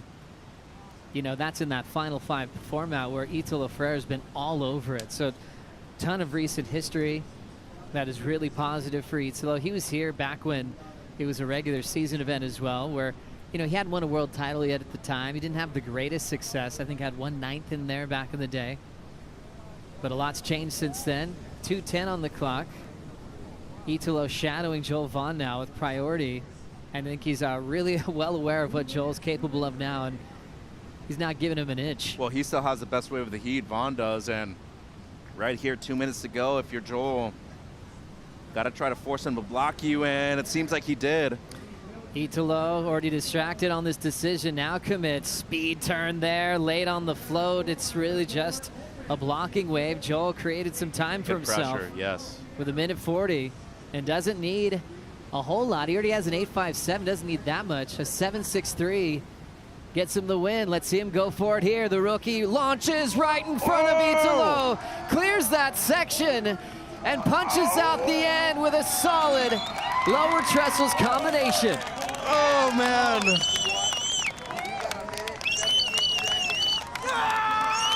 Less is more, Joe. What just happened? Italo with priority goes on a wave he probably shouldn't have. And the rookie Joel Vaughn, acting like a veteran, created a moment for himself, and wasn't just an ordinary combo. Sky high in the first punt. A lot of risk there and a huge finish. Chasing a 7.63. Absolutely correct, Joe. Extraordinary right here with this air and the combination with the second turn. Still got some more waves outside, 45 seconds, and knowing Italo and how fit he is, definitely going to have room for at least one more. And seems like he's on the peak for the right, Joe, and this could potentially be the wave right here. Numbers locking in, 30 seconds. Italo hasn't heard it yet, but Joel did take the lead. So this is a very important ride for Ferreira, needing an 8.51. There's the blast there, gets a little bit stuffed up, but powers through. Now trying to clean up those rails. Getting towards this section, hits it off the lip. Off the top again, this one just running down the line, similar to a wave you'd have at home at Bahia Formosa. Throwing up a big celebration, trying to force the score to go in his favor. So the number came in for Joel Vaughn, Mitch, at an 8.3. That locked in right when Italo was taken off. For the energy of that moment, that was huge, and Italo probably felt like he had to perform, but he wasn't quite aware of what the situation was. Yeah, and I'm not quite sold on this last wave either. He ripped it, but yeah, I think even Reynolds knows there just wasn't enough quality in a lot of those maneuvers on this wave. And dude, what a matchup. I mean, what a way to start off the round. More than 16 points between the two of them. And as you said, Joel made a couple of mistakes, cleaned it up right there at the end for Italo. You drop an excellent score when you need it. You have a backup that's nearly an 8.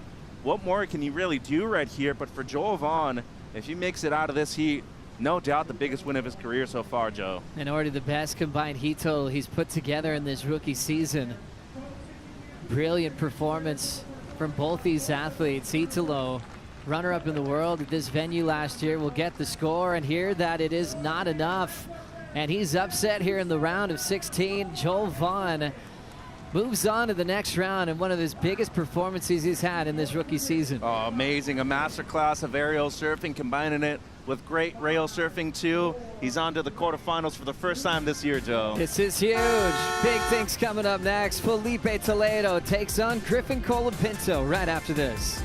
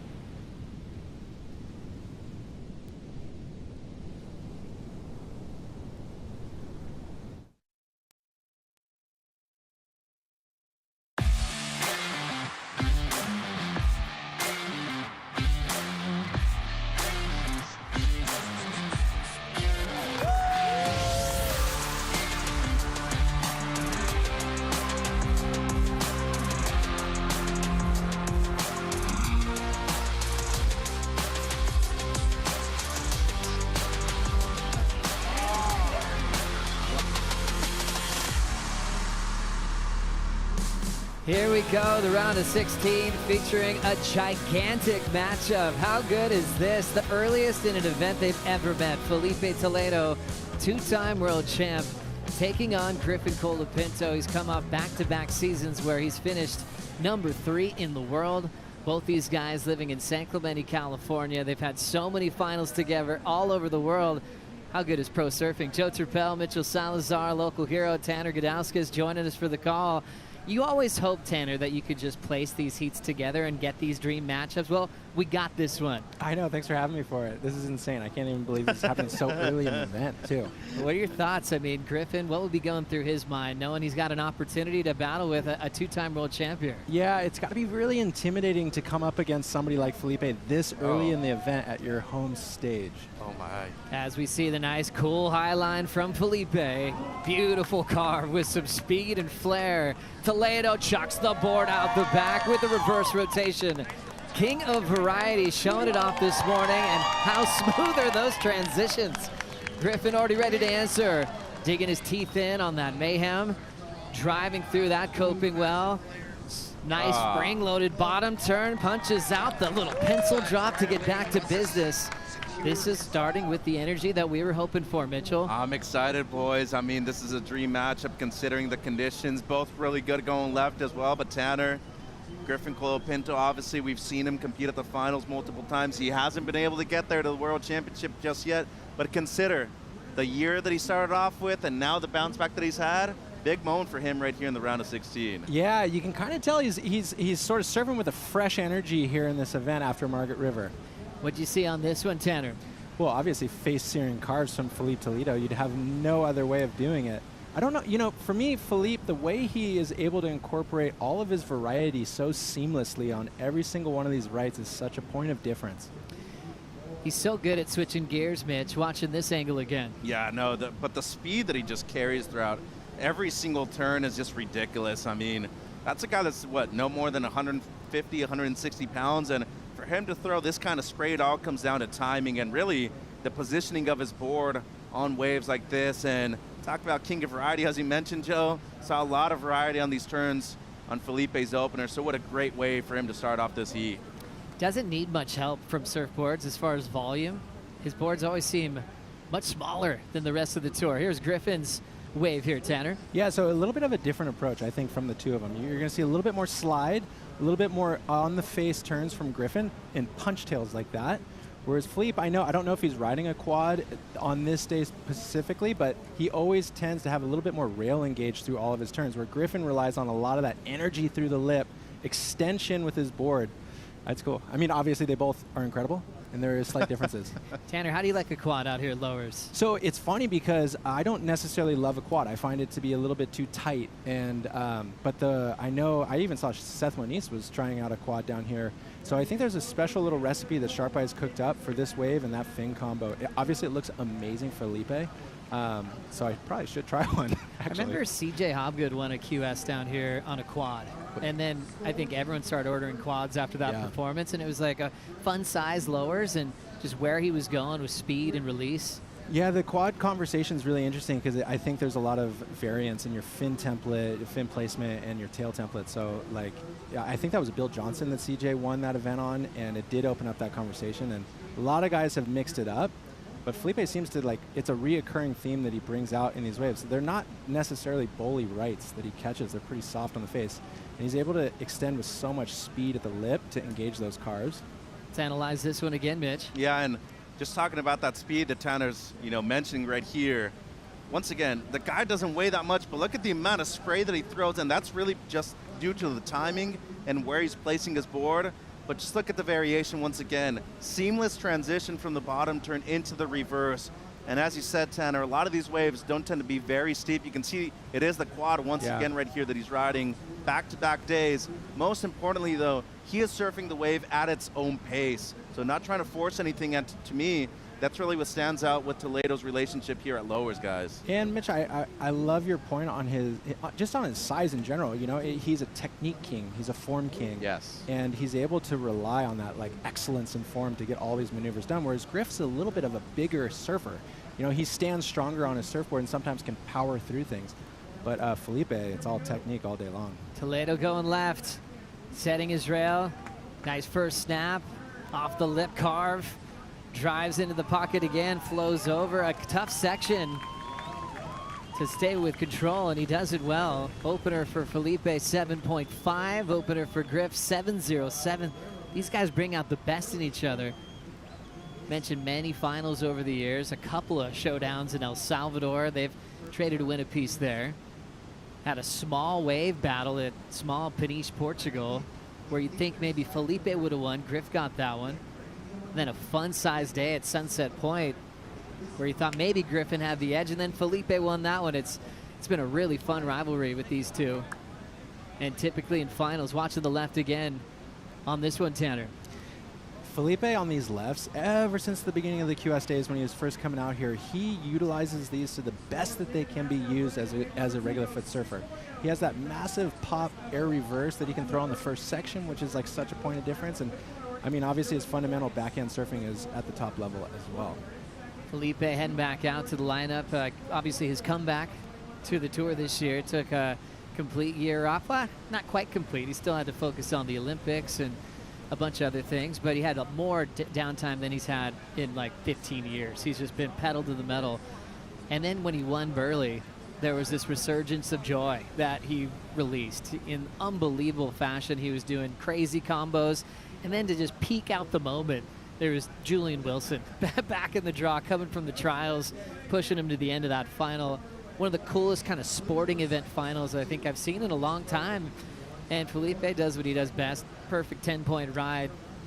Barrel to giant alley-oop over the roof. It was vintage Felipe at the top of his game once again. No, where he landed on the alley-oop right there for the perfect 10. To me, it's still the best rider we've seen all year long. And I know we have multiple 10-point rides at the moment, but it's talking about how explosive he is and how quick he can get to a certain section up and riding again. This is what makes him dangerous. You just can't watch him. Under priority, Felipe into a second hook, just speed blasting every section and throwing the reverse at the end. You could tell he's got clear eyes and an open mind right now. There's no distracting thoughts between sections. Every turn is so explosive, and that was under priority, Tanner. You almost wonder, like, these guys in the headspace, they're both the titans. You know, you could argue either one of these guys after this heat could go for a win, and almost utilizing this heat to get you that fire that takes you there. So maybe Philippe's approaching this kind of as if it is that final. You know, this might open up that gateway for him to have a huge finals day as it comes up. So he's going to have that willpower to just make these scores happen. He's surfing with a lot of emphasis. Here we go, Mitch. Yeah, I know, and this is a smaller wave under priority, as you said. Can't really keep an eye on him too much, though. I mean, this first turn, just incredible. And as you can see, I thought he had no chance to get to the lip line right there, and throws the reverse and somehow pulls it out on the IC replay. But just, once again, Tanner, to me, really, his sizing, you're looking at a perfect frame. The way he's always surfing the pocket of that quad, as you said, forces you to be tight right there, too. Yeah, but then here's your Felipe factor. Coming into this turn, this is an absolutely impossible section with a quad to blow your tail out into the reverse. Like, he himself is an anomaly, right? But you put him into the situations like this, and you give him that chance, and time again, he's just going to throw stuff that blows your mind. Just incredible. Mind-blowing performance from Felipe Toledo on a wave that was so far inside. He turns it into an 8. That's what he's made of. It reminded me of the final that he had with Jordy Smith out here, 2017, where Jordy was out the back waiting for sets, and Felipe just had so much more options. He could just run to an inside 1-2 footer and surf it up to a score and a keeper, just like we saw there. That was insane, Mitch. Well, look at the final, 2007, Kelly and Pancho. Like, those two guys, very different frame. They're obviously looking for completely different waves.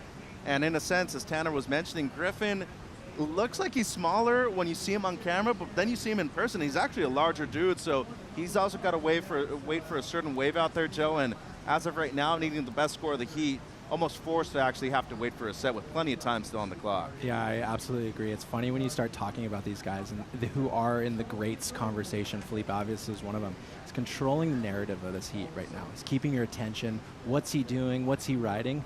And it forces Griff to sit, because now he has to play a different game. He's got priority. So if Felipe is going to turn an inside wave into an 8, Griffin's now been pushed into a corner to wait, you know, and he has to really pick the eyes out of it because he needs himself an 8.4. It kind of closes that door a little bit because you don't want to waste a priority and just grab a small one and just attempt what Felipe's doing, because there was no pressure when Felipe was doing that. 17:40 on the clock. A huge matchup and an incredible rivalry as we focus on head-to-head matchups with these two. Look, it's all tied. 3 wins apiece, including 4 finals. There's semifinals in there, a quarter. They've never met this early as the round of 16. Usually we see these two names next together where we're deciding who's the best of a contest. This one happening really early, and so far Felipe out in front trying to break that tie and try to go 4-3 heading into Brazil. They bring out the best in each other.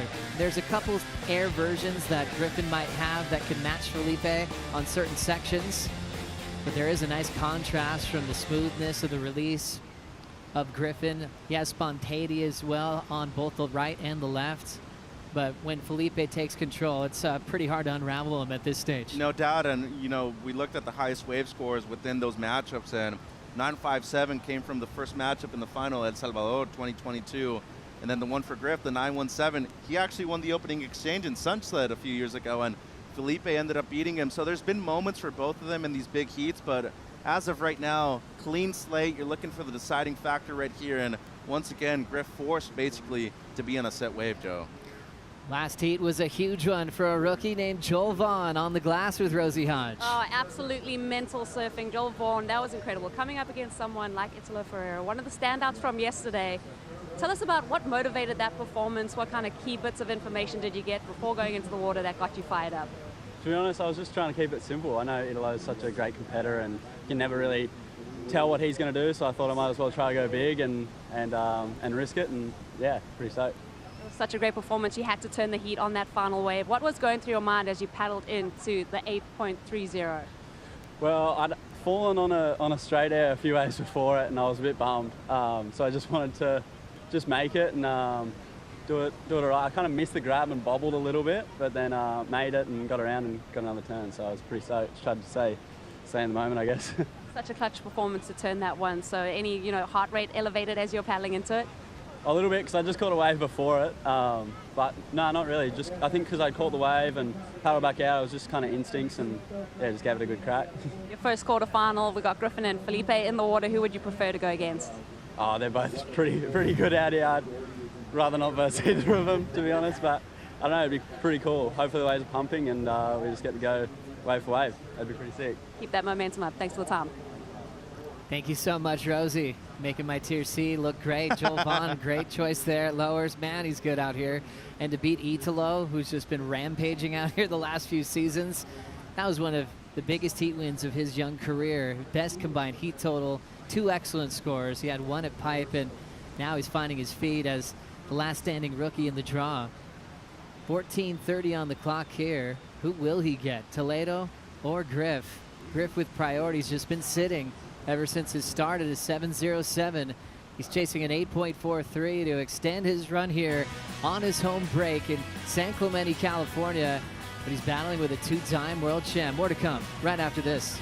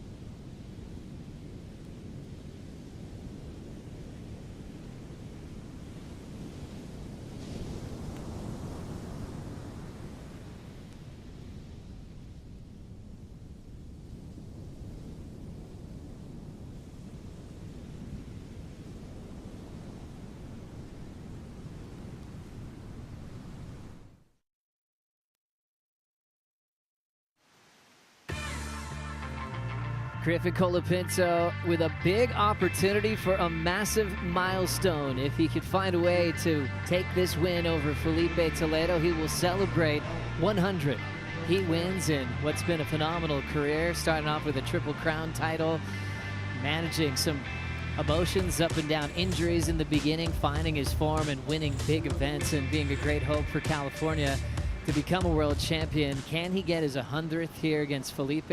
And those milestones mean even more when the waves are pumping and it's against one of the all-time greats in a matchup like this.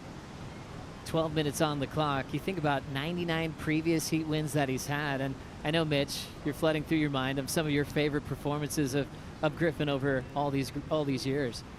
Yeah, I mean, I still think maybe back 6-star prime, the challenger at Haleiwa, the one air that basically qualified him for the tour, but no, there's been a few of them and memorable ones too. I really like his performance in Fiji last year. It kind of showcased his backhand skills, how good he is, and you know the importance of that event for him too. With that win, he was able to garner his spot into the Lexus WSL Finals, but overall, I don't know, I'd say that to me he's already standing out as one of the greatest surfers from the United States of America all time to me. And just the road he's been on has been really not similar to what he's had the last couple years, Tanner, of like trying to find rhythm again. And he's really different because he's open about it. He talks about those lows and he's willing to share that journey.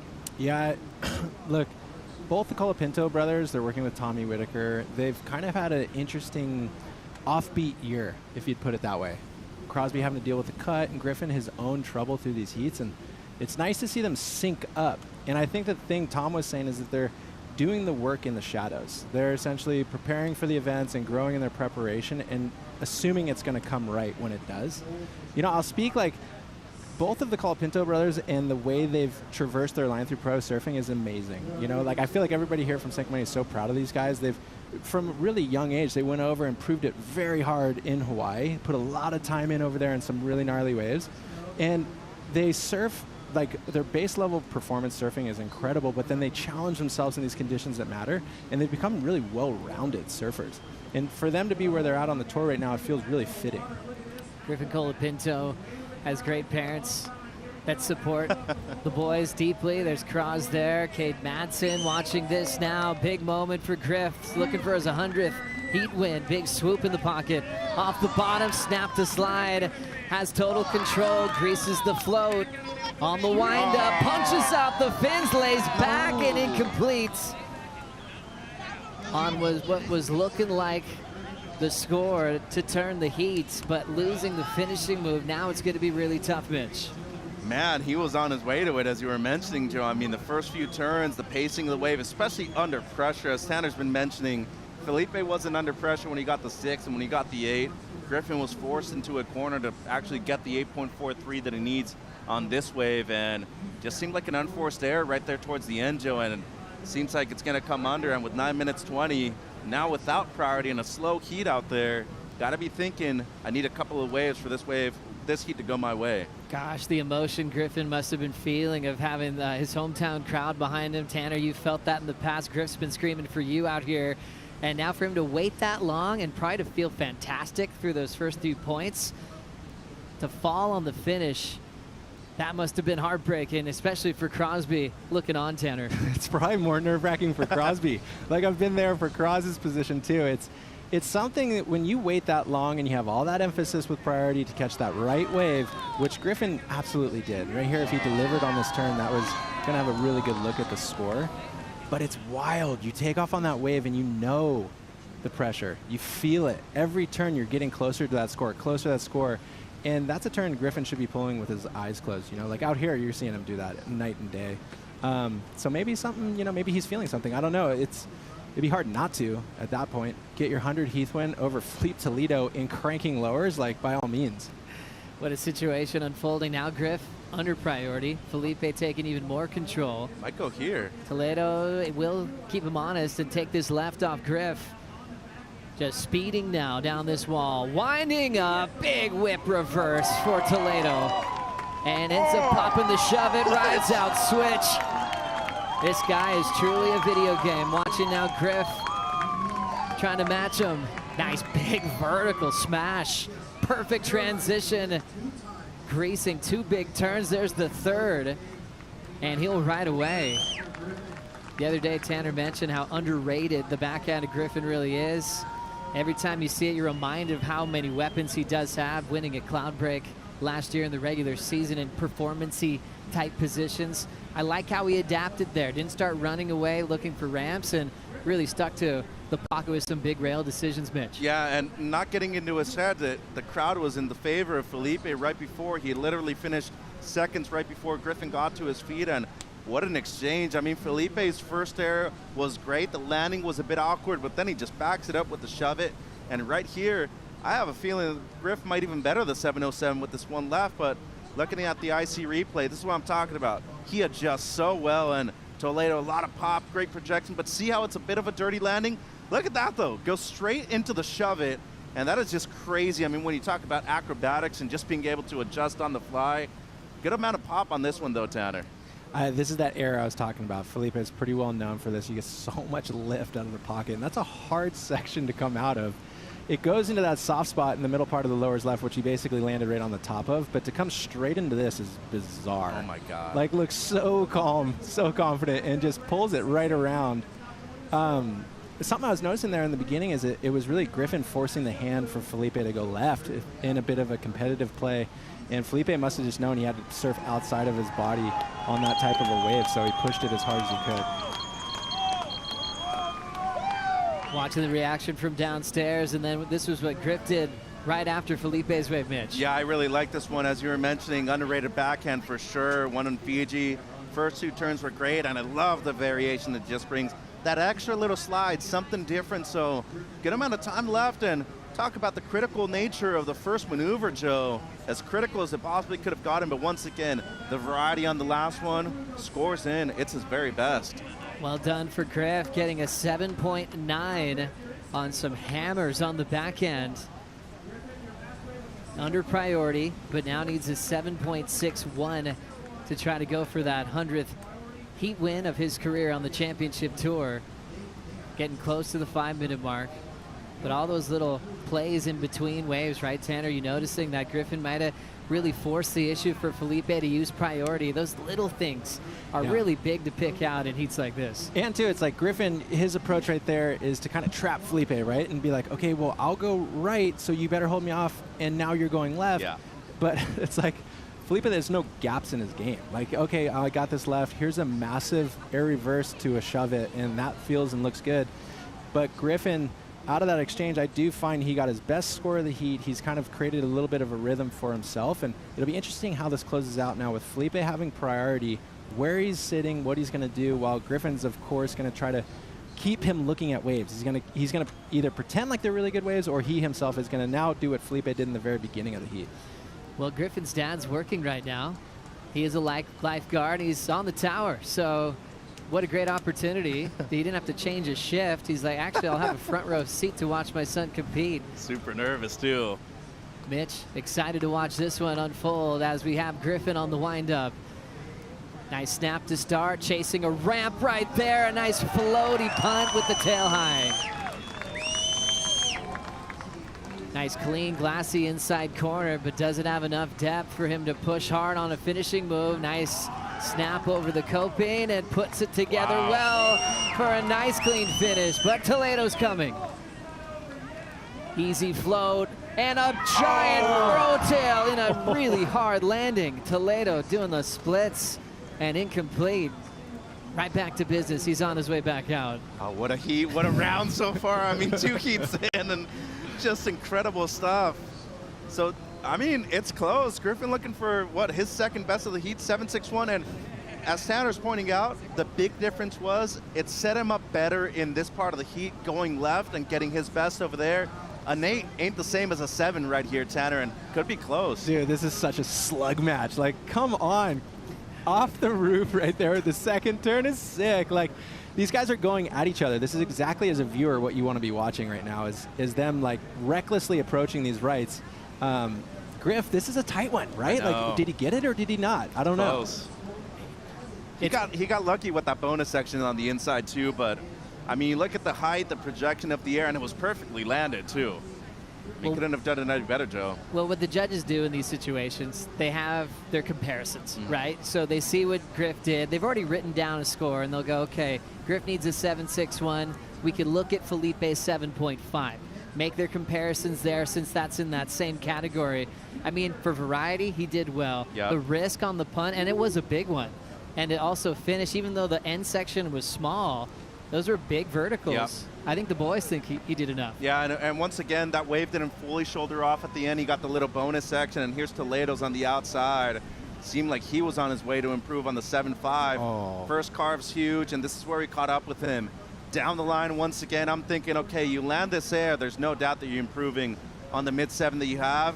And as you said, Joe, just seemed like got incomplete right there with a little bit of his foot coming off of the board, and you know, missed chance because he was going to definitely improve on the 7.5 that he has, but 7.61, judges have a lot of waves to compare it to, and I think it's going to be very close to see a situation change. Gosh, watching those carves from Felipe, catching up on the replay there, just reminded of how powerful that guy is.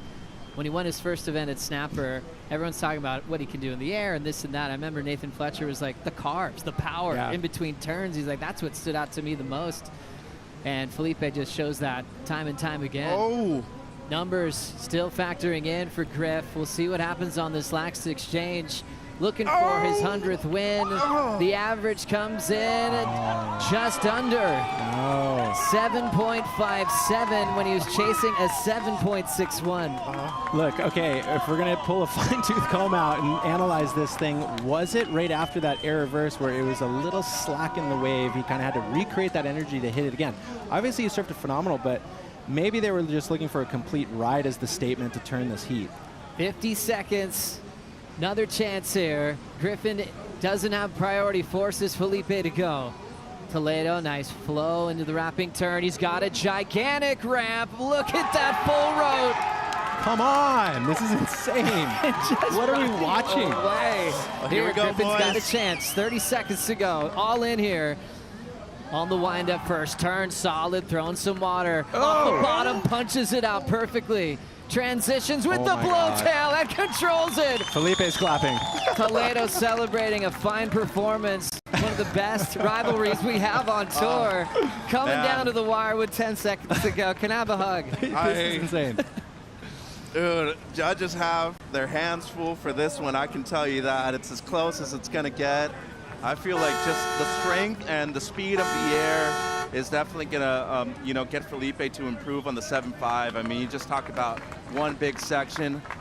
So I think he's probably going to up the ante and the requirement for Griff right here, but 3 major turns. Less is more right here for Griffin. Go ahead, Tanner. Yeah, how sick is the admiration of the two of these guys? Like, they're literally in a bout right now. Felipe back against the wall just throws up a monstrous full rotation. For fun. Love it. I feel good about it. Next wave, Griffin's out the back because he pushed Felipe into that front one. Look at this. It's the amplitude over that foam. Just easy as you like it, realistically. Mitch, I think he will improve there, but it really comes down to this ride. Like you're talking, 3 major maneuvers done on this ride, back to back to back. What's your guys' thoughts on this? Oh, man. That last turn's nasty, bro. I mean, talking about one of the best waves of the heat right there. But I think it just depends on how much Felipe improves on his last and how high they go with the improvement on the 7.5. If he needs something in the mid-8s, I think it's right around there. If he needs something closer to a 9, Joe, I feel like this is going to go Felipe's way. Yeah. What a finish. As scores are coming in from Felipe Toledo. He turns in his best number on his last, an 8.3. So that left Griffin chasing an 8.4. Let's wait and see what the judges think about it. He gets his 100th win. Griffin Colapinto, an 8.93 into the quarterfinals. There you go. That's what you call froth, right? Like, come on. San Clemente comes out for these guys, and that's so special for Griff to be feeling that love right there. You still need a hug, Joe? I would love one from everybody around the world that loves this game as much as we do. Standing ovation from his father and the crew, the lifeguards here in the California State Parks. Big hug from Koa Smith. And all the friends will be celebrating here in San Clemente. Congrats, Griff, on a very amazing milestone, getting your 100th heat win on the championship tour. We'll be right back.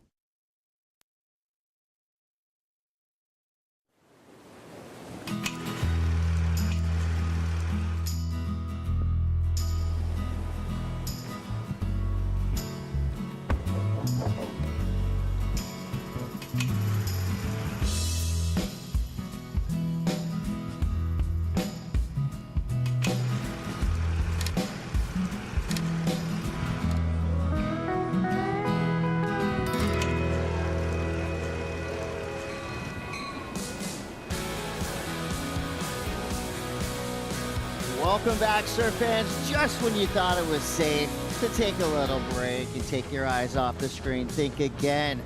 We are in for another epic match. We're calling this the Matala dos Brasileiros, the battle of the Brazilians, two of the best. Yago Dora versus João Chianca. And we're going to start off with the lightning fast action of João Chianca, surfer in blue.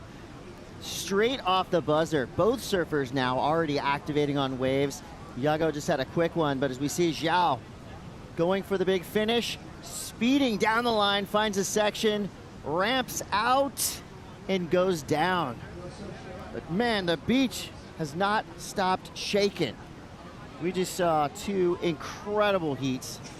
I mean, come on. What more could you ask for in those last two heats of this round? I'm Chris Cote. I got Jesse Mendez in here, Tanner Godowskis. We pretty much duct taped him to that seat. He's not going anywhere. I don't want to leave. And yeah, what a day for it. Yeah. I mean, those back-to-back heats, right? I wouldn't call them upsets because everyone who watched that, there's no way you could be upset at what you saw. No. All four surfers going super hard from beginning to end. And look at what we have now. We got Yago, we got João. Coming up next, we got Ethan and Jake Marshall. I mean, this round right here has really been an incredible show. As you progress through the contest, you always imagine that each round levels up from a competitive standpoint, from a surfing standpoint. And I feel like at the very beginning of this round, these heats are phenomenal. Like, these guys are approaching it as if they are finals. That last heat was bout for bout, like wave for wave, going back and forth. And I love this matchup. I'm sure this is just going to keep moving forward. Jesse, what is like your thoughts and approach on the differences of Yago and João? Well, I think as far as aggressiveness, you're gonna have to give the nod to João, but not because of progressiveness and how critical you get, but just by exactly what he's gonna do right now, the body language. He's gonna be more energetic. He's gonna get a little tighter in the pocket and show that to the judges. And on the other hand, the progressiveness and smoothness of Yago, it's almost unbeatable out here at lowers. Like, if you find some lefts like Felipe and Griffin did in the previous heat, he's gonna be so dangerous, like going to the moon, you know, and comboing it up with beautiful carves. I think this is another great matchup just in terms of styles because, like you said there, Jesse, I mean, João, this guy is all electricity all the time. So much movement down the line. whereas Iago is silky smooth. I would give the style edge, I would give the progression edge and the technicality edge to Iago, but when you think of what Zhao has done already in his career, every wave he takes off on, there is nothing left. He wrings out every bit of juice of every wave he catches, rarely makes a mistake. That's why I was kind of shocked to see him fall in that finishing maneuver. And this is the quick wave that Iago got on his backhand to start. This is just a 2.83, whereas Chianca just dropped to 5.5.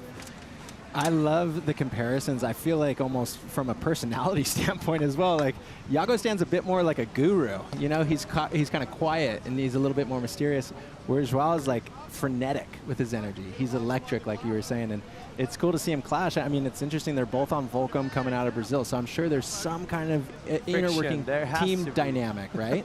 Like, I'm sure they both want to win this heat very badly. Loser buys team dinner tonight. There you go. I think Iago, you know, when you think of the airs that he can do and how he does them, he's one of the best in the world, and he is definitely does the coolest airs. They can both do airs. They're both consistent with them, but Iago's airs are the coolest of the cool, more skate style than anyone else. And so hopefully we get to see some ramps come through for Iago Dora. 23-26 to go. I can feel the energy coming from way down the beach. That's because Griffin Colapinto is now with Rosie Hodge. Yeah, guys, we're soaking in this energy. Such an incredible performance from Felipe and Griffin. Griffin, your 100th heat win, and over someone like Felipe Toledo, your head-to-head back and forth has been insane. Tell us about clinching that one on the sand. Well, I'd say that's a good omen. 100 heat win against Felipe. Take that all day. Thank you. I don't know. I just had PTSD from last year in the finals. I was standing on the beach, and last year it didn't go my way.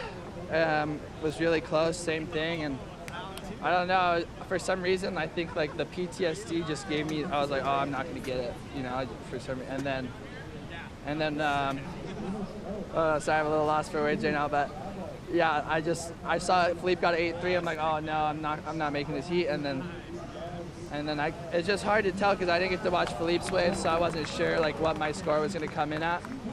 And then boom, 8.9, and like it felt like surreal. Like it didn't even feel real. So I don't know, just all the effort, all the hard work, all the adversity, just leading to that moment. It's like beautiful, and to do it in front of all my friends and family, I'm just so grateful. So thanks to all these guys for coming out. Thanks guys for the support, and my family, friends, everyone. It's just dream come true. So, and Felipe's a world-class champion. We were just talking the whole heat.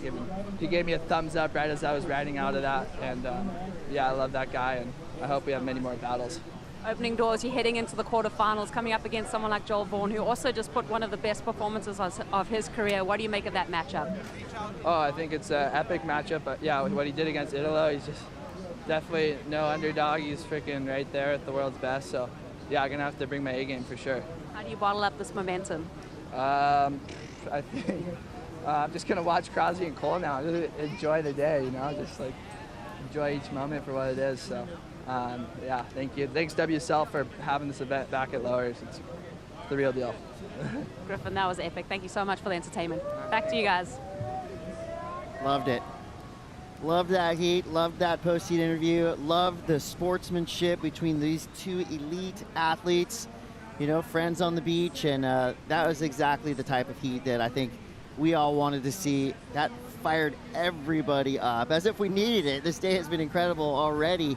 That just took it to a new level. You know when you're watching a heat and you're actually here and your phone starts flaring up that big things are happening, and my battery's out because so many people have just been texting saying, oh my gosh, this is crazy, this is wild. So it's just been one of those days so far. And guess what? It's only halfway over.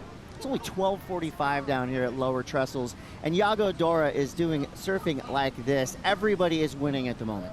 Jesse, let's get our eyes on this fully rotated 6-foot air reverse that happens on the left. That's not an easy section to be lifting like that on. You know, it's cool. It speaks to maybe Iago coming from a bit more of a free surf mentality as he approaches these waves, and he puts it into a contest form. Like, what's your opinion on that one then, Jess? I mean, I just love how silky smooth that was, and what it kind of caught my attention is how he took off on that wave, already eyeing it down that section in the end, probably recognizing a smaller wave in size. He needed to go huge in order to get the score that he got.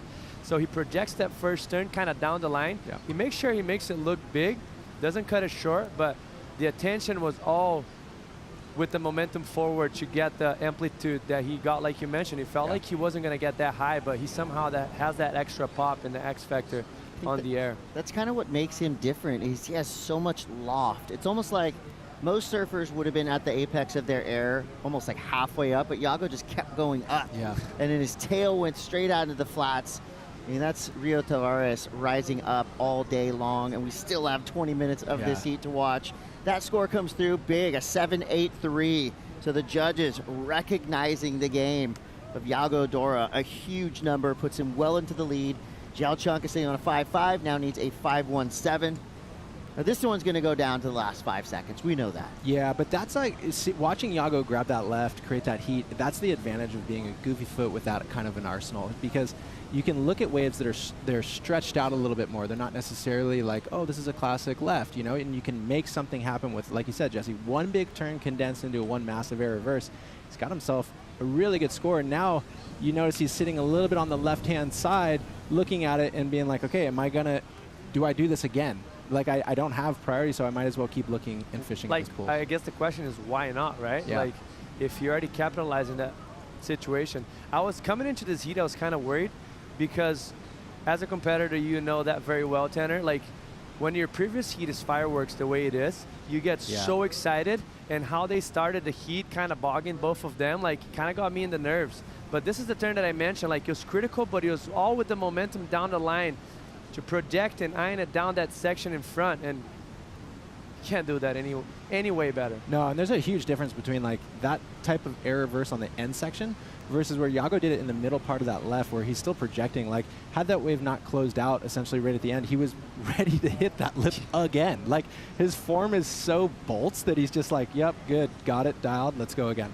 Yeah, sometimes they say in that 80s movie, greed is good. You can't make it look like you're being greedy on the wave, but like you said, if he had about one more foot of projection, he would have been back on the open face. But either way, a massive start there. And I did see one goofy footer on the beach who I know is excited by watching goofy footers go left and do big airs here at Lowers. It was the one and only, the legendary, the iconic Christian Fletcher is on the beach right now. Sick. Walked by him, high five, hug, handshake, and he looked stoked because you know, he knows that he really did plant some of the seeds that led to the growth of what we're seeing right now. Exactly what Iago's doing. Christian Fletcher basically invented that right here. Yeah, like I think it was like in 1989 or whatever. 1989, yeah. That was that event where he blasted that air on the left and kind of basically forced the judging criteria to change. He changed it. He was a huge catalyst for that, and he's kind of the godfather of air, if you will, and it's cool. Like, he back like 20, 30 years ago, he was doing like judo airs. And like, guys aren't People really don't even approaching that now. So I read about that event, and you know, he was doing all those airs. He was actually doing shove-its, so like way back in 1989. He was on that Steve Boyson-shaped Town and Country board, the KNAC sticker on the bottom, pure heavy metal. And in the final, and I kind of just had it in my mind that he was just doing air after air after air, but he actually won that contest with just pure power surfing. He did one good air in the final, but I think he kind of like, you know, as Christian Fletcher has been known to do, like, oh, you think I'm this? Well, guess what? I'm going to be that. Yeah. And I think that is definitely something that every surfer should revisit and watch. I'm sure you can find it on YouTube, but the Christian Fletcher story here at Lowers is a true classic. Well, you tap into that San Clemente lore. You know, you go even past Christian into Herbie and Dibby and what they've given to the community here in town, and Astrodeck and the brand, and like nowadays you hear a lot of surfers like, oh, he skates, like his airs are really good, but like back in the day that was super normal for Christian and Nathan. They were literally on the road with like Christian Hosoi and these guys blasting in full pipe. So it's like it was natural for them to bring the airs to the waves, and we've all benefited by virtue of it. But at the same time, like you were saying, like I know Nathan, one of his biggest inspirations is Tom Carroll. So like he's all about power surfing, and he loves seeing it on the wave face as well. Yeah, one of the best Fletcher quotes ever was, "I'm trying to ride my skateboard on the water." And I think Iago leans into that too. I mean, where he grew up, Pedro Barros, I mean, that is a huge skate scene, and it's that's the cause. I mean, usually he makes those, but I will say a backside air with the grab like that, arguably harder to do than a back three. I agree with you, and there's a guy sitting on my left right now That's really good at that type of air. Yep. No, you know, but the thing about it is, like, you're running down the line, so you're really putting a lot of weight on your front foot. So when you go to get that pop, it's really hard to like manage that whole situation underneath you. And the momentum kind of keeps going forward, Exactly. like what happened to him, right? Yes. That's been always my problem, Chris. This guy got it Not back. even, dude. It's such Maybe. an underrated turn. It's so hard to do it. It's so pretty as well, very smooth. Watching Iago this year, like there was one air specifically that I remember at Burley where he was running down the line and then he popped an air reverse on his backhand and then did turns after it. And I thought to myself, like, that is so underrated. Like everybody's just watching, it's like, oh, that's another air. But you know how it is. It's like when you've pumped down the line, you've compressed so hard into your board over that amount of time that to then basically take your foot off the gas and do an air and then come back down for conventional surfing, it's like two different mindsets. It's a different rhythm. Yeah. Yeah, it's crazy. I hope we see that, what's now going to be called a like backside straight air, just a backside grab air. You know, there's some surfers that in the past are underrated for how good they did that. Benji Weatherly was one of them, had one of the best backside airs in the business. It was his birthday yesterday, too. So happy birthday, Benji. 13 minutes, 30 seconds to go. So Iago and Zhao are going to reset themselves. Good vibrations on land. And we're going to get right back to the action after this quick break. The Lexus Trestles Pro rolls on.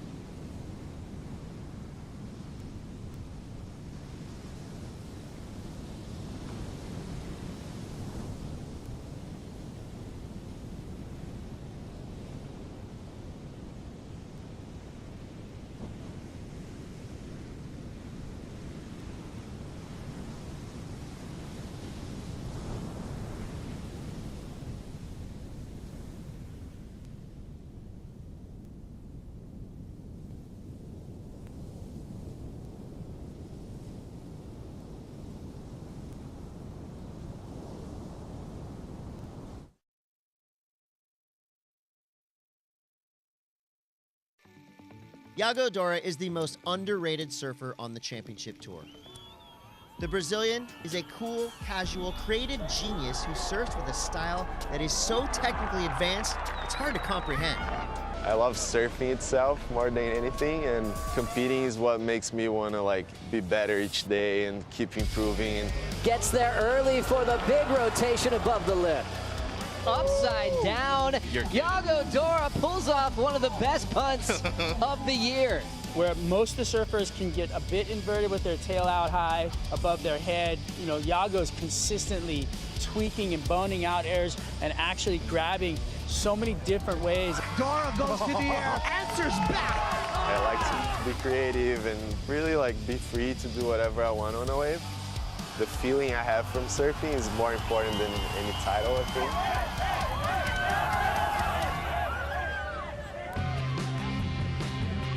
Let's get right back to it with 10 minutes, 32 seconds to go, and the excitement, the electricity provided by that last heat simmering down for a little bit, but that could be a good sign because we love a big finish. We've got 10 minutes left.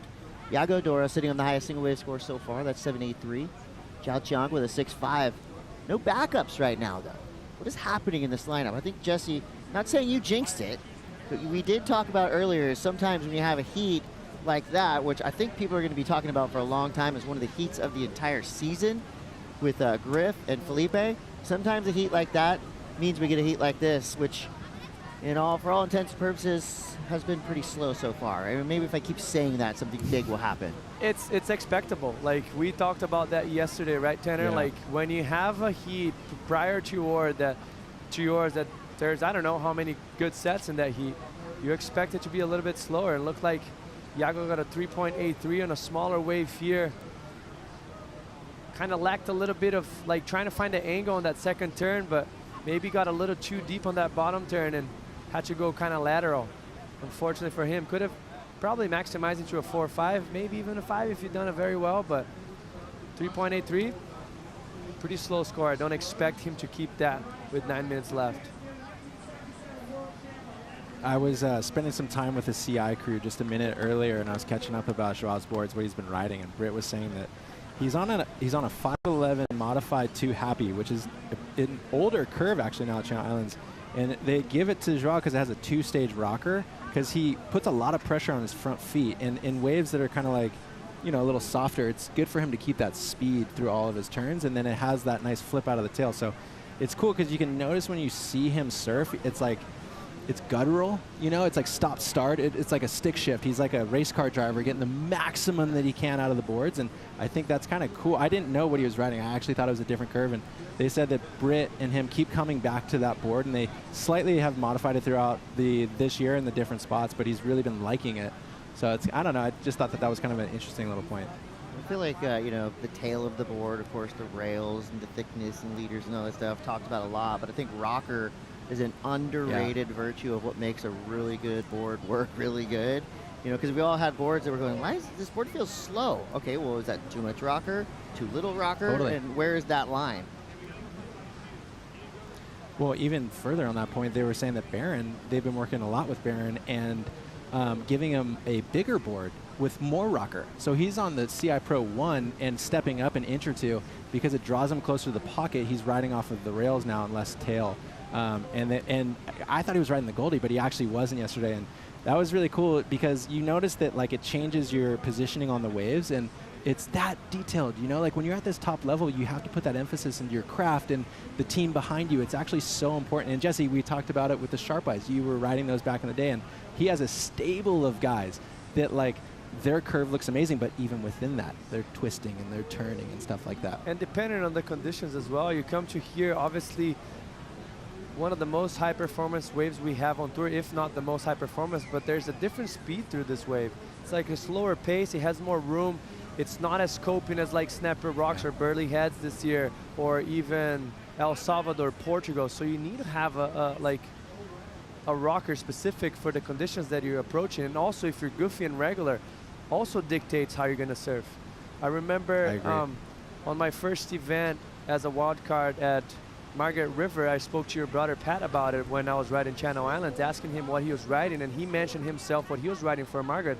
But he spoke that you like something with more rocker because you're on your backhand, driving through the back foot a little bit more and more tight in the pocket. So it changes also not just the conditions, but also how you approach the wave being a regular or goofy footer. Totally, and you can see, like, when you watch Joao, he'll load up, he has a turn, and he'll highline, right? He puts that emphasis on it, gets the speed off of the rail.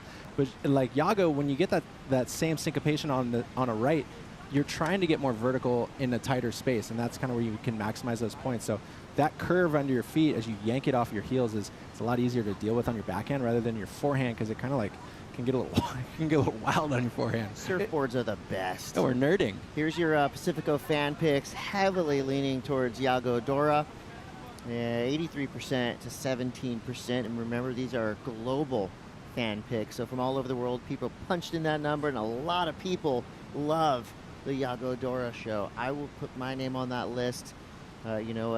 His surf skate relate type of action that we see from him.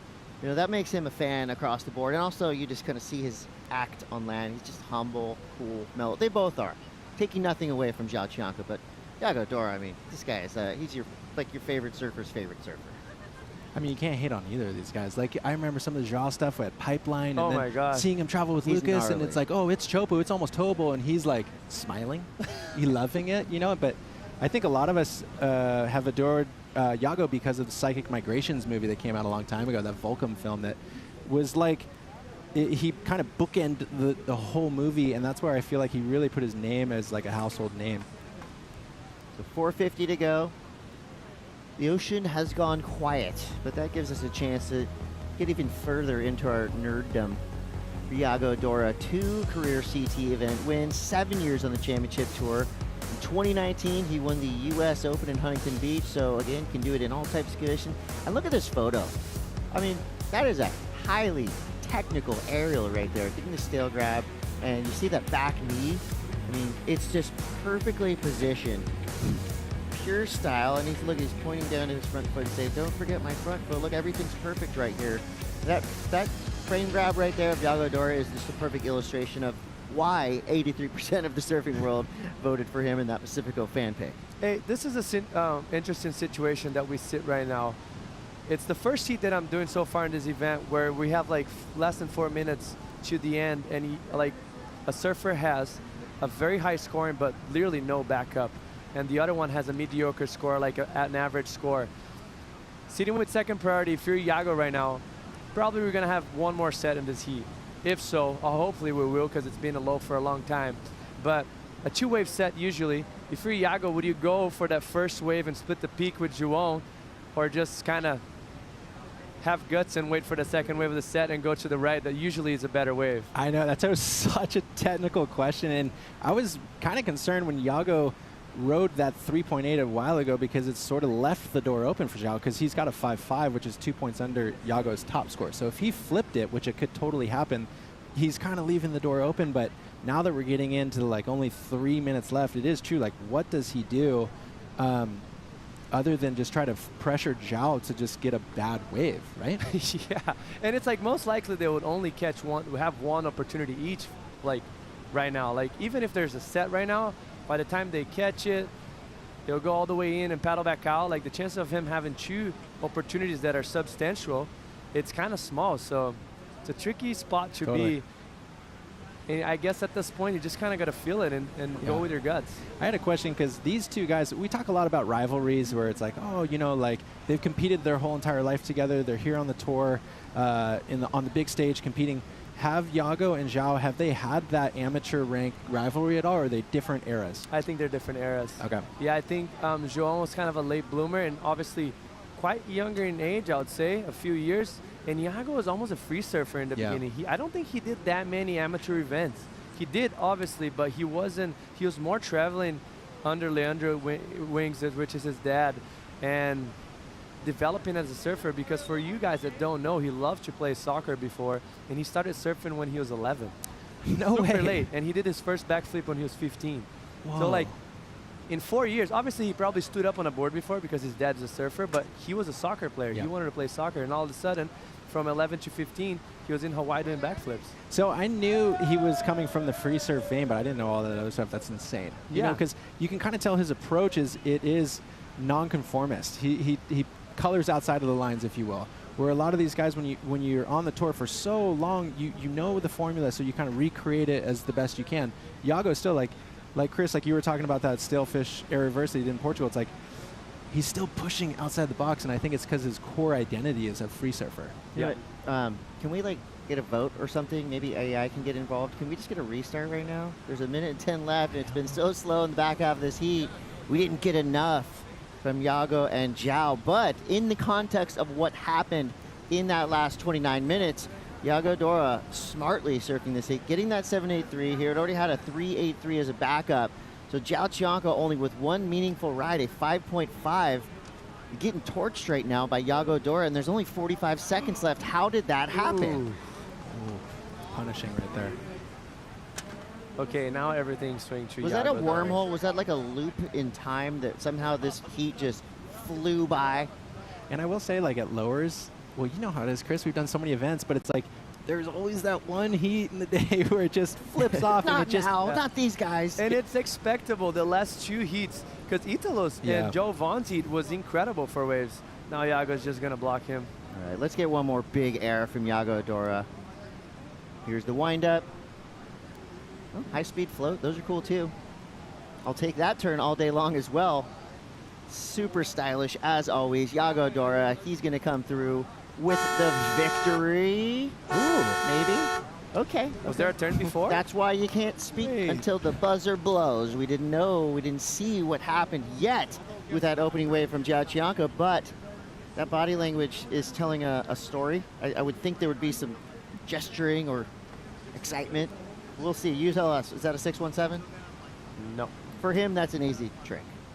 And I mean, if it's easy to compare to, like, you got to go back to the 783, you know, huge lofty air with the combination of maneuver. That's never going to be a 617. Unfortunately for Juan, just a wave-starved heat. Well, I guess Yago Dora has a lot of energy left because he only rode a couple waves in that last heat, but he did get the win. Yago Dora moving through into the next round. We do lose Chianca, but coming up next, Ethan Ewing versus Jake Marshall. This is going to be a good one. It's the Lexus Trestles Pro. Stay tuned.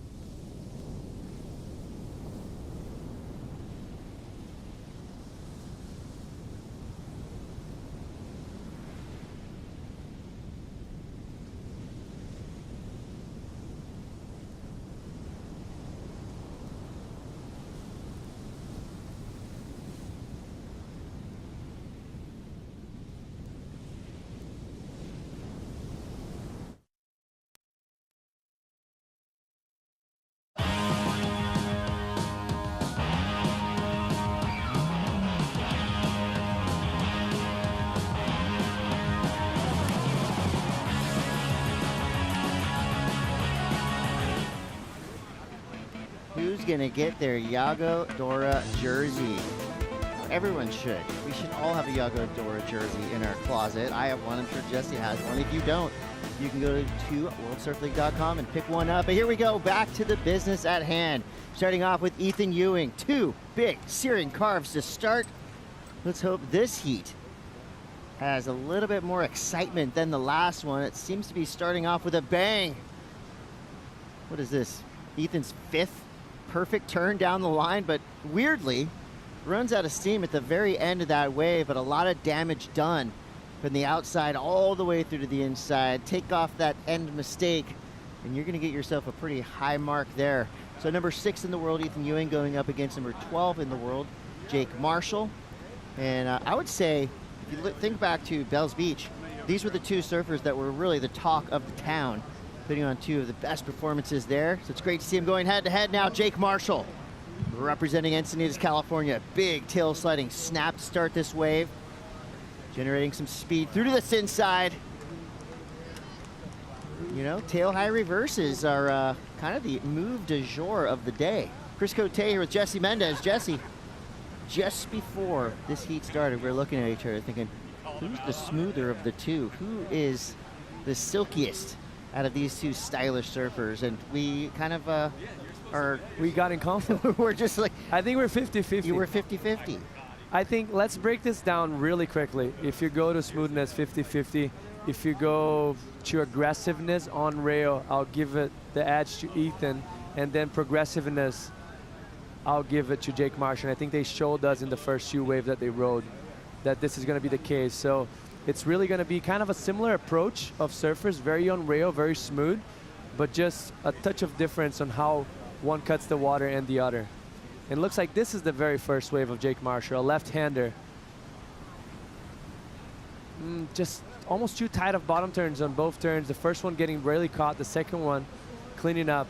And this is the difference I feel like it's going to be. The point of difference for Ethan, how he cuts the water more on rail. It feels like his rails are almost a little bit thinner, so he can dig that in a good way better and cut through the water. This wave kind of giving him a low road. That it's not always that you get here at lowers that steep, but unfortunately that back foot just kind of moving forward and not staying on the grip right there. And this was money from Jake Marshall. Right off the bat, a massive tail blow. Like we mentioned, keeps it smooth throughout the whole time and finish it off strong with another progressive turn. Obviously this one a little bit flatter, more down the line, but what a way to start.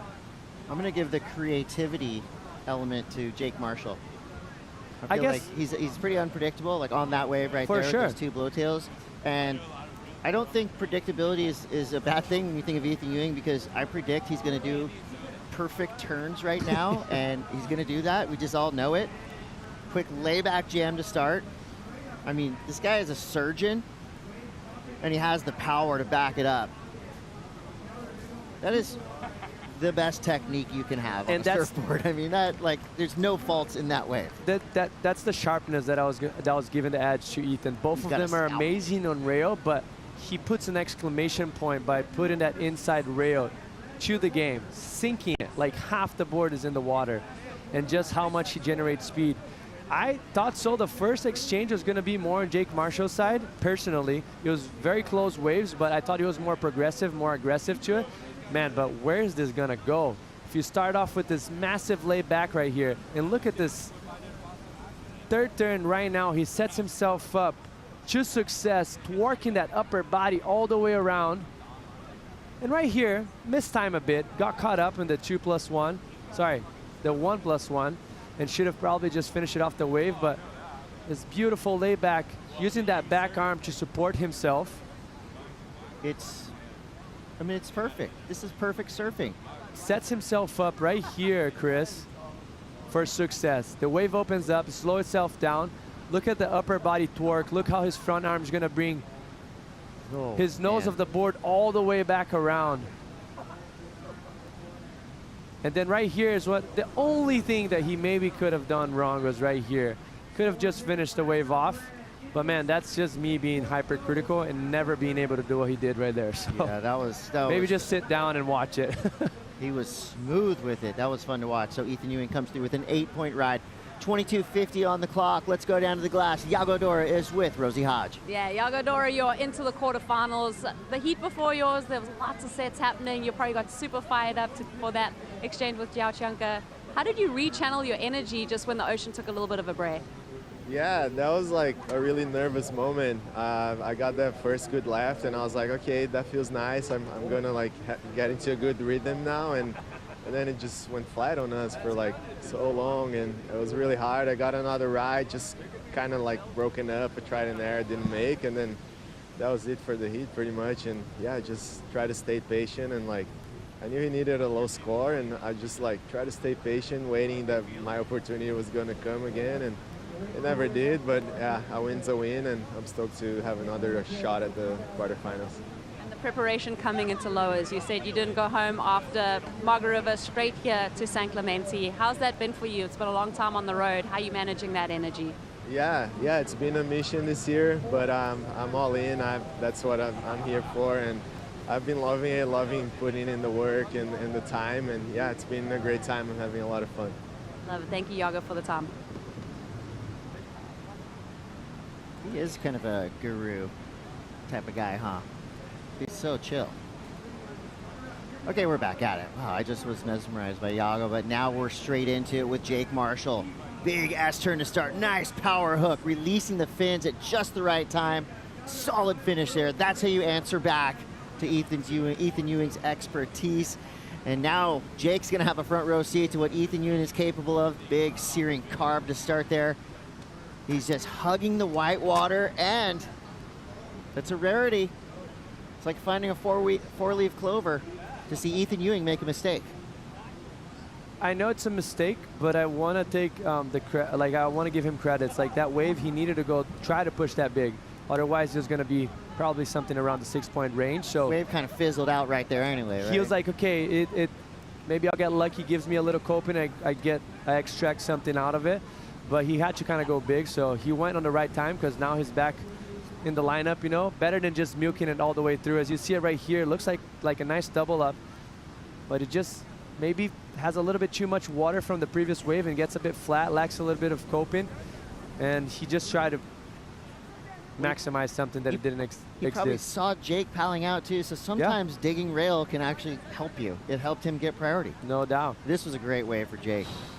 I love how he extended that first carve 80% for them to stomp on the tail and get that release. You're gonna see it right here. Usually you're gonna see guys stomping on that back foot right about now, but he extends it first and then he pushes. So it gives that little extra amplitude to it. This is that second one that I'm talking about. Look at his arms. He keeps it clean and nice, and now he starts to compress and presses on that back foot. Transfers all the way to the front foot, gets the release, gets the fins out of the water. So he gives that little extra factor to it, like that 10% of amplitude on the maneuver for Dan to cut it short.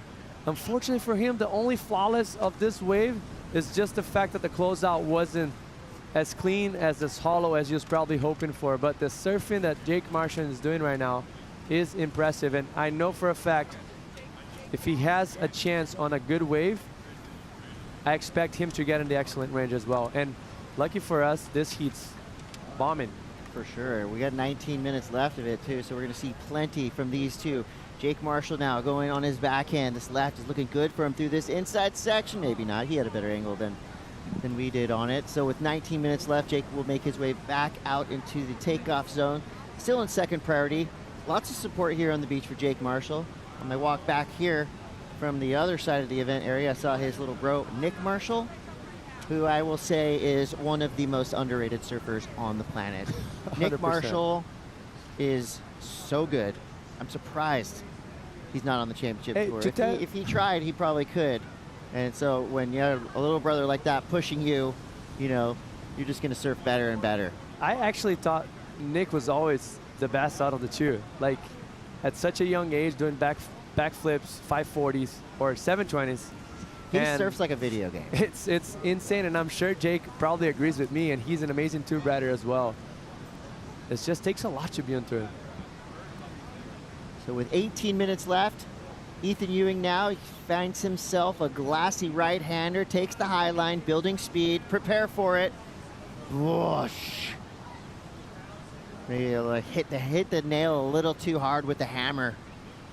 Just digs that edge, but I feel like maybe to the layman, those last two kind of second turns from Ethan Ewing looked kind of like rail digs or bogs, but now after seeing that, it almost feels like he saw what was happening for the rest of the wave and almost let himself kind of stop. Or is it a mistake, or is he doing this on purpose? I mean, it's hard to say it's a mistake to choose that wave because it looks like such a stretched out wave, and with a nice wall, but it just hit that foam. Like probably a wave before was a little bit taller in size and broke more out the back than this one. So this one shifting in. And like you mentioned, like he probably disappointed himself with what was looking ahead and tried to be as critical as he could and get something out of it. And he just gambled at that time, you know? So ended up pushing a little bit too hard and got caught. You see that wave has a little bit of lump in it. Oh, and he got sucked over. 16:50 to go. The crew is hyped because during the last few heats, when we switch out of this booth, we all were greeted with a big box of Board and Brew sandwiches. Board and Brew has a bunch of locations here in Southern California. These sandwiches are incredible. I had the turcado just now. I had why a I'm feeling as good. well. I'm feeling light. You know, I'm feeling Ready for fed, but I'm another feeling few light. heats? Yeah. You sometimes eat a big lunch, and you're just ready for the nap. You eat a Board and Brew sandwich, and you know, you're feeling satiated, but you're also feeling ready to go. We're gonna need it because we got a lot of surfing left to come. It's only 1:21 in the afternoon here, Pacific Standard Time. I believe the tide is starting to recede again. And how lucky we have been with the fact that there's no wind. And you just mentioned, what, 135 you said or something? Yeah, I'm not even going to knock on wood because if it's not windy yet, it's probably not going to get windy. We're so lucky. Like, we had that little sea breeze that started to creep in that Strider mentioned to us in a few heats back, but then it just backed off. He gave that little crispness to the surfers for the coping, but it backed off, so now it's like that perfect time. Like, this is prime time, like the last 4 heats since Italo Pedalao with Joe Vaughn. The best texture a surfer can ask for in conditions like this. No doubt. We got 15, 20 to go. Griffin Colapinto is just still living that Grom life. He's got his jersey on, his wetsuit. He's been out of the water for like a half hour now, but he wants to keep that feeling with him. Talking to Jack Robinson right here. I think it's cool that, you know, I'd say most of these surfers on the championship tour, they're all like around the same age. And it seems to be a brotherhood on the men's side of the championship tour. A lot of good friends, whereas in the past it was really kind of broken up with nationalities. So it's cool now to see that the entirety of the tour, yeah, they're fierce rivals in the water, but they seem to get along really nicely, you know, on land and in the Red Bull Athlete Zone. And I think that's great. You can just feel the positivity coming from the zone. And earlier I said, you know, we were picking up good vibrations from Iago Dora, and I would be remiss if I didn't say rest in peace, Brian Wilson of the Beach Boys.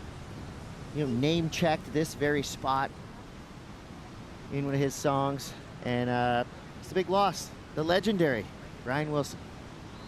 We're sending him good vibrations.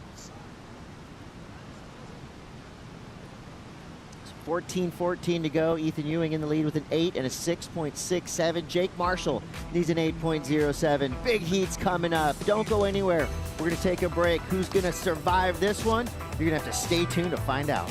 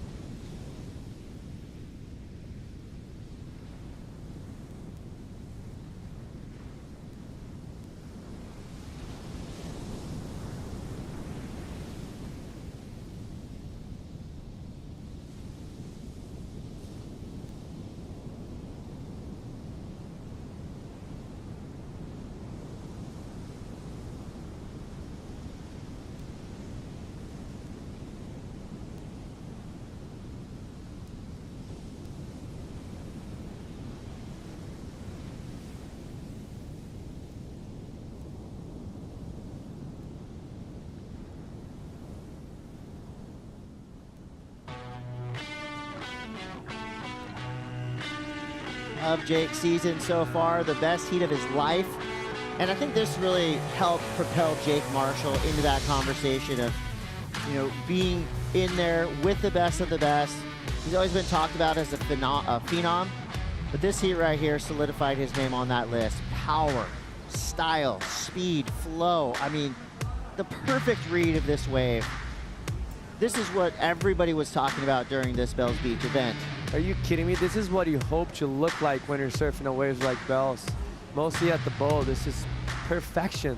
And the way he set up those first scarves down the line, just incredible. The two best surfers at Bells Beach, I'd say throughout the event, not always the eventual winners. It was Ethan Ewing and it was Jake Marshall. They were the names I kept hearing over and over and over. Right now we're seeing kind of a rematch of at least of that vibe. With 11 minutes, 26 seconds to go, Jake has a mountain to climb here with an 8.07, and you know, one thing that every surfer must feel like when they're going up against Ethan Ewing is, you know, you can't count on him making mistakes. There's other surfers that, you know, maybe surf with emotional levels that may vary, that may affect their performance. Ethan Ewing's just the Terminator. He's not going to show any emotion good or bad, high or low. Wow, they're stretching right now. Here we go. Did you see that paddle? Trying to get in position. This one looks like it's swinging a little bit wide. It's going to be Jake Marshall. So Jake using his priority, coming from behind. Big speed float to start. Comes around this section. High-speed foam climb. And that wave was a dud.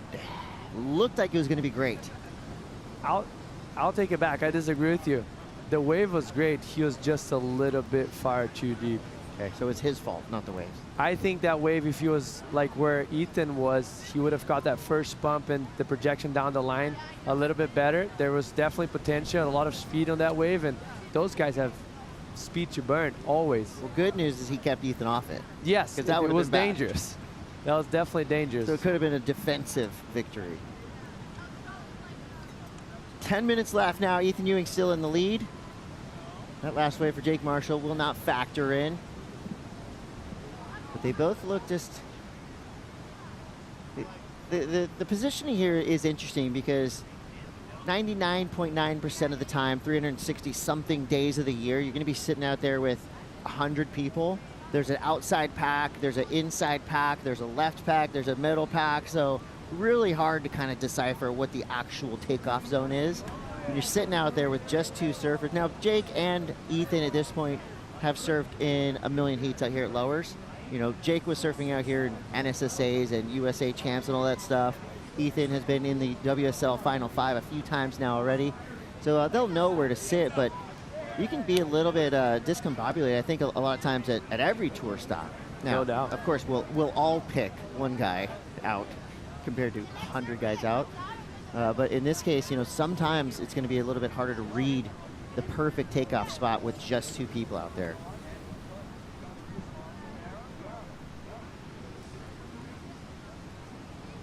And that one goes by. Kind of mushy, so. Wise decision by these two surfers. 8.5 left.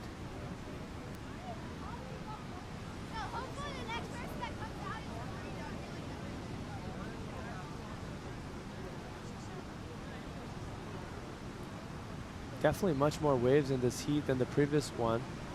And it looks like there's another set kind of creeping in.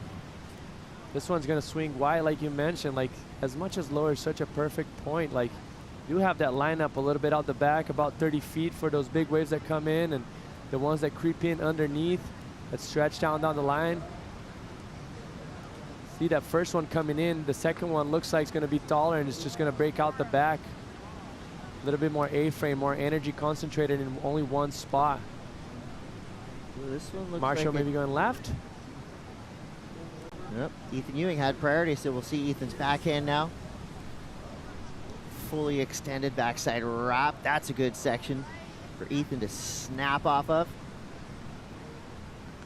Yeah, he's you can tell.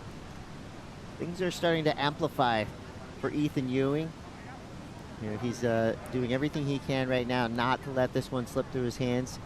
He does have an 8-point ride, one of the highest single wave scores of the day. He pairs that up with a 6.67, so a solid 14.67 total for now. Good news for Jake Marshall and his camp is that now he has priority. And we'll see if this replaces that 6.67 for Ethan Ewing. I think it's going to be right around that same zone. I agree with you. That second turn, the extension, the acceleration, it was great. Just on the downside, that last turn he was a little bit late, but damage done. Nothing wrong with his surfing, just the wave on that last section. If he would have waited a little bit more for him to get up and vertical before the lip was coming down, then he was probably looking to something in the 7-point range. Now, I personally felt like the first wave was better, the 6.67.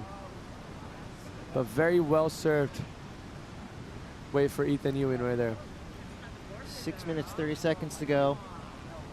Jake Marshall from Encinitas, California. Home break, Seaside Reef.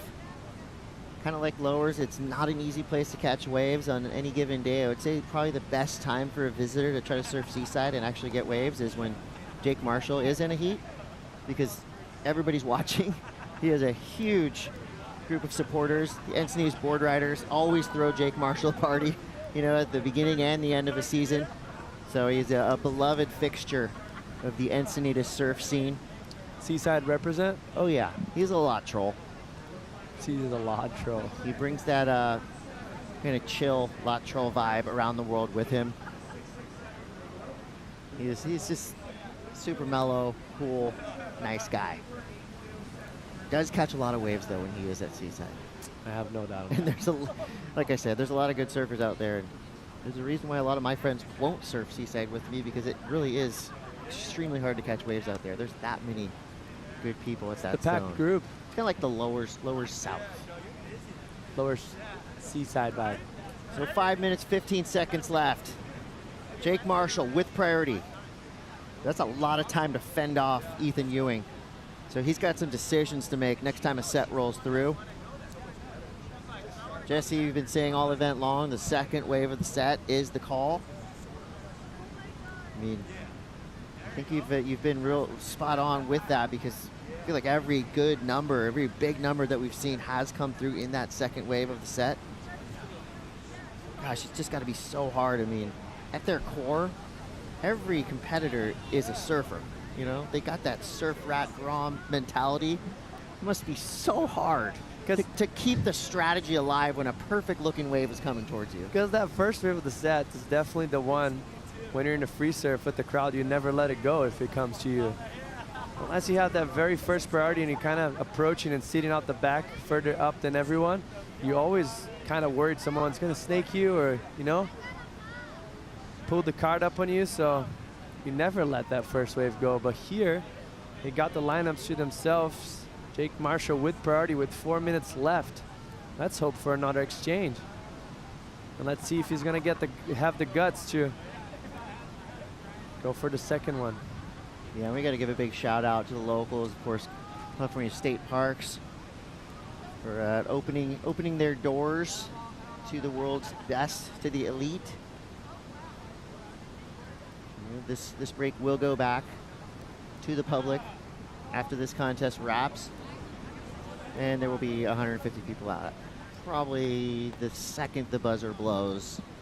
Pretty much every day, but definitely on finals day. There's probably people putting the leash on right now. Oh, they're waxing up. I can hear boards being waxed right now. We're almost to that 3 minute mark. Big heat coming up next. And when I say big, I mean two big fellas. Jordy Smith, Cole Hauschman. And you're going to get an extra special guest in the booth as well. I can't wait. I got my phone charged up because I'm going to watch this next heat while I live it here on the beach. It's going to be that good. No pressure to we Joe might Turpel. jump into extra headset just to listen what's going on, right? That extra headset's going to be filled up with an absolute icon. Well, there should be a fourth one for us right now. I got headphones. We can split it. There you go. We'll go. There you go. To the trail. 241. Of course, lower trestles. This whole trestles area, uppers, middles, churches. You know, Cotton's a little bit to the north. This whole area is absolutely beautiful. I mean, we concentrate heavily, of course, on the waves. It's a surf event, but if you go 180 degrees from where these surfers are, there's a beautiful kind of estuary, reeds. You know, there's trails to walk down, and you know, my son, who's starting his surf journey, has been telling me that him and all his friends, you know, this is a pilgrimage. And I remember being 14 years old and hearing about this spot, and it was like, if you're a Southern California surfer, you'll never forget that first trip to Lower Trestles, because even if you come here every day, it does feel like a surf trip. You can't just pull up, park, jump out in the water real quick. And you gotta park. It's much easier now, but remember when you first came, you were skating down here? You'd park way up the beach, maybe a mile away, skate halfway down, and then hike the rest of the way in. Of course, there's 1,000 e-bikes now on the beach, so that made it easier, more accessible, but you know, it still has that vibe. See, here's the overview. Everyone's parked way behind these bushes. There's trails going down. You gotta try not to cross the tracks. That's frowned upon, but there's plenty of other access ways. You can come around the churches area. You know, you can go under the actual trestle. And for any young surfer, it's just such a cool experience having your first session at Lower Trestles. You're probably not going to catch a lot of waves, I'll be honest here. But you're going to get that experience, and you know, the more you try, the more waves you might catch. It's my advice to the young surfers out there watching. So 50 seconds now. Started with a bang, ended relatively quietly. Jake Marshall put up some big numbers, 6.6 and 6.10 with some incredible surfing, but Ethan Ewing kind of did the double E thing, and it was just daggers from the jump. That 8-point ride was the big difference maker. Sharp. That's the first thing that comes to mind to me. That first turn, she set up the beautiful layback, down the line snap, and that third turn was money. 20 seconds left. Not much on the horizon. The red jersey makes it through yet again.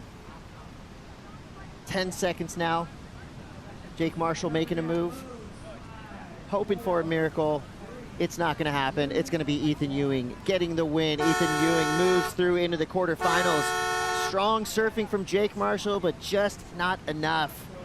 And with that, we're going to move on to the next heat. World number 1, Jordy Smith going up against Cole Hauschman, Joe, Mitch, and a very special guest coming into the booth. Stay tuned.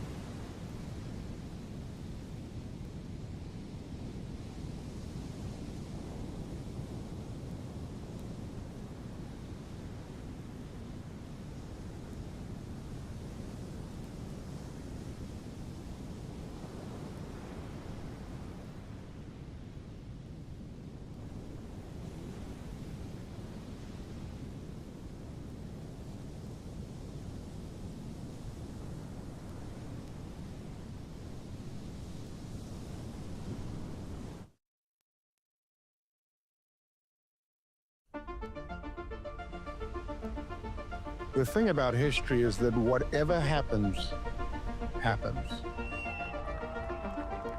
There's no denying it. It is what it is. And no matter how hard you try, you're never entirely in control. It's the beautiful chaos. Hell and heaven canceling each other out. Triumph and defeat. This year, history will be told in 12 chapters. 54 men and women will write it. History will be written live at worldsurfleague.com.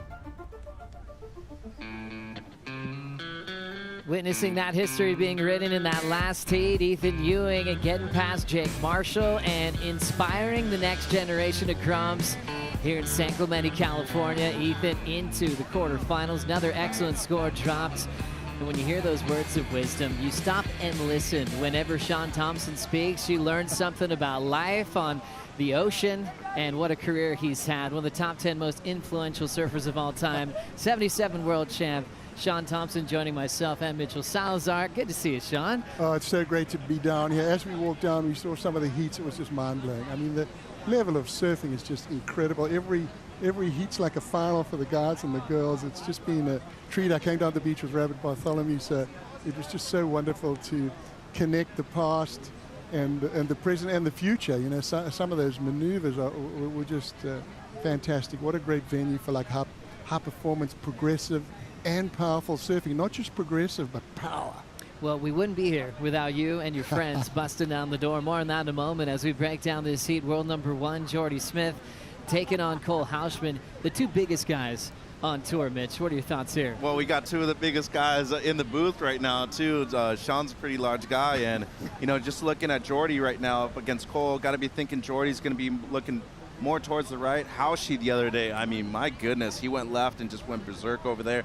And to be honest, I'm really appreciative of the judges really bringing up that scale on the left, too. Less is more, and for Hauschy, that's got to be his game plan at the moment. Cole Hausman happy to be at home surfing in this event for the first time. Rookie last year, missed out on the Final 5 and almost accomplished Rookie of the Year. We've seen this resurgence of talent from San Clemente. It's always been there, but now with the numbers on the championship tour, Sean, it's been impressive to see San Clemente just create that unity and energy to create lots of success, and Cole's riding on that wave right now. Yeah, it was great to see him win bells last year, that full-on backside power attack. And I think what's going to be awesome about this heat, it's like power versus power. Yes, the guys can bust aerials, but their whole surfing vibe, their whole surfing mission is based around raw power. I had a photo taken with both of them today. Like I'm 6'1", and Cole and Jordy tower over me. I mean, Cole is definitely, kind of more sturdy. Jordy slimmed down. I said, Jordy, what are you weighing right now? And he said, I vary between like 92 and 95 kgs. I didn't ask Cole what he weighed, but big boys, powerful boys. So I'm really looking forward to this heat. Rolling in, first wave. We'll go to the local boy, Goofy Foot, throwing some water off the tail. Hausman's second turn off the lip. Nice flow through the white water. A lot of speed to throw into the drifting finish. These two guys demand the most liters of volume on tour. Matt Biles telling me Cole's on 34 liters at the moment. When I was talking to Sam Zubovich from JS Industries, Jordy was moving from 33 to 34. Like Sean was mentioning, a little bit lighter than Hausman. Cole about 225 in pounds. Jordy about 200, moving a couple of pounds up and down as the season progresses, Mitch. Yeah, and I think Hauschy right now, his focus just been on really maximizing and emphasizing that power aspect that Sean was bringing up right here. Cheeky right there by Jordy, too, almost affected his line getting into this wave, but really love the combination. And going right first thing in this heat, I think, was actually very smart. Go power v power right here, and how this tail slide right at the end, too, Joe. So bit of variation right there towards the tail end, but we talk about throwing spray and timing this maneuver well.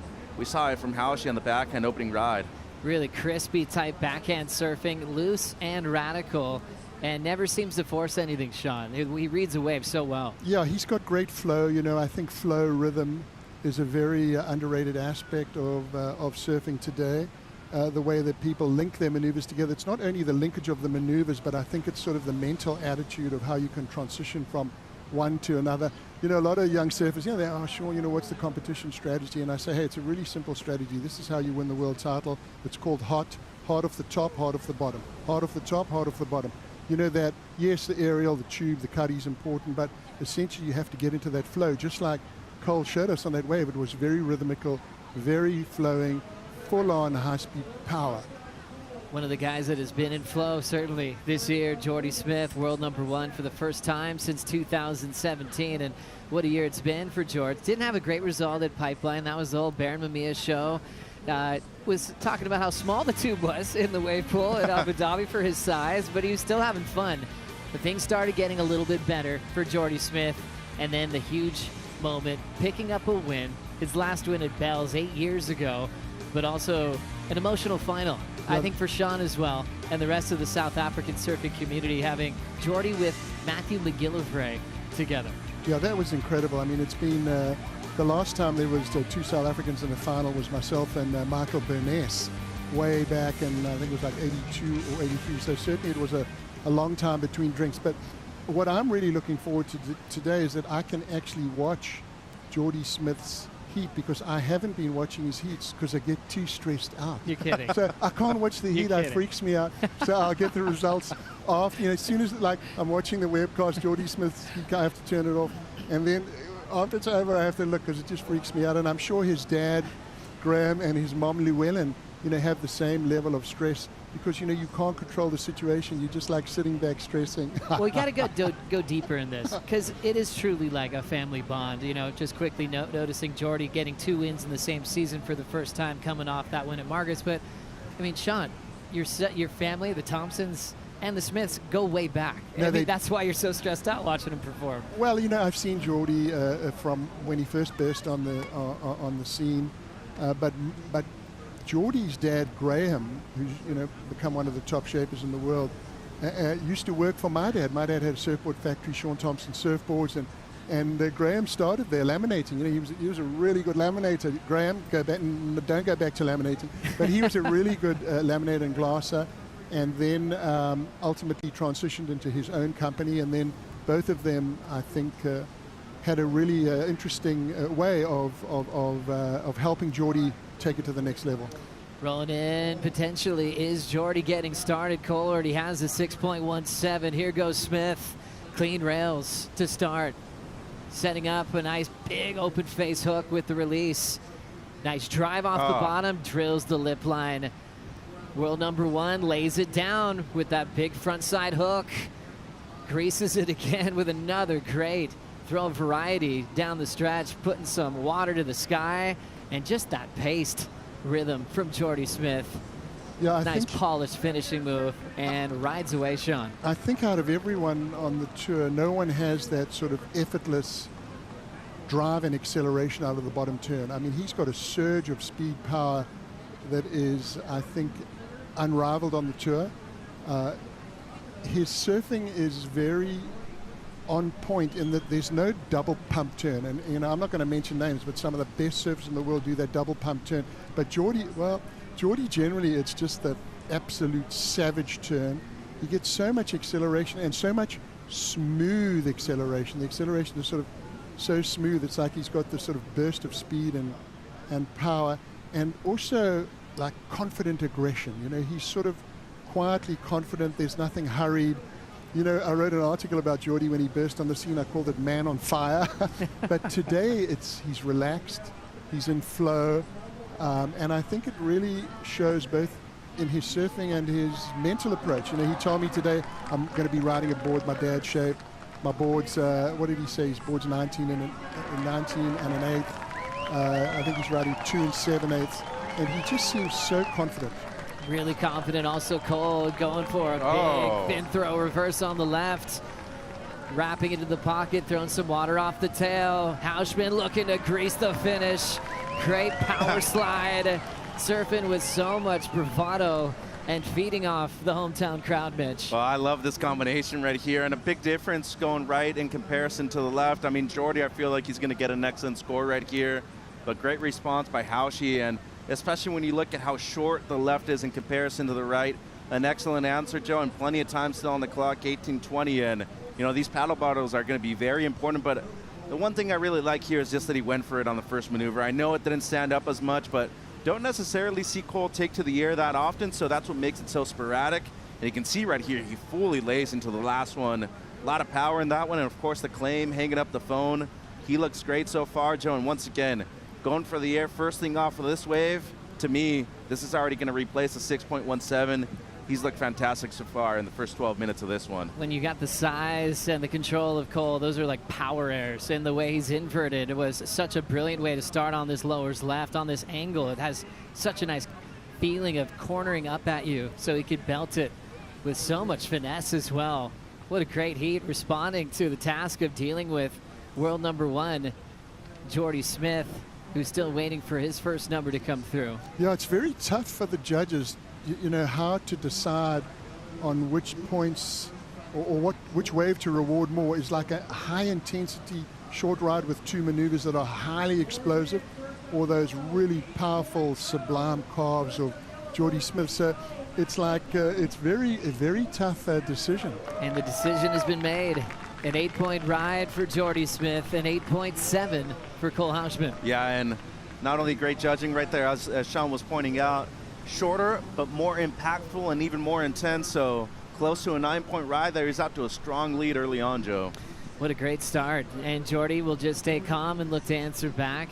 He's been pushed in some great ways this year, but still keeping the joy. I suppose that's been Geordie's mantra. 18th year on tour, the oldest guy full-time, and it's things like you always had in your mind, Sean, as being one of the most successful surfers of all time, even competitively. having those words of wisdom like, I will. I remember reading an article where you knew you were going to win pipe, a pipe master back in the 70s, but also winning your world title in that same era. These guys have to keep that rhythm, sometimes those key words to really elevate their success. Yeah, I spoke to Geordie this morning, and I said, gee, Geordie, you know, you're having such an incredible run. You know, people are so proud of you. And he said, hey, Sean, I've just been turning up. I've just been turning up. You know, those simple words are just a note staying in the present moment. And like you said, Joe, you know, I encourage many young people around the world. I do a lot of these huge keynotes to some of the world's largest corporations, Fortune 500 companies. Every time I do a paid event, I do a free one. I call it double shaka with large, whether it's a rehab clinic, jails, schools, universities. And I encourage young people, find your purpose, find your power, find your path. How are you going to do it? Write your code. Write 12 lines. Every line begins with I will. And you write it in 15 minutes. So it's a really empowering process for a young person, you know, who might be a little bit sort of vacillating about what they're going to do, where they're going to be going. But you write it down. It gives you sort of a firm, positive direction, and it's fun to see people battling, and then they write their code, and then they have the success. It's wonderful, and it's free, and it's all come from the spirit of surfing. We've got something happening here. Gosh, love that. Great words from Sean Thompson. You can find his surfer's code and live by your own and take inspiration from his. Look at the speed from world number one. Giant frontside punt to beat a section.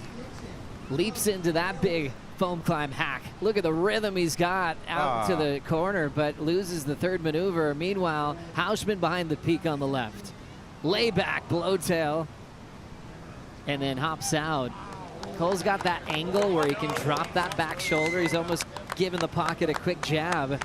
Before we break that one down, let's catch up with Ethan Ewing with Rosie Hodge. Ethan Ewing, such a great heat. Talk to me about the lead up to this event. We know that you're trying some different kinds of equipment. What were you riding before this event, and ultimately what did you ride out in the competition? I tried a few different shapers. My DH is going great, but yeah, just looking for like different feelings, and I think it's always good just to try something new, just to keep things fresh. And but yeah, I've been sticking to the DHs. They've been feeling amazing, and yeah, feeling really good. They're looking really good and cracking it into the quarterfinals. Been a couple of events since you've been there. Does it feel good to be back in that round? It does, yeah. The Oz leg, I had a few moments, like a few heats, but I've been on a bit of a rough one, so it's been good just to bounce back and yeah, into finals day, which is exciting. I really want a big result, so I'm going to chase that. And matching up with Iago Dora in the quarterfinals, what do you make of that one? Yeah, really exciting. He's a great surfer, especially on waves like this. But yeah, just stick to my strengths and yeah, just go for it. Thank you, Ethan. We'll look forward to that matchup. Thanks so much, Rosie. Ethan in the go zone at the moment. He's been dropping eights basically every round so far. Into the quarters with waves on the way here in heat number 5 of the round of 16. Jordy's going to hold his position. Cole with priority. Last of Jordy Smith coming in at a 5.17. So still second, needing a 6.88 to take the lead. Cole doesn't want to waste any time with priority. We could have a split. We'll stick with world number 1 on the right. And now get to see both of them with Cole throwing down his big first turn. Tail high reverse for Hausman. Crowd loving it. And still some space for Smith to tee off on the lowers right. These ones just keeping a nice long ride for Jordy. Waiting for a nice clean finish with that power slide. And usually when the fists are up for Jordy, that means he's having a good time, creating some energy for himself on that one, Mitch. Yeah, definitely, you know, not something that I was necessarily expecting right there at the end from Jordy, but, you know, the previous wave didn't get the task done, and I do feel like Cole is in a good position to improve on the 6.17 right here. And still plenty of time, 12 minutes on the clock, and you just look at the impact of a single maneuver from Hauschie, the 3.5, just the one layback. I mean, he does multiple of those. We're probably seeing another excellent number, Joe, but all in all, I really like the strategy that we're seeing from Cole at the moment. I really thought Jordy was going to go for the big punt here. You know, he's winding up. I thought right there, because the floater is, I mean, it's a cool maneuver, but I don't think it's rewarded from the judges. It's sort of like a transitional maneuver to get from one section to the other. Whereas if he had done a big straight air there, I think it seems like the judging in this heat has moved more towards the explosive air than the long carving ride. You know, you can see they're definitely rewarding those short radical lefts more than they're rewarding the long smooth rights. So Geordie's really going to have to, I think, come back with some with a bit of his air game, and certainly he does have a very powerful air game. Good angle of the left here, Mitch. Yeah, no, and we just talk about the high impact of these maneuvers, just so much more explosive. Only two, but I mean, those were two excellent waves on the IC replay. And, you know, you talk about purpose, Sean. I feel like this guy's purpose as of right now is just to motivate and inspire everybody on the beach, especially the local surfers, to take note of what he's been doing. The first 20 minutes, he surfed the best heat of his life so far, Joe, and it seems like he will be improving on the low 6 that he has. Yeah, the numbers locking in now. What a fun heat already. 6.23 for Geordie Smith. Does improve on his low score. Cole Houshman, 6.6, does improve on his lead. And Cole, second year on tour, out in front with priority over world number 1, as we still are enjoying our conversation with 77 world champ Sean Thompson. We'll keep him around after this break.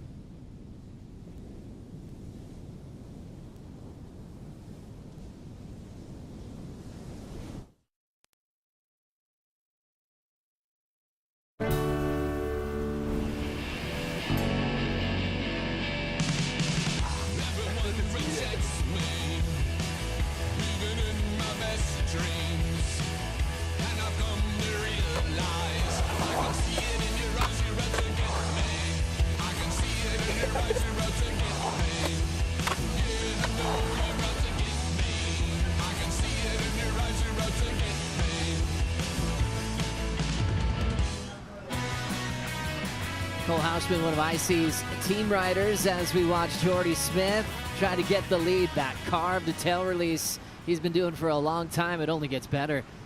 Now trying to find a nice section to work with. Frames it vertical. Getting more speed out of that turn. Does the same thing again. Flowing into a punt attempt and just off balance on the end section. Before the fall, it was just so fun to see how he gets speed through turns. The pace of a wave, you know, can go off speed at lowers at times. It can get softer. For Geordie, it just never looks like he's in a bad spot. Unfortunately, he did lose the air. But we'll take another look here, Mitch. Yeah, no, as you're pointing out, I mean, there's flow involved in this wave right here from Geordie, but I just feel like after the 8, he's had bad luck with a lot of these waves. They haven't necessarily stood up the way he's wanted to, Joe. And you can just see right here, he's always a little bit behind the section. Sometimes it's good, especially for those airs that you're looking to push down the line. But as of right now, I feel like he's still going to be searching for the low 7 that he currently needs. First few turns were great, but as you can see, onshore has slightly picked up, making things just a bit more difficult with that little chop on the face of the wave. All in all, though, still surfing great. Wants to be on a better wave, though. Ever since you released that article, I mean, I know you knew Geordie Smith basically when he was born, Sean, but give us the cliff notes of what you saw in Geordie when you wrote that article back then, and then the Geordie that we're seeing today. Yeah, so I wrote an article when he first burst on the scene. I called it Man on Fire because it looked like he was in a lot of hurry to achieve success, and certainly, he achieved incredible success so very young. But I remember walking into his bedroom, and he had like 30 surfboards in there from all the best shapers in the world. I mean, every single shaper in the world wanted the hottest young kid on the block, Jordy Smith, to be riding their boards. And I said, hey, Jordy, you know, this must be very confusing for you. I said, why don't you just try to settle down on one shaper and maybe just relax a bit, because it's not always the fastest that wins the race. And Jordy was on his own path, and he was very determined and had this spectacular career. I mean, he came so close so many times, but I think now he's just sort of settled down, and he's realized that he can stay calm in no matter how stressful in the situation, where maybe perhaps in the past he might have crumbled a little bit. Now he's got the fire and sort of he's got that mental fortitude just to sort of hang in there. Like he said today, I said, hey, Jordy, you've been having a run. I've just been turning up. And it's a great attitude, that very relaxed, not like I've been trying so hard. I've just been turning up, which is from a mental aspect, I think it's just a very pertinent statement that really reflects his current mindset. So it's great. It has been great to have seen his growth. And at 38 years old, to see this like unbelievable new resurgence, he's like a Grom. You know, when I saw, he released a video of himself surfing down the south coast of South Africa. If anyone hasn't seen it, you know, I think O'Neill has publicized it, but he's surfing these incredible radical barrels, and his surfing was so beautiful, and his surfing was so technically advanced, and it was so instinctual. I went, wow, Jordy's like surfing at another level, and he wasn't really getting it recognized in the contest perspective, because the tour, I don't think the tour had started then. And then once Pipeline started, I saw him out just before Pipeline at Pupakea, and I emailed the team manager, Garth Tyler from O'Neill, and I said, gee, saw the stuff of Jordy riding this black board. The dude looks electric. And then he had a close loss at Pipe, and then from there he just built and built and built. Oh, what a great story, Sean, as we see a nice, beautiful A-frame peak coming in here. Priority with Hausman. Both have to duck under this one. Another wave popping up behind it. It's up to Cole with priority which way he wants to go. But the advantage of the lowers, you can split things up if you know which way your opponent's going. And it's still an yeah, Sean? It's still an incredibly close heat. I mean, you know, they're both sitting on, you know, Jordy's got that 8, Cole's got that 8-7, and it's going to be the final wave here. And I'll tell you what, it's going to be the guy who's got the mental toughness here, who can pull out that wave in the last stop. It's going to be, we're going to check out some toughness here. Sean, just congratulations on celebrating the anniversary of Busting Down the Door, 50 years, right? 50 years, You're yeah. on tour again. You've been very busy, so we're thankful that you had time to join us today. How have the premieres been sharing that movie the last No, it's been few fantastic. days? Tonight we're showing at the Lido in Newport. We showed in Santa Barbara, we had a couple of thousand people turn up. We showed at the Aero in Santa Monica. We had a couple of hundred people turn up. And then if anyone wants to come and see the film, they just go to bustingdownthedoorfilm.com. We would love to have people there. You know, it's the best way to connect a tribe. You get them together in a darkened theater, and everyone watches great surfing. So it's really, you know, I'm very proud of that movie. It's 50 years since the development of pro surfing, and to watch what's happening today is just, it's like a mind blast. Big thanks to Sean and his crew for creating the dream that we're living today in pro surfing. Big tail whip, another version of a slide. That one off the Kofi. Goes another one. Cole Hausman owning the lowers left, putting his name all over it. That left that gave him so much through the USA champs. He had 2 keepers in the under 18s, won the under 16s at the US titles. And a big reason for it was that left-hander out on this 8-frame bench. Man, I'm just a huge fan of his surfing. I mean, matching the power of the wave right here. And of course, once again, the biggest moment in this event so far right here, going up against world #1. This would be a massive win. And not only that, to do it under pressure at home, it doesn't really seem like he has a single amount of pressure on him at the moment, Joe.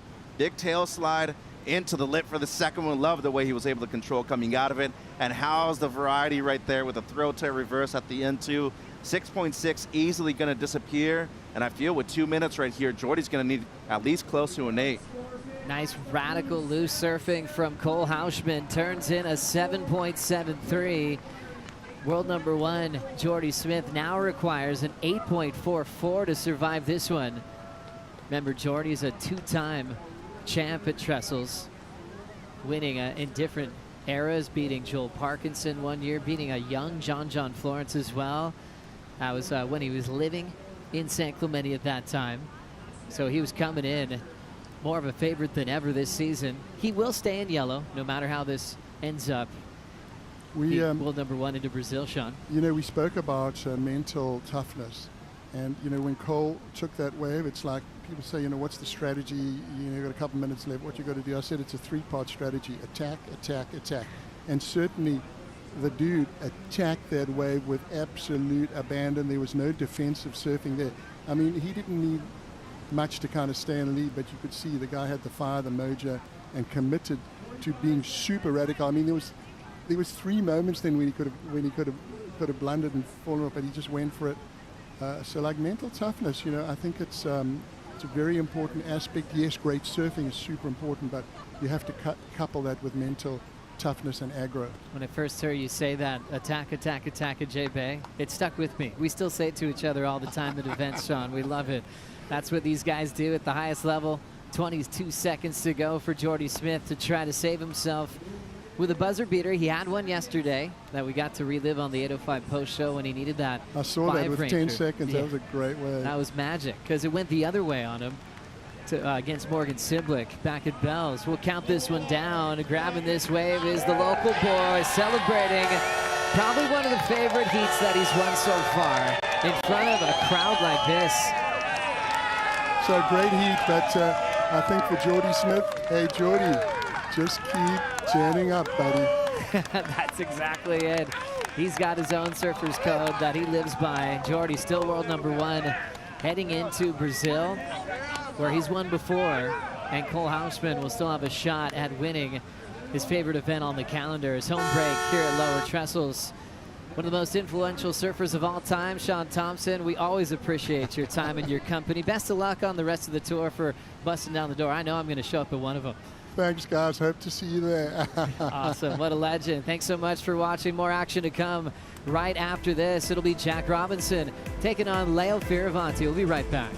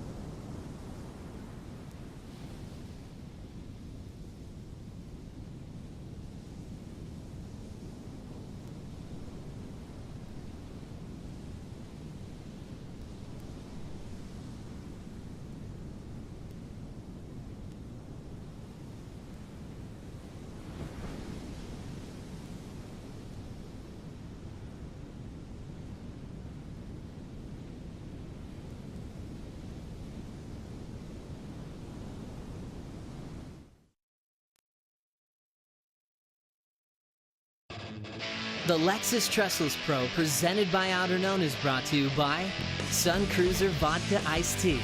Let the good times cruise. By Neutrogena, sunscreen you'll love to wear. By Hogue Health, the official healthcare provider of the WSL in California. And by Lexus, experience amazing. Southern California is excited for this win, especially this town called San Clemente. Cole Hausman representing big time, where he grew up in the house that he still lives in. He could walk to a little beach break just up the coast, just south of the pier. Little peaks on the right day, but gosh, he's so close to lowers, especially in the e-bike era that we're in. He could have like 5-6 sessions a day down here, and he is just a popular favorite. I just love how comfortable he is in the big heats. Yeah. You know, we've seen that pressure crumble some of the greatest athletes with having to do it for your hometown. For Cole, he elevated in that win over Jordy. And now we switch it to another great rivalry, Jack Robinson versus Leo Fioravanti. Yeah, two guys that have known each other forever. I mean, they're two of the OG young guns out of this generation, along with Kanoa Igarashi, who's going to be in the next seed of this round. But you just look at the talent from both of them. Obviously, Jack has had major accolades, member of the finals multiple times, and it seems like Leo looking to strike right here, Joe. Leo Fioravanti goes big on the first section. Nice vertical there for the Italian. Oh, wow. What a healthy looking carve that was.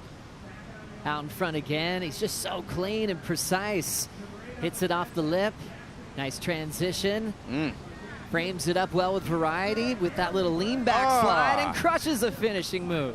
Great start for Leonardo. Now Jack Robinson finding his flow through this inside track. Setting up the sharp eye to rip into a cool finish. A really quick fist pump out of that to sell it. But also just likes to show the judges that he's loving his surfing, pumping himself up because he knows he's got a wild heat on his hands. These two have known each other since they're about 10 years old. Yeah, and it's crazy to think that they're now in their late 20s and still at the very top of their game too. Both members of the top 10 at the moment, Joe, and Jack Robinson looking to win his first world championship this year.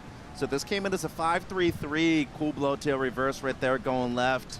And the progress that he has made with this, small wave surfing has just been, truly untouchable, Joe. And you see right here, cleans up the finish, little slide. And then once again, just, drifting the fins on the left. A little bit of a flatter section, but still some great surfing. And here what could potentially be the best wave of the heat so far. Excellent combination on the outside. You love the way he held that rail. So did I for the longest of times. You can just see he's always surfing in the pocket. Meat of the wave right there into the lip. This layback is sick. Look at the way he sets up this last one though, Joe. A little bit more explosive, and as you can tell with that body language, he was stoked on that one. And we didn't fully see the outside of Rabo's wave. This is it though. Into the reverse. That's much better for Jackie boy. Nearly, front foot nearly up all the way to the nose. That was pretty cool and creative. And right here, just some framework through the middle. Kind of putting up the finishing touches on this wave. He was really stoked with it though. Has the layback Larry towards the end. He's got to be pumped. He's already going to have, close to 12 points, if not more, with the first two waves of this heat. So great start for both gentlemen. Fun time in this heat draw for some childhood rivals that were traveling around the world together. We got Jack and Leo, then we'll see Kanoa up next. Those guys were inseparable on a lot of surf trips at times, sharing the same major sponsor. They're always supposed to make the tour. They're always supposed to compete for world titles. So right now they'd be loving this, seeing their names so close together. As we got numbers in, Jack 7.33, Leo 8.5. This one's getting good. Let's catch up with Cole with Rosie. Yeah, Cole keeping the dream alive. He's an obvious favorite. We could feel that energy on the beach. Cole, coming up against Jordy, we were talking about the head-to-head history, and you were saying, that was the tiebreak. You got that one on him. Recent history at El Salvador. Tell me about the feeling and the energy going into it. Yeah, he got me in El Salvador, and we were 1-1 and head-to-head, so I was like, a little mental game. I was like, all right, best of three. Whoever gets this one's on top. But, no, Jordy's like someone I grew up watching, I look up to. I watched him here when I was a kid, so it's like the opportunity to surf against him in my backyard at home, like world #1, is like, that's what the tour is about, So just living my dream. Haven't seen you in the final series since El Salvador, where you finished in the semifinals. Good to get a bit of momentum here at home. Yeah, for sure. I mean, if I could have picked anywhere to have a run, it'd be here. So just try not to get ahead of myself, and day by day, heat by heat, and yeah, hopefully good finals day. So. We saw that Instagram of yourself as a little Grom down here at the Trestles Pro. How good does it feel to be that person competing on the championship tour and have all these Groms looking up to you? I mean, yeah, that's what it's all about, really. It's like, I started coming down here watching it before I even started surfing, and now to be in it, it's like you aspire to be in it, and then you kind of lose sight of it, but it's just like, that's why you work really hard. I worked like my butt off my whole life for this, and yeah, I mean, it's pretty emotional. You see those photos, and then now you're living the dream. And yeah, if I could give advice to any of the Groms, it's just invest in yourself. The only thing I did was I just went all in on myself, and with the support of sponsors, friends, family, parents, it's like chase your dreams. Really cool words. Thank you so much, Cole. We'll see him in the quarterfinals, you guys. Gosh, how exciting is that, Rosie? So cool seeing Cole just step up and eliminate #1 in the world. What a task, especially with Jordy, with his reputation at lower trestles. Cole wants to stay part of this event. He wants to be there on the podium. And a job well done. Yeah, and you know, for Jordy Smith, once again, he didn't surf bad. He had an 8, a 6.23. That's more than 14 points. That, I mean, by most standards, you're having one of the best heats of your life if you're just an average person. But talking about world number 1, he's had the most consistent year out of everybody on the Championship Tour. As you said, he's still going to be world number 1 heading into Brazil, an event that he's already won in the past. But, you know, this was kind of one where you wanted to distance yourself a little bit more. There's always that target on your back, though, and being that person that has that hunger, has something more to prove, how she did it at home. And to be honest, Joe, you know, stoked for Jordy. I'm really pleased that we're seeing the left get scored just as much as the right at this event. And, you know, for how she to be able to prove that in that heat in particular, job well done for him. Well, that was really the difference in the heat, wasn't it? You know, Cole going left, having these punchy, real vertical, big sections to play with, where he really had clean transitions in a short space. Yep. Jordy obviously still ripping at 100%, but those long rights that were kind of losing power down the stretch, he wasn't able to really finish with something really big. It was finishing on 1-foot sections at times, where Cole was able to really read his local break really well. Cole also being coached by a champ here at Trestles, and it's been rare for the Goofies. Louis Egan representing in 2002. Rub it in. With a win here at the CT level. We have multiple at the Challenger or a 6-star Prime, though, so keep that in mind, guys. No, it's true. That's a whole nother script. A lot of Goofy Foot winners on the QS side. Gosh, there have been a lot of different events here with those PSAAs and a lot of national champs that won out here that were Goofy Foots. But when Luke won, it was kind of the Australian run that they had, with Richie Lovett winning in 2003, then Joel Parkinson in 2004. Phil McDonald made a final in there as well, so there was just this Aussie domination of lower trestles back then. Yeah, and completely different styles from all 3 of those guys, too. You had the smooth surfing of Joel Parkinson, Richie really aggressive into the lip, and of course you had, you know, the knock-kneed style of Luke Ying, one of the all-time greats when it comes to goofy footers. But, you know, that's what this wave does. It just presents the very best surfing out of everybody, and really pleased to see this back as a regular season event on our calendar schedule, Joe. Kelly got one in, then it was B. Durbridge, so another one for Oz back in that era. As we got 19:20 on the clock, Jack out in front over Leo at the moment. Let's check in with Kaipo. Hey, we're over at Firewire. I'm here with Kevin Schultz, a professional surfer and professional firefighter and part of the R&D team for Firewire. We're gonna talk boards for lowers with Kevin. Kevin, what do you got there? Kaipo, I got an S-Boss. This is a model that Kelly and I were pretty passionate about in the last couple years. It's been about 4 years in the making, just came out last year. This board design is super unique. It has a straight rail line and then a big double V concave running all the way through the bottom. It's pretty narrow, and then you have a little break over the tail. So in terms of lowers and what I like to ride out here, this board to me feels more like a snowboard. It kind of teeters off this V in the middle, and you can lean over off your heels and toes really quick, and it translates really well out here on the lowers wall, whether it be a tight pocket or something a little more drawn out. Traditionally, I'll ride mine as a quad. I love the drive that you get as the quad, and overall, this is just a board that I've been super passionate about the last couple years, and you know, to work with Kelly on the design and everything, it's pretty all time, and you know, him and I try each other's boards every once in a while, and it comes out pretty good sometimes when you put your heads together and work on something. And super appreciative to Dan Mann and Firewire for kind of getting behind the design. The collaboration. What do I got right here? So that one's brand new. That's called the Groove, and that's a Machado shape. Super fun. And the difference of these two boards that you're looking at, you have a wide point that's really far forward. So sometimes on the smaller days out here, you can really get that wide point up and a lot of float and foam under your chest as well as your front foot. Same with that board. I like riding as a quad. They both have the 5-pin setup option, but this is a board that's just gonna really plane out nicely in flat sections. And on the smaller days at lowers, when we're surfing down here 2 to 3 feet, it's a blast. Unreal. So if you want to try the Groove, if you want to try the S-Boss, come on down here to Lower Trestles. We got the demo center with Firewire. Thank you, Kevin. Absolutely. Thank you, Kaipo. What a class act. It is always so fun to run into Kevin Schultz, an unbelievable surfer. And he's got one of the coolest things going. He's a fireman, a good one. Yeah. He's actually a total hero, volunteering in some heavy situations when he doesn't have to even. And going out here to lowers and ripping it apart. When he has a chance to go to wave pools, he's doing flips.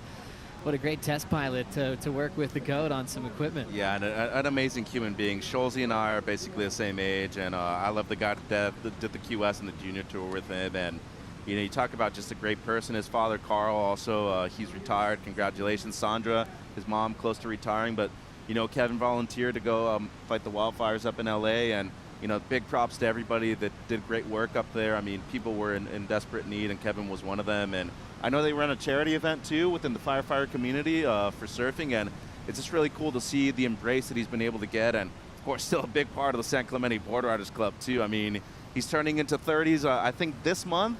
So he's going to be a great addition to that squad right there, Joe. Gosh, one of the gnarliest board riders clubs in the world. Tell me about it. Right here in San Clemente.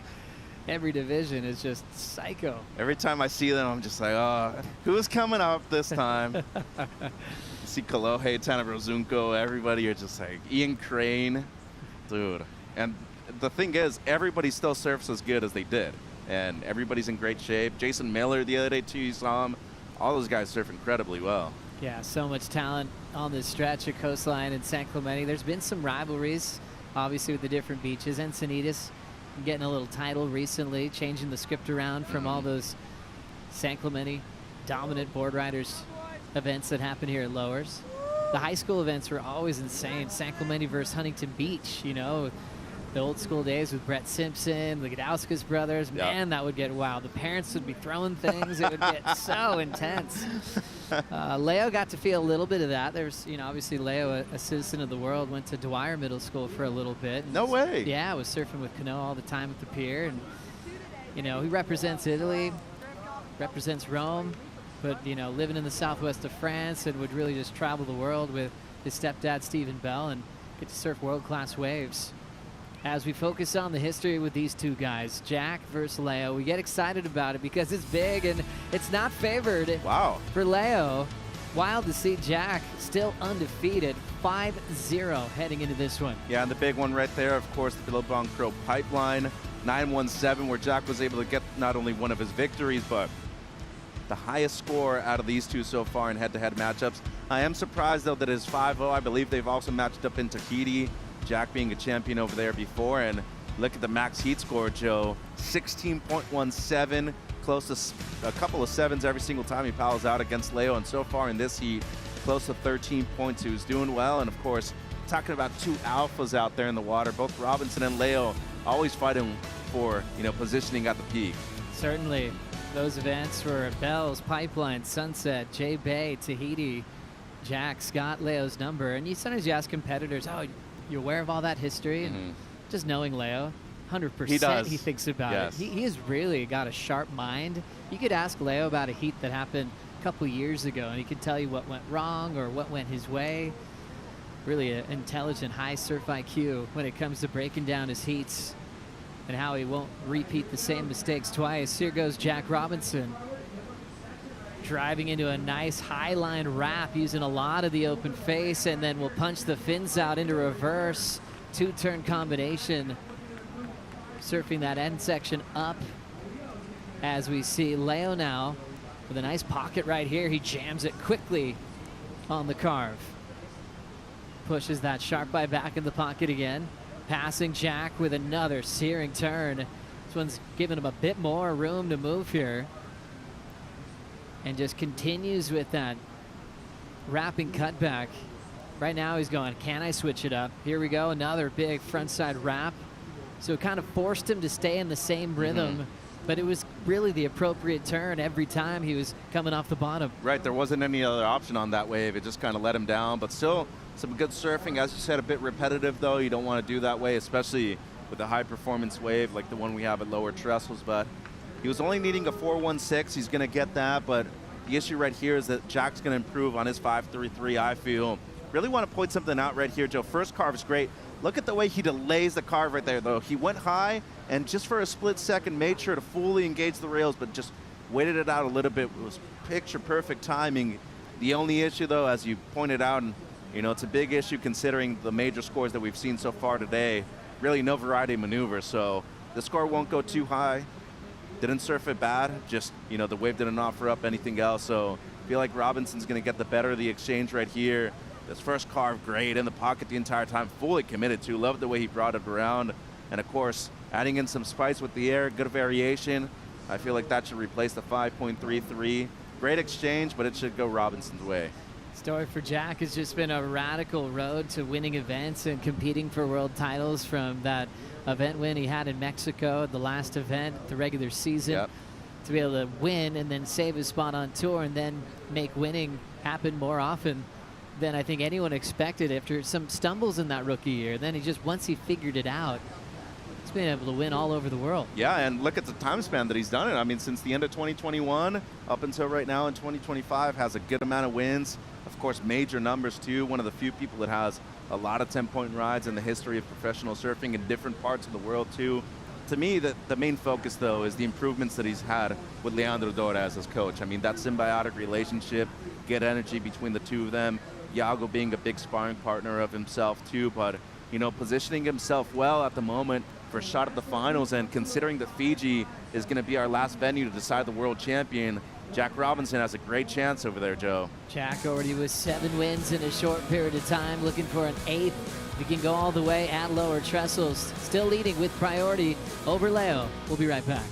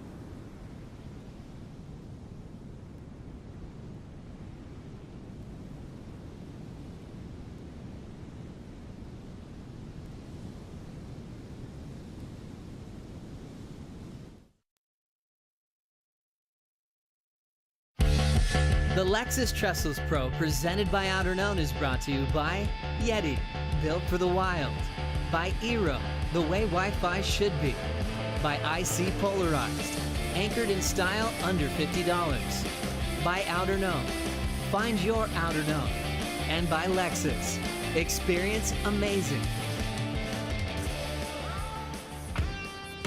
Still enjoying this clash with Jack and Leo here in the round of 16. Jack with the lead and priority will take this wave. He's got the drive, got the speed.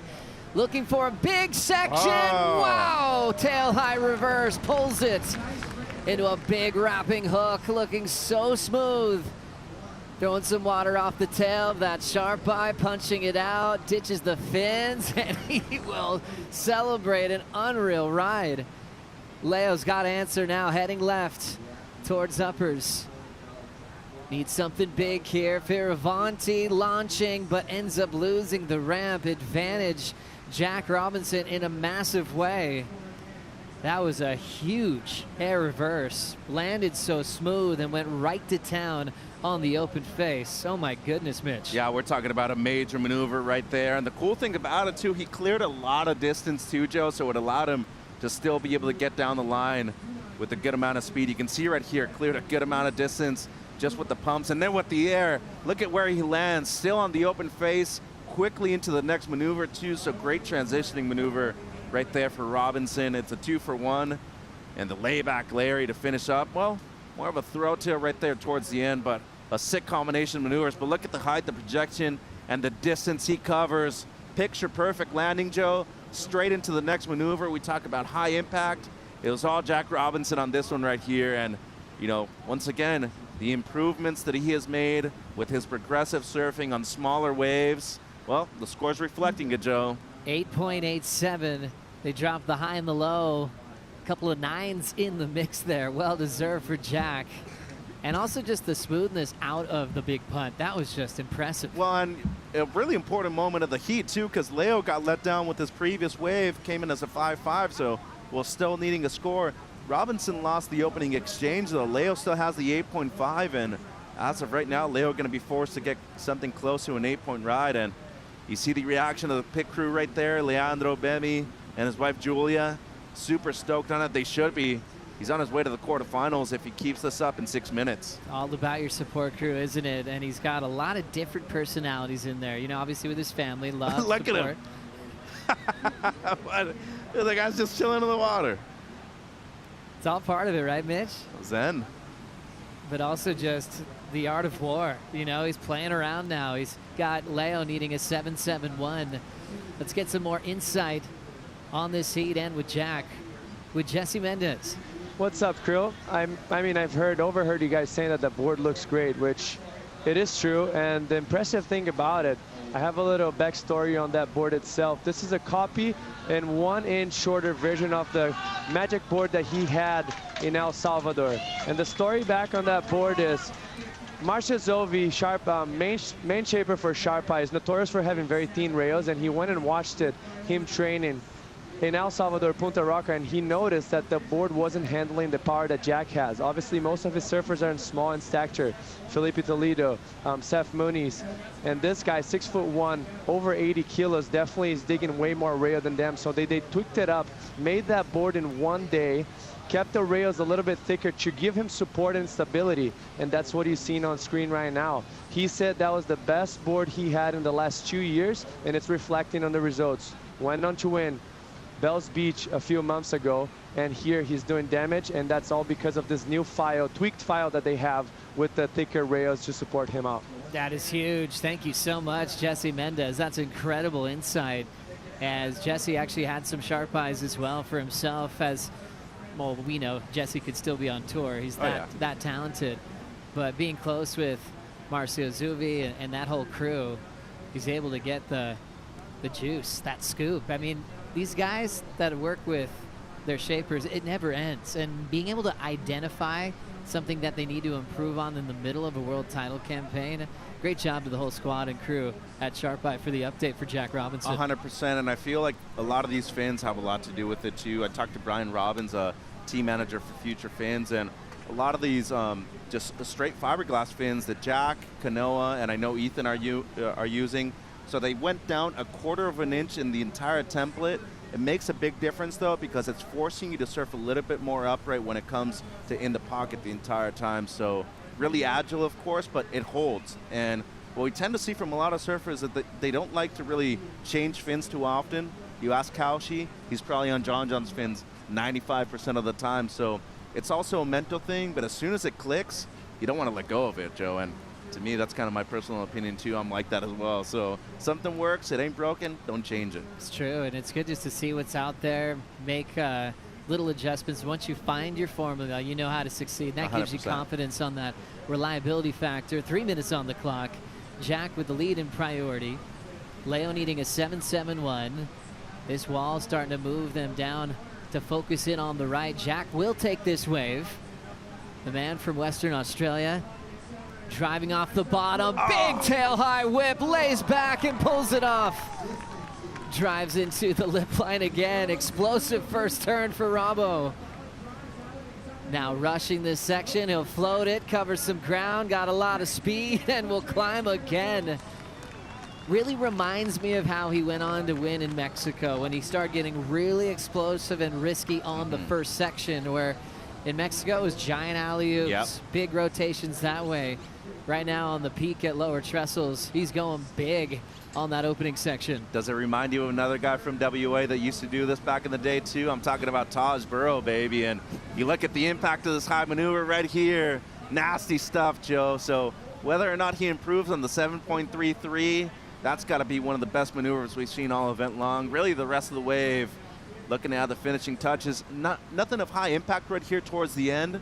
So the majority of the number is going to come off of this first turn, but look at how deep he got with the bottom turn right here and straight up and vertical. Very difficult, risky, and of course I'd have to say progressive too.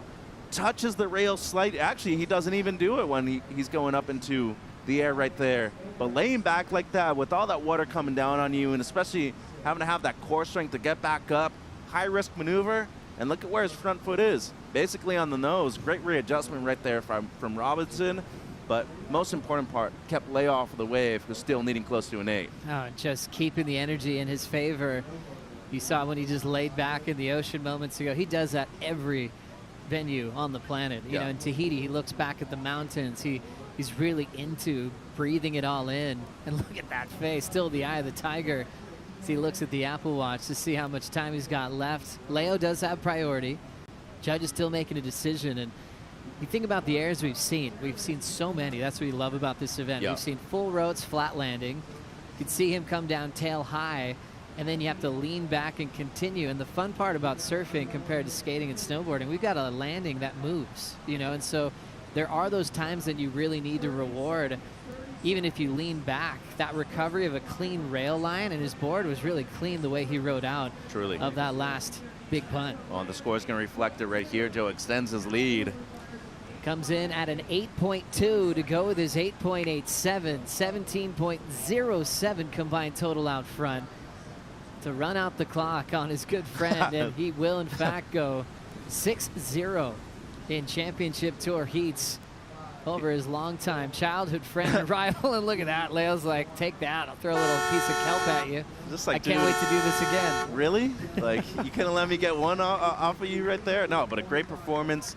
Leo still had an 8.5, which was one of the best scores of heat. Props to Robinson, though. Another quarterfinal looking great. Kanoa Garashi coming up next against Crosby Colapinto. We'll bring in Chris Cote and Jesse Mendez for the call.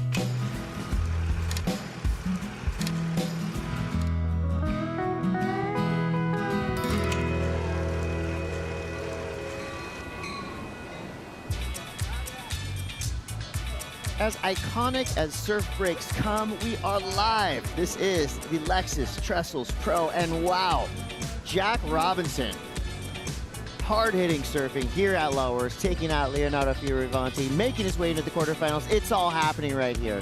I'm Chris Cote. I'm with Jesse Mendez. Mitchell Salazar is hanging out with us as well. We got Kanoa Igarashi in the water going up against Crosby Colapinto, number 4 versus number 16. Crosby could make a big leap up the rankings, but he's got a tough opponent to go up against. I'll pity the fool who tries to surf against Kanoa Igarashi. He is that good and that consistent, but Crosby, he's been on an absolute tear as well. What do you think is going to happen now, Jesse? I think as far as experience on a jersey here, obviously I got to give the nod to Kanoa. And for me personally, I was on tour kind of right when he qualified, or he was 1 year or something before me. And this where he broke through the ice of like performing in the next level. Like it felt like he was kind of timid in the beginning, and then I remember a specific heat that he had here in the afternoon that he went to town, and like he just feels very comfortable here since then, so he's going to be very dangerous. And lately, new boards, new vlog, seemingly a whole new attitude, and it's been working. He's having another one of his best years yet on the championship tour. Did get 5th place here in 2022 at the WSL Finals here at Trestles. And Mitch, the rise of, I would call it Kanoa Igarashi 2.0. I mean, it's subtle, but there are differences in how he surfs this year compared to last year. 100%, and as Jesse's pointing out, the last time we saw him at a regular season event here at Lowers, he was 19 years old, so a lot more muscle mass right here, truly a man now, and, you know, big comparison when it comes to Crosby Colapinto as well. He's still, you know, very young, but he's a large dude, so he got 2 very powerful surfers out there, and, you know, you maybe have the speed advantage for Igarashi, potentially the power, and maybe more on the face of the wave is Crosby Colapinto. But Chris, really a dream matchup out here with the conditions that we have this afternoon. Yeah, and Crosby showed us earlier today that he means business. I mean, this is more than just a sentimental spot for him. This is his office, and he's already shown us that his power surfing, his consistency makes him an equally tough competitor to beat, just like Kanoa. So we're in for a really good matchup here. 1 wave ridden so far. Kanoa got a 2.0. So Crosby, he can breathe a little bit easier, knowing that Kanoa didn't just show up and blow up on his first wave. For Crosby Colapinto, rough start to the year, coming off an injury, but he looks 100% today. To tell the truth, that's one of the most psycho movements that he's ever done, to like not be in the first 2 events and still requalify. Ooh. Big slicing power hack for Kanoa Igarashi. He's going super fast on that wave. Pretty much outran the wave itself. Almost too much speed right there, which is crazy to think about it. Too much pepper. Kanoa Igarashi, 24:30 to go. Whoa, can never have too much pepper on anything. What are you talking about? He outran that wave. Oh, that's true. Oh, yeah. But not on food, though. Not on food. 24:20 to go. Kanoa makes his way back to the takeoff zone. It may be the afternoon here at Lowers, but let me tell you, the sun is still doing everything in its power to burn all of us. How do we fight it? What do we do? Let's ask Kaipo Guerrero. Hey, I'm at the Neutrogena Beach Shack with Caroline Marks, a new ambassador for Neutrogena. Tell us a little bit about the partnership, Caroline. Yeah, it's been awesome. You know, obviously we're in the sun a lot, so Neutrogena's been keeping me protected, and it's a really fitting partnership. So, been an amazing crew to work with and having a good time. The product's amazing, by the way. We got a high UV rating today, above an 8. That's why you're going to want to use the Beach Defense from Neutrogena to keep yourself protected. Just like Caroline, catch Caroline quarterfinal number 4 up against Betty Lou Sakura Johnson. Ooh, that's going to be a good one. That is sunscreen you love to wear. Thank you, Kaipo. Thank you, Caroline Marks. 2 experts in sun protection. Kaipo and Caroline. So Kanoa comes through his second waves at 3.5. Sometimes those, you know, you get a couple opening little warm-up waves, you know, and that can help you moving forward. Not necessarily building momentum, it's more just loosening up. But also, I mean, Crosby already has done that. Like, he surfed the heat before, so he got all those nerves out of the way. Going deeper into the event, you're also feeling a little more in sync with your surfboards, with the ocean. Surfed already this morning, so I feel like he doesn't really need a wave to warm up. He can, I'm sure he's going to take off on the first wave and, you know, go to town already. And it looks like he might be pulling the trigger right now as we speak. It's a good wave here, too. All right, Crosby Colapinto up and at it. Here we go. Straight off the bottom, straight to the top. Big Slamming turn there. Hits the whitewater hard with a lip slide and a quick snap to finish. That's exciting. That's explosive. That's going to get the judge's attention. Crosby Colapinto officially on the board. Yeah, not just that. I mean, we talk about high impact maneuvers. First one really nice. More of a tail slide, as you said, which is really his patented maneuver now. But I really just like the coping that you get this afternoon here at Lowers. Helps you identify the wave a little bit more on the lip line, of course. But 22 minutes on the clock, still plenty of time from an answer back by Kanoa, Chris. Absolutely. Here you see the Cross fans on the beach. The Cross. I don't know if those kids quite figured out the sign yet. It looked the upside down. They have 21 minutes to figure out how to work that sign.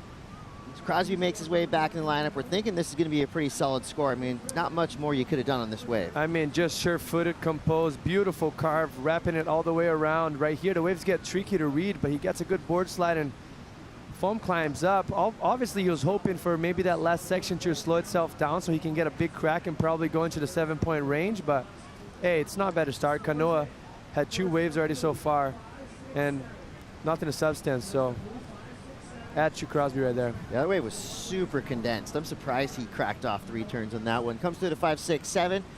Surfers make their way back to the zone. Let's go to the glass. Yeah, we got Rosie Hodge standing by with Jack Robinson. Yeah, Jack Robinson, we love the battles that you have with Leo Fioravanti, and you have continued your unbeaten streak against him in head-to-head matchups. What are your thoughts on that matchup? Yeah, I knew it was going to be a good one. It's a real fiery one. We've grown up together. We've been doing this since we started doing it, and yeah, it's always a good battle, and gave me a stitch at the end of the heat in my stomach because I was battling him on the paddle battle so much, and yeah, but he always brings out the best, you know, with both of us, so it's good.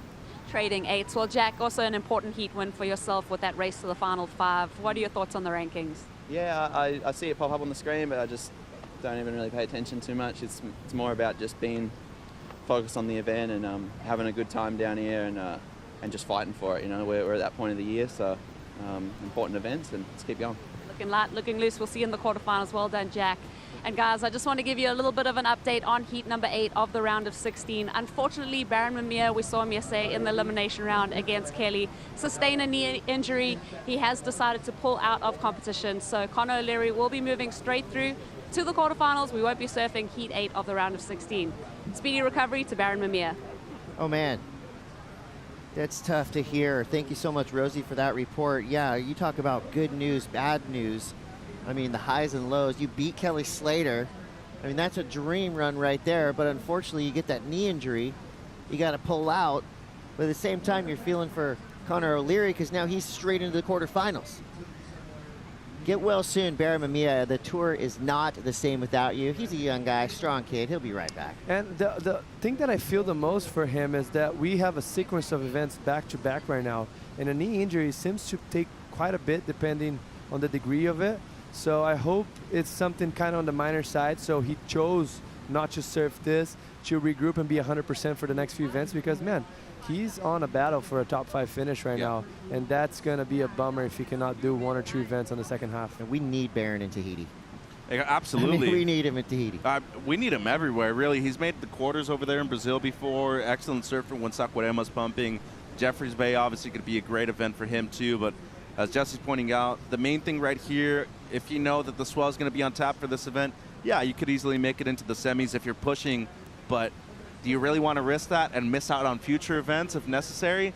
I think it's the right call. If you don't feel like your body's 100%, you can get the work done here in California. We have some of the best physicians and doctors just on site. Get it done before you head to Brazil, and hopefully, you know, we can still see him in the top 5 because he's coming into the event at number 5 in the world, Chris. So big pullout for him right there. It's hard enough for you to do well when you're 110%. Like if you don't want to carry and be 60% throughout the whole year, so might as well miss 1 event, which he didn't lose first round, so that's a plus already, and maybe regroup for what's ahead of him and be 100% for the next 3 events, than just carrying on that injury and, you know, being half in for what's ahead. Well, no doubt cheering for Baron. Let's take a look now at the Championship Tour rankings, live rankings. The grayed out names are out of this contest. Jordy Smith, Italo, Baron, Felipe, Leonardo, they're out. Dora, Kanoa, Ethan Ewing knocking on the door of the top 5, as well as Jack Robinson. Griffin making that steady climb from the basement, potentially to the penthouse. Start of Griffin's year was not good, but he is heating up at the right time. The good news for Jordy Smith is he will go to Rio in that yellow jersey. Mathematically impossible for anyone to overtake him for now. But this is going to be a big shakeup with that Final 5 picture. I mean, I'm excited to see Griffin in the top 10. And looking back through the year, out of the 5 highlights that I had, that I think about it on the men's side, I feel like he has 3 of them. Like the box barrel, getting launched into the roof, hitting his head on the lip. The inverted El Rolo. Yeah, it was barrel. freaking crazy. And then the air reverse, the full rotation on an 8-footer. And then today against Felipe, like, come on, like he deserves to be a little bit higher than 10th place right now. Yeah, I was just as concerned as all the other Griff fans out there. I'm thinking, what's going on at the beginning of the year? Is this a slump? The only person who wasn't worried was Griffin Colapinto. He knows this is a long season, and he's doing exactly what he set out to do through that Aussie treble, getting good results, and then, of course, coming home. And you know what he's doing right now. He's pacing around that Red Bull athlete zone, trying to will waves to his little bro, Crosby Colapinto, who's in the lead for now, but watch out. Oh. Kanoa Igarashi, Dajish. don't count him out until he's underwater. That kind of reminded me of that Taj one about, I don't know, 10 years ago or something, that big I saw that on the WSL Instagram page a week or so ago. And I've been surfing with Kanoa a lot up North County. You know, ever since he left Margs, been hanging out quite a bit, and I just told him, dude, your boards look amazing on a different level, really. Just seems comfortable, and I thought he was gone, you know, halfway through this thing. Look at the back foot, it fully comes off, and somehow he was able to recover right there in the white water, and as we can see, I mean, just making out of that is a big Houdini trick right there. Little grab rail. Unfortunately for him, this wave just died out after that, but still, magic trick. You know, but just talking about the year that he's had so far. I know everybody's saying, oh, well, the one in 2019, he had a win, but, you know, he's had a final this year. He's number 4 in the world coming into the event. He's been extremely consistent, and if you look at his average heat totals, he's probably around 14, 15 points every single time he pals out for a major heat. So, just in my personal opinion, I think he's been extremely consistent. I still think he's due for a win. Would love to see him home right here in Southern California take it out, but still talking about a long event ahead of us and needs to make it out of this heat first, Chris. Is that his home or Portugal or Japan? Like, the guy is everywhere. He has a house in every corner of the world. Kids figured it out. Yeah, the cross. Update.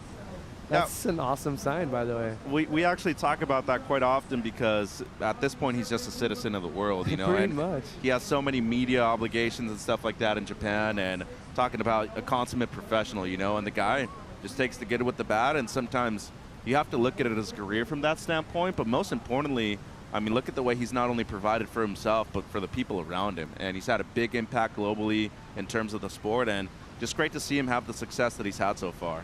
No doubt. And I just noticed something. You know, it can be a little slow sometimes. There was a saw blade on that Cross sign. There's 2 saw blades from San Clemente, the San Clemente saw blades. Well, right now, the San Clemente saw blade, Crosby Colapinto, slightly under with the Pacifico fan picks. 57% of you out there watching think that Kanoa Igarashi is going to get the edge here. It's pretty tight. Yep. And I think this is a lot of times I know when people make their picks, they're just trying to pick who they think is going to win, not necessarily who's going to be their favorite. But, Mitch, you were just saying it. Kanoa Igarashi has a massive fan base. And Jesse, you know, California, Portugal, Japan, wherever he goes, he builds a fan base.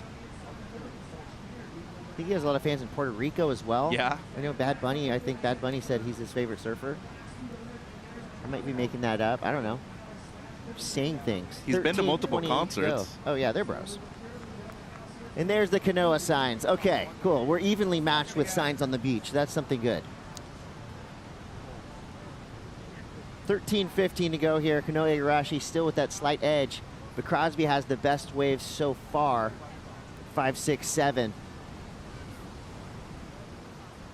Interesting how high they're going to go with this wave, considering it was an insider.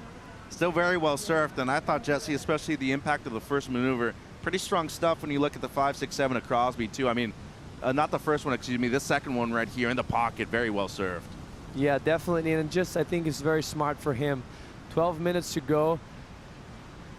you kind of have that feeling as a surfer and as a competitor sometimes where things are going to slow down a bit. So he's just trying to make the most being under priority. But that's the turn that you mentioned, pushing that back foot right there.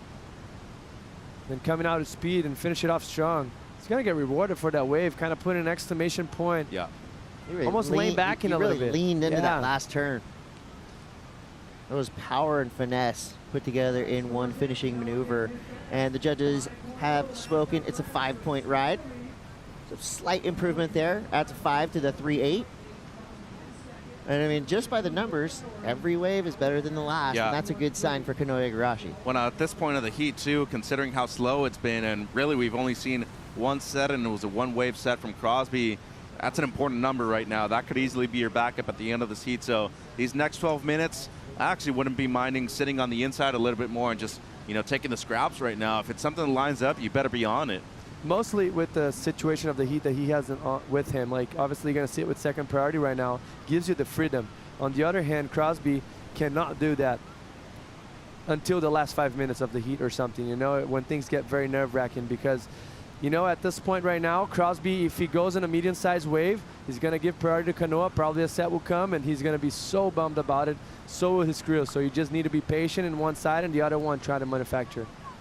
With 11:15 to go, both surfers now become apex predators in the takeoff zone. We're going to take a quick break, but big things to come. Who's going to make it out of this one?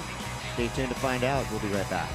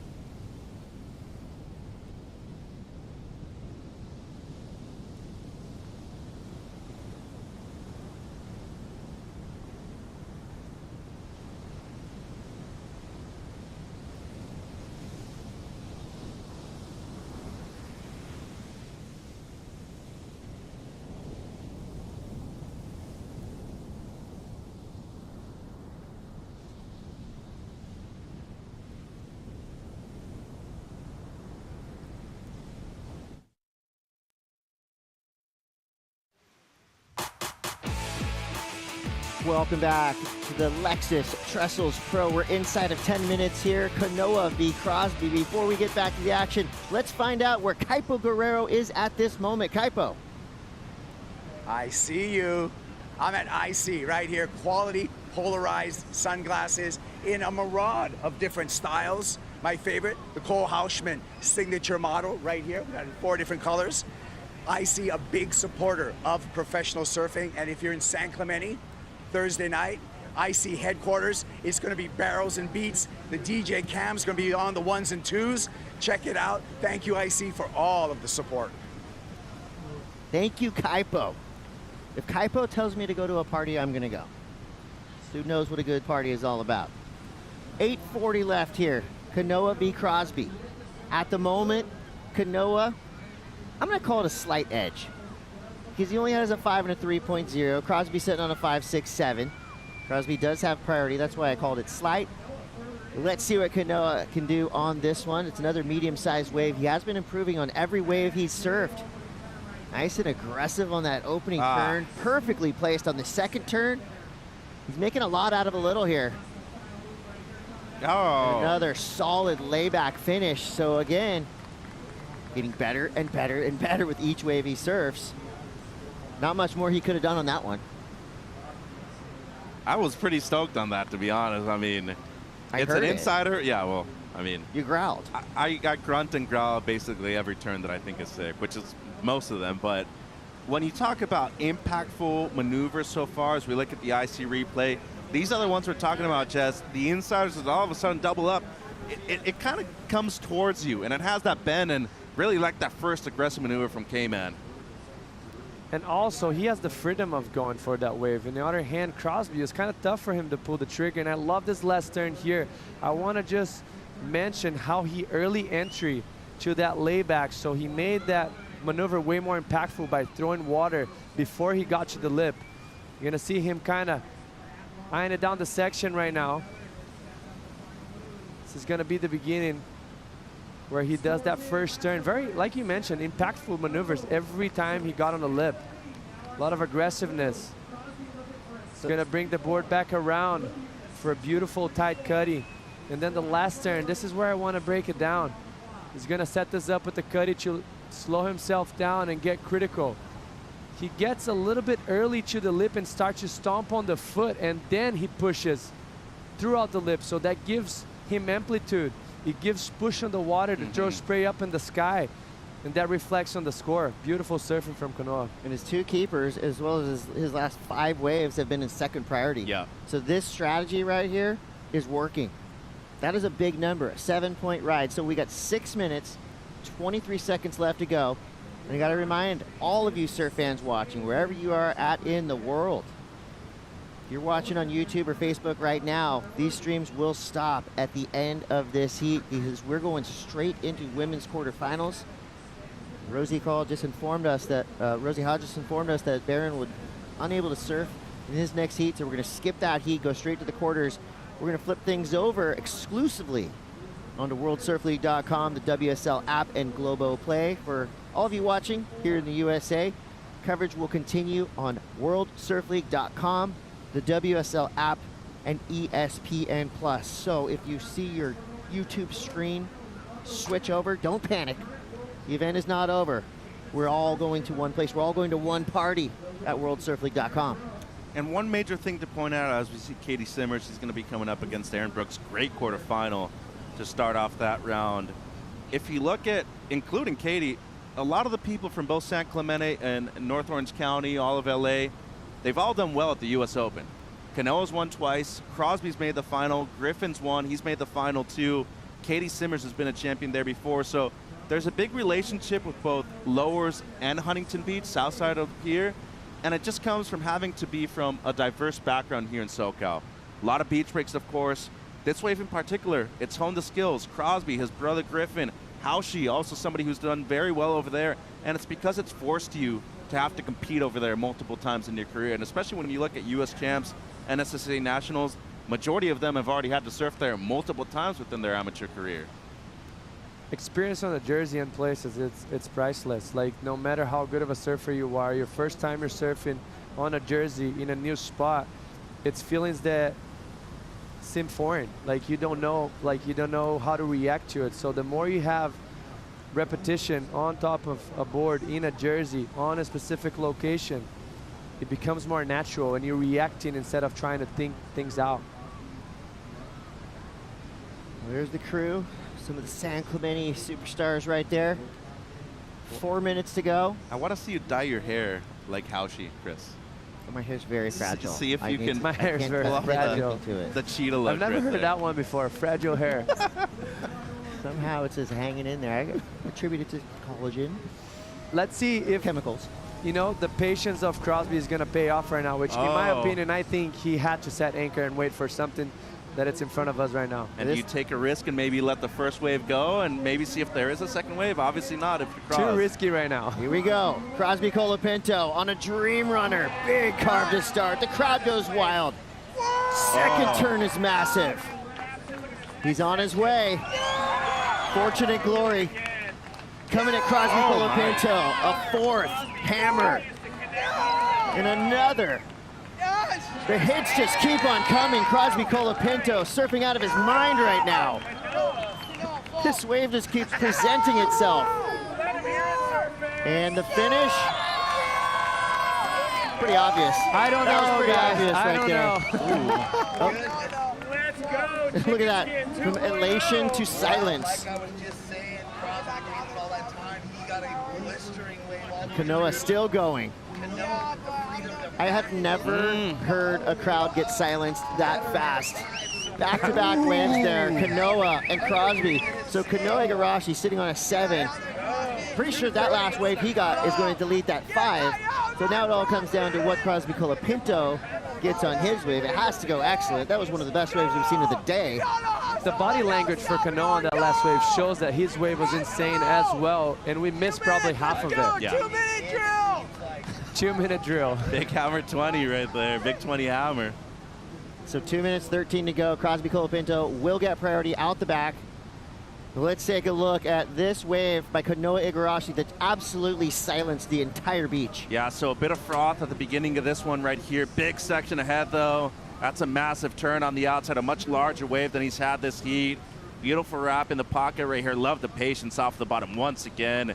Great variation into the lip. This is where he caught up with him. I mean, we're talking about combination of major maneuvers. At this point, your legs are just feeling it too.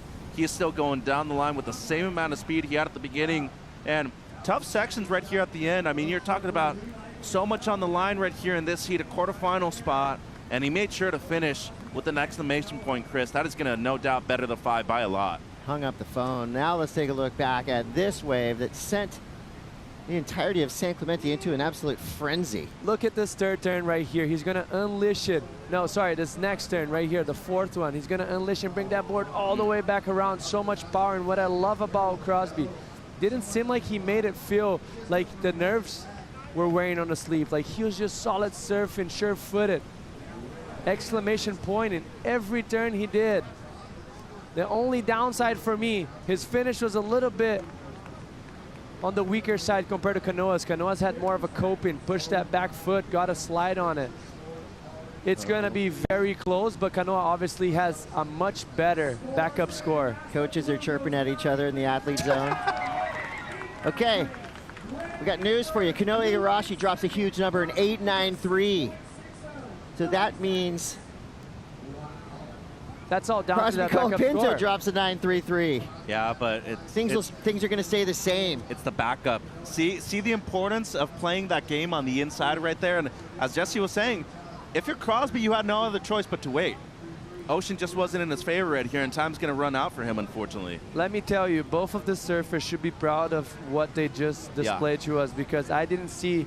I mean, Crosby was flawless the whole caught heat. 2 waves. 2 waves, and he did everything he could in both waves. All he needed was something better than 5.67. He would have needed 6.6, but guess what? It's over. The horn has blown, and Kanoa Igarashi, clutch performance. I mean, that was a raging party. The crew was having the best night ever, and then the cops showed up. It was Kanoa. Party's over. All right, one more time as we switch over to the women's quarterfinals. We're going to switch the streams as well. We're going to jump off YouTube, jump off Facebook, and we're going to go straight to WorldSurfLeague.com, the WSL app. If you're in Brazil, Globo Play. If you're in the USA, come on over to WorldSurfLeague.com, the WSL app, or ESPN Plus, and we'll see you there. You don't want to miss what's coming up next.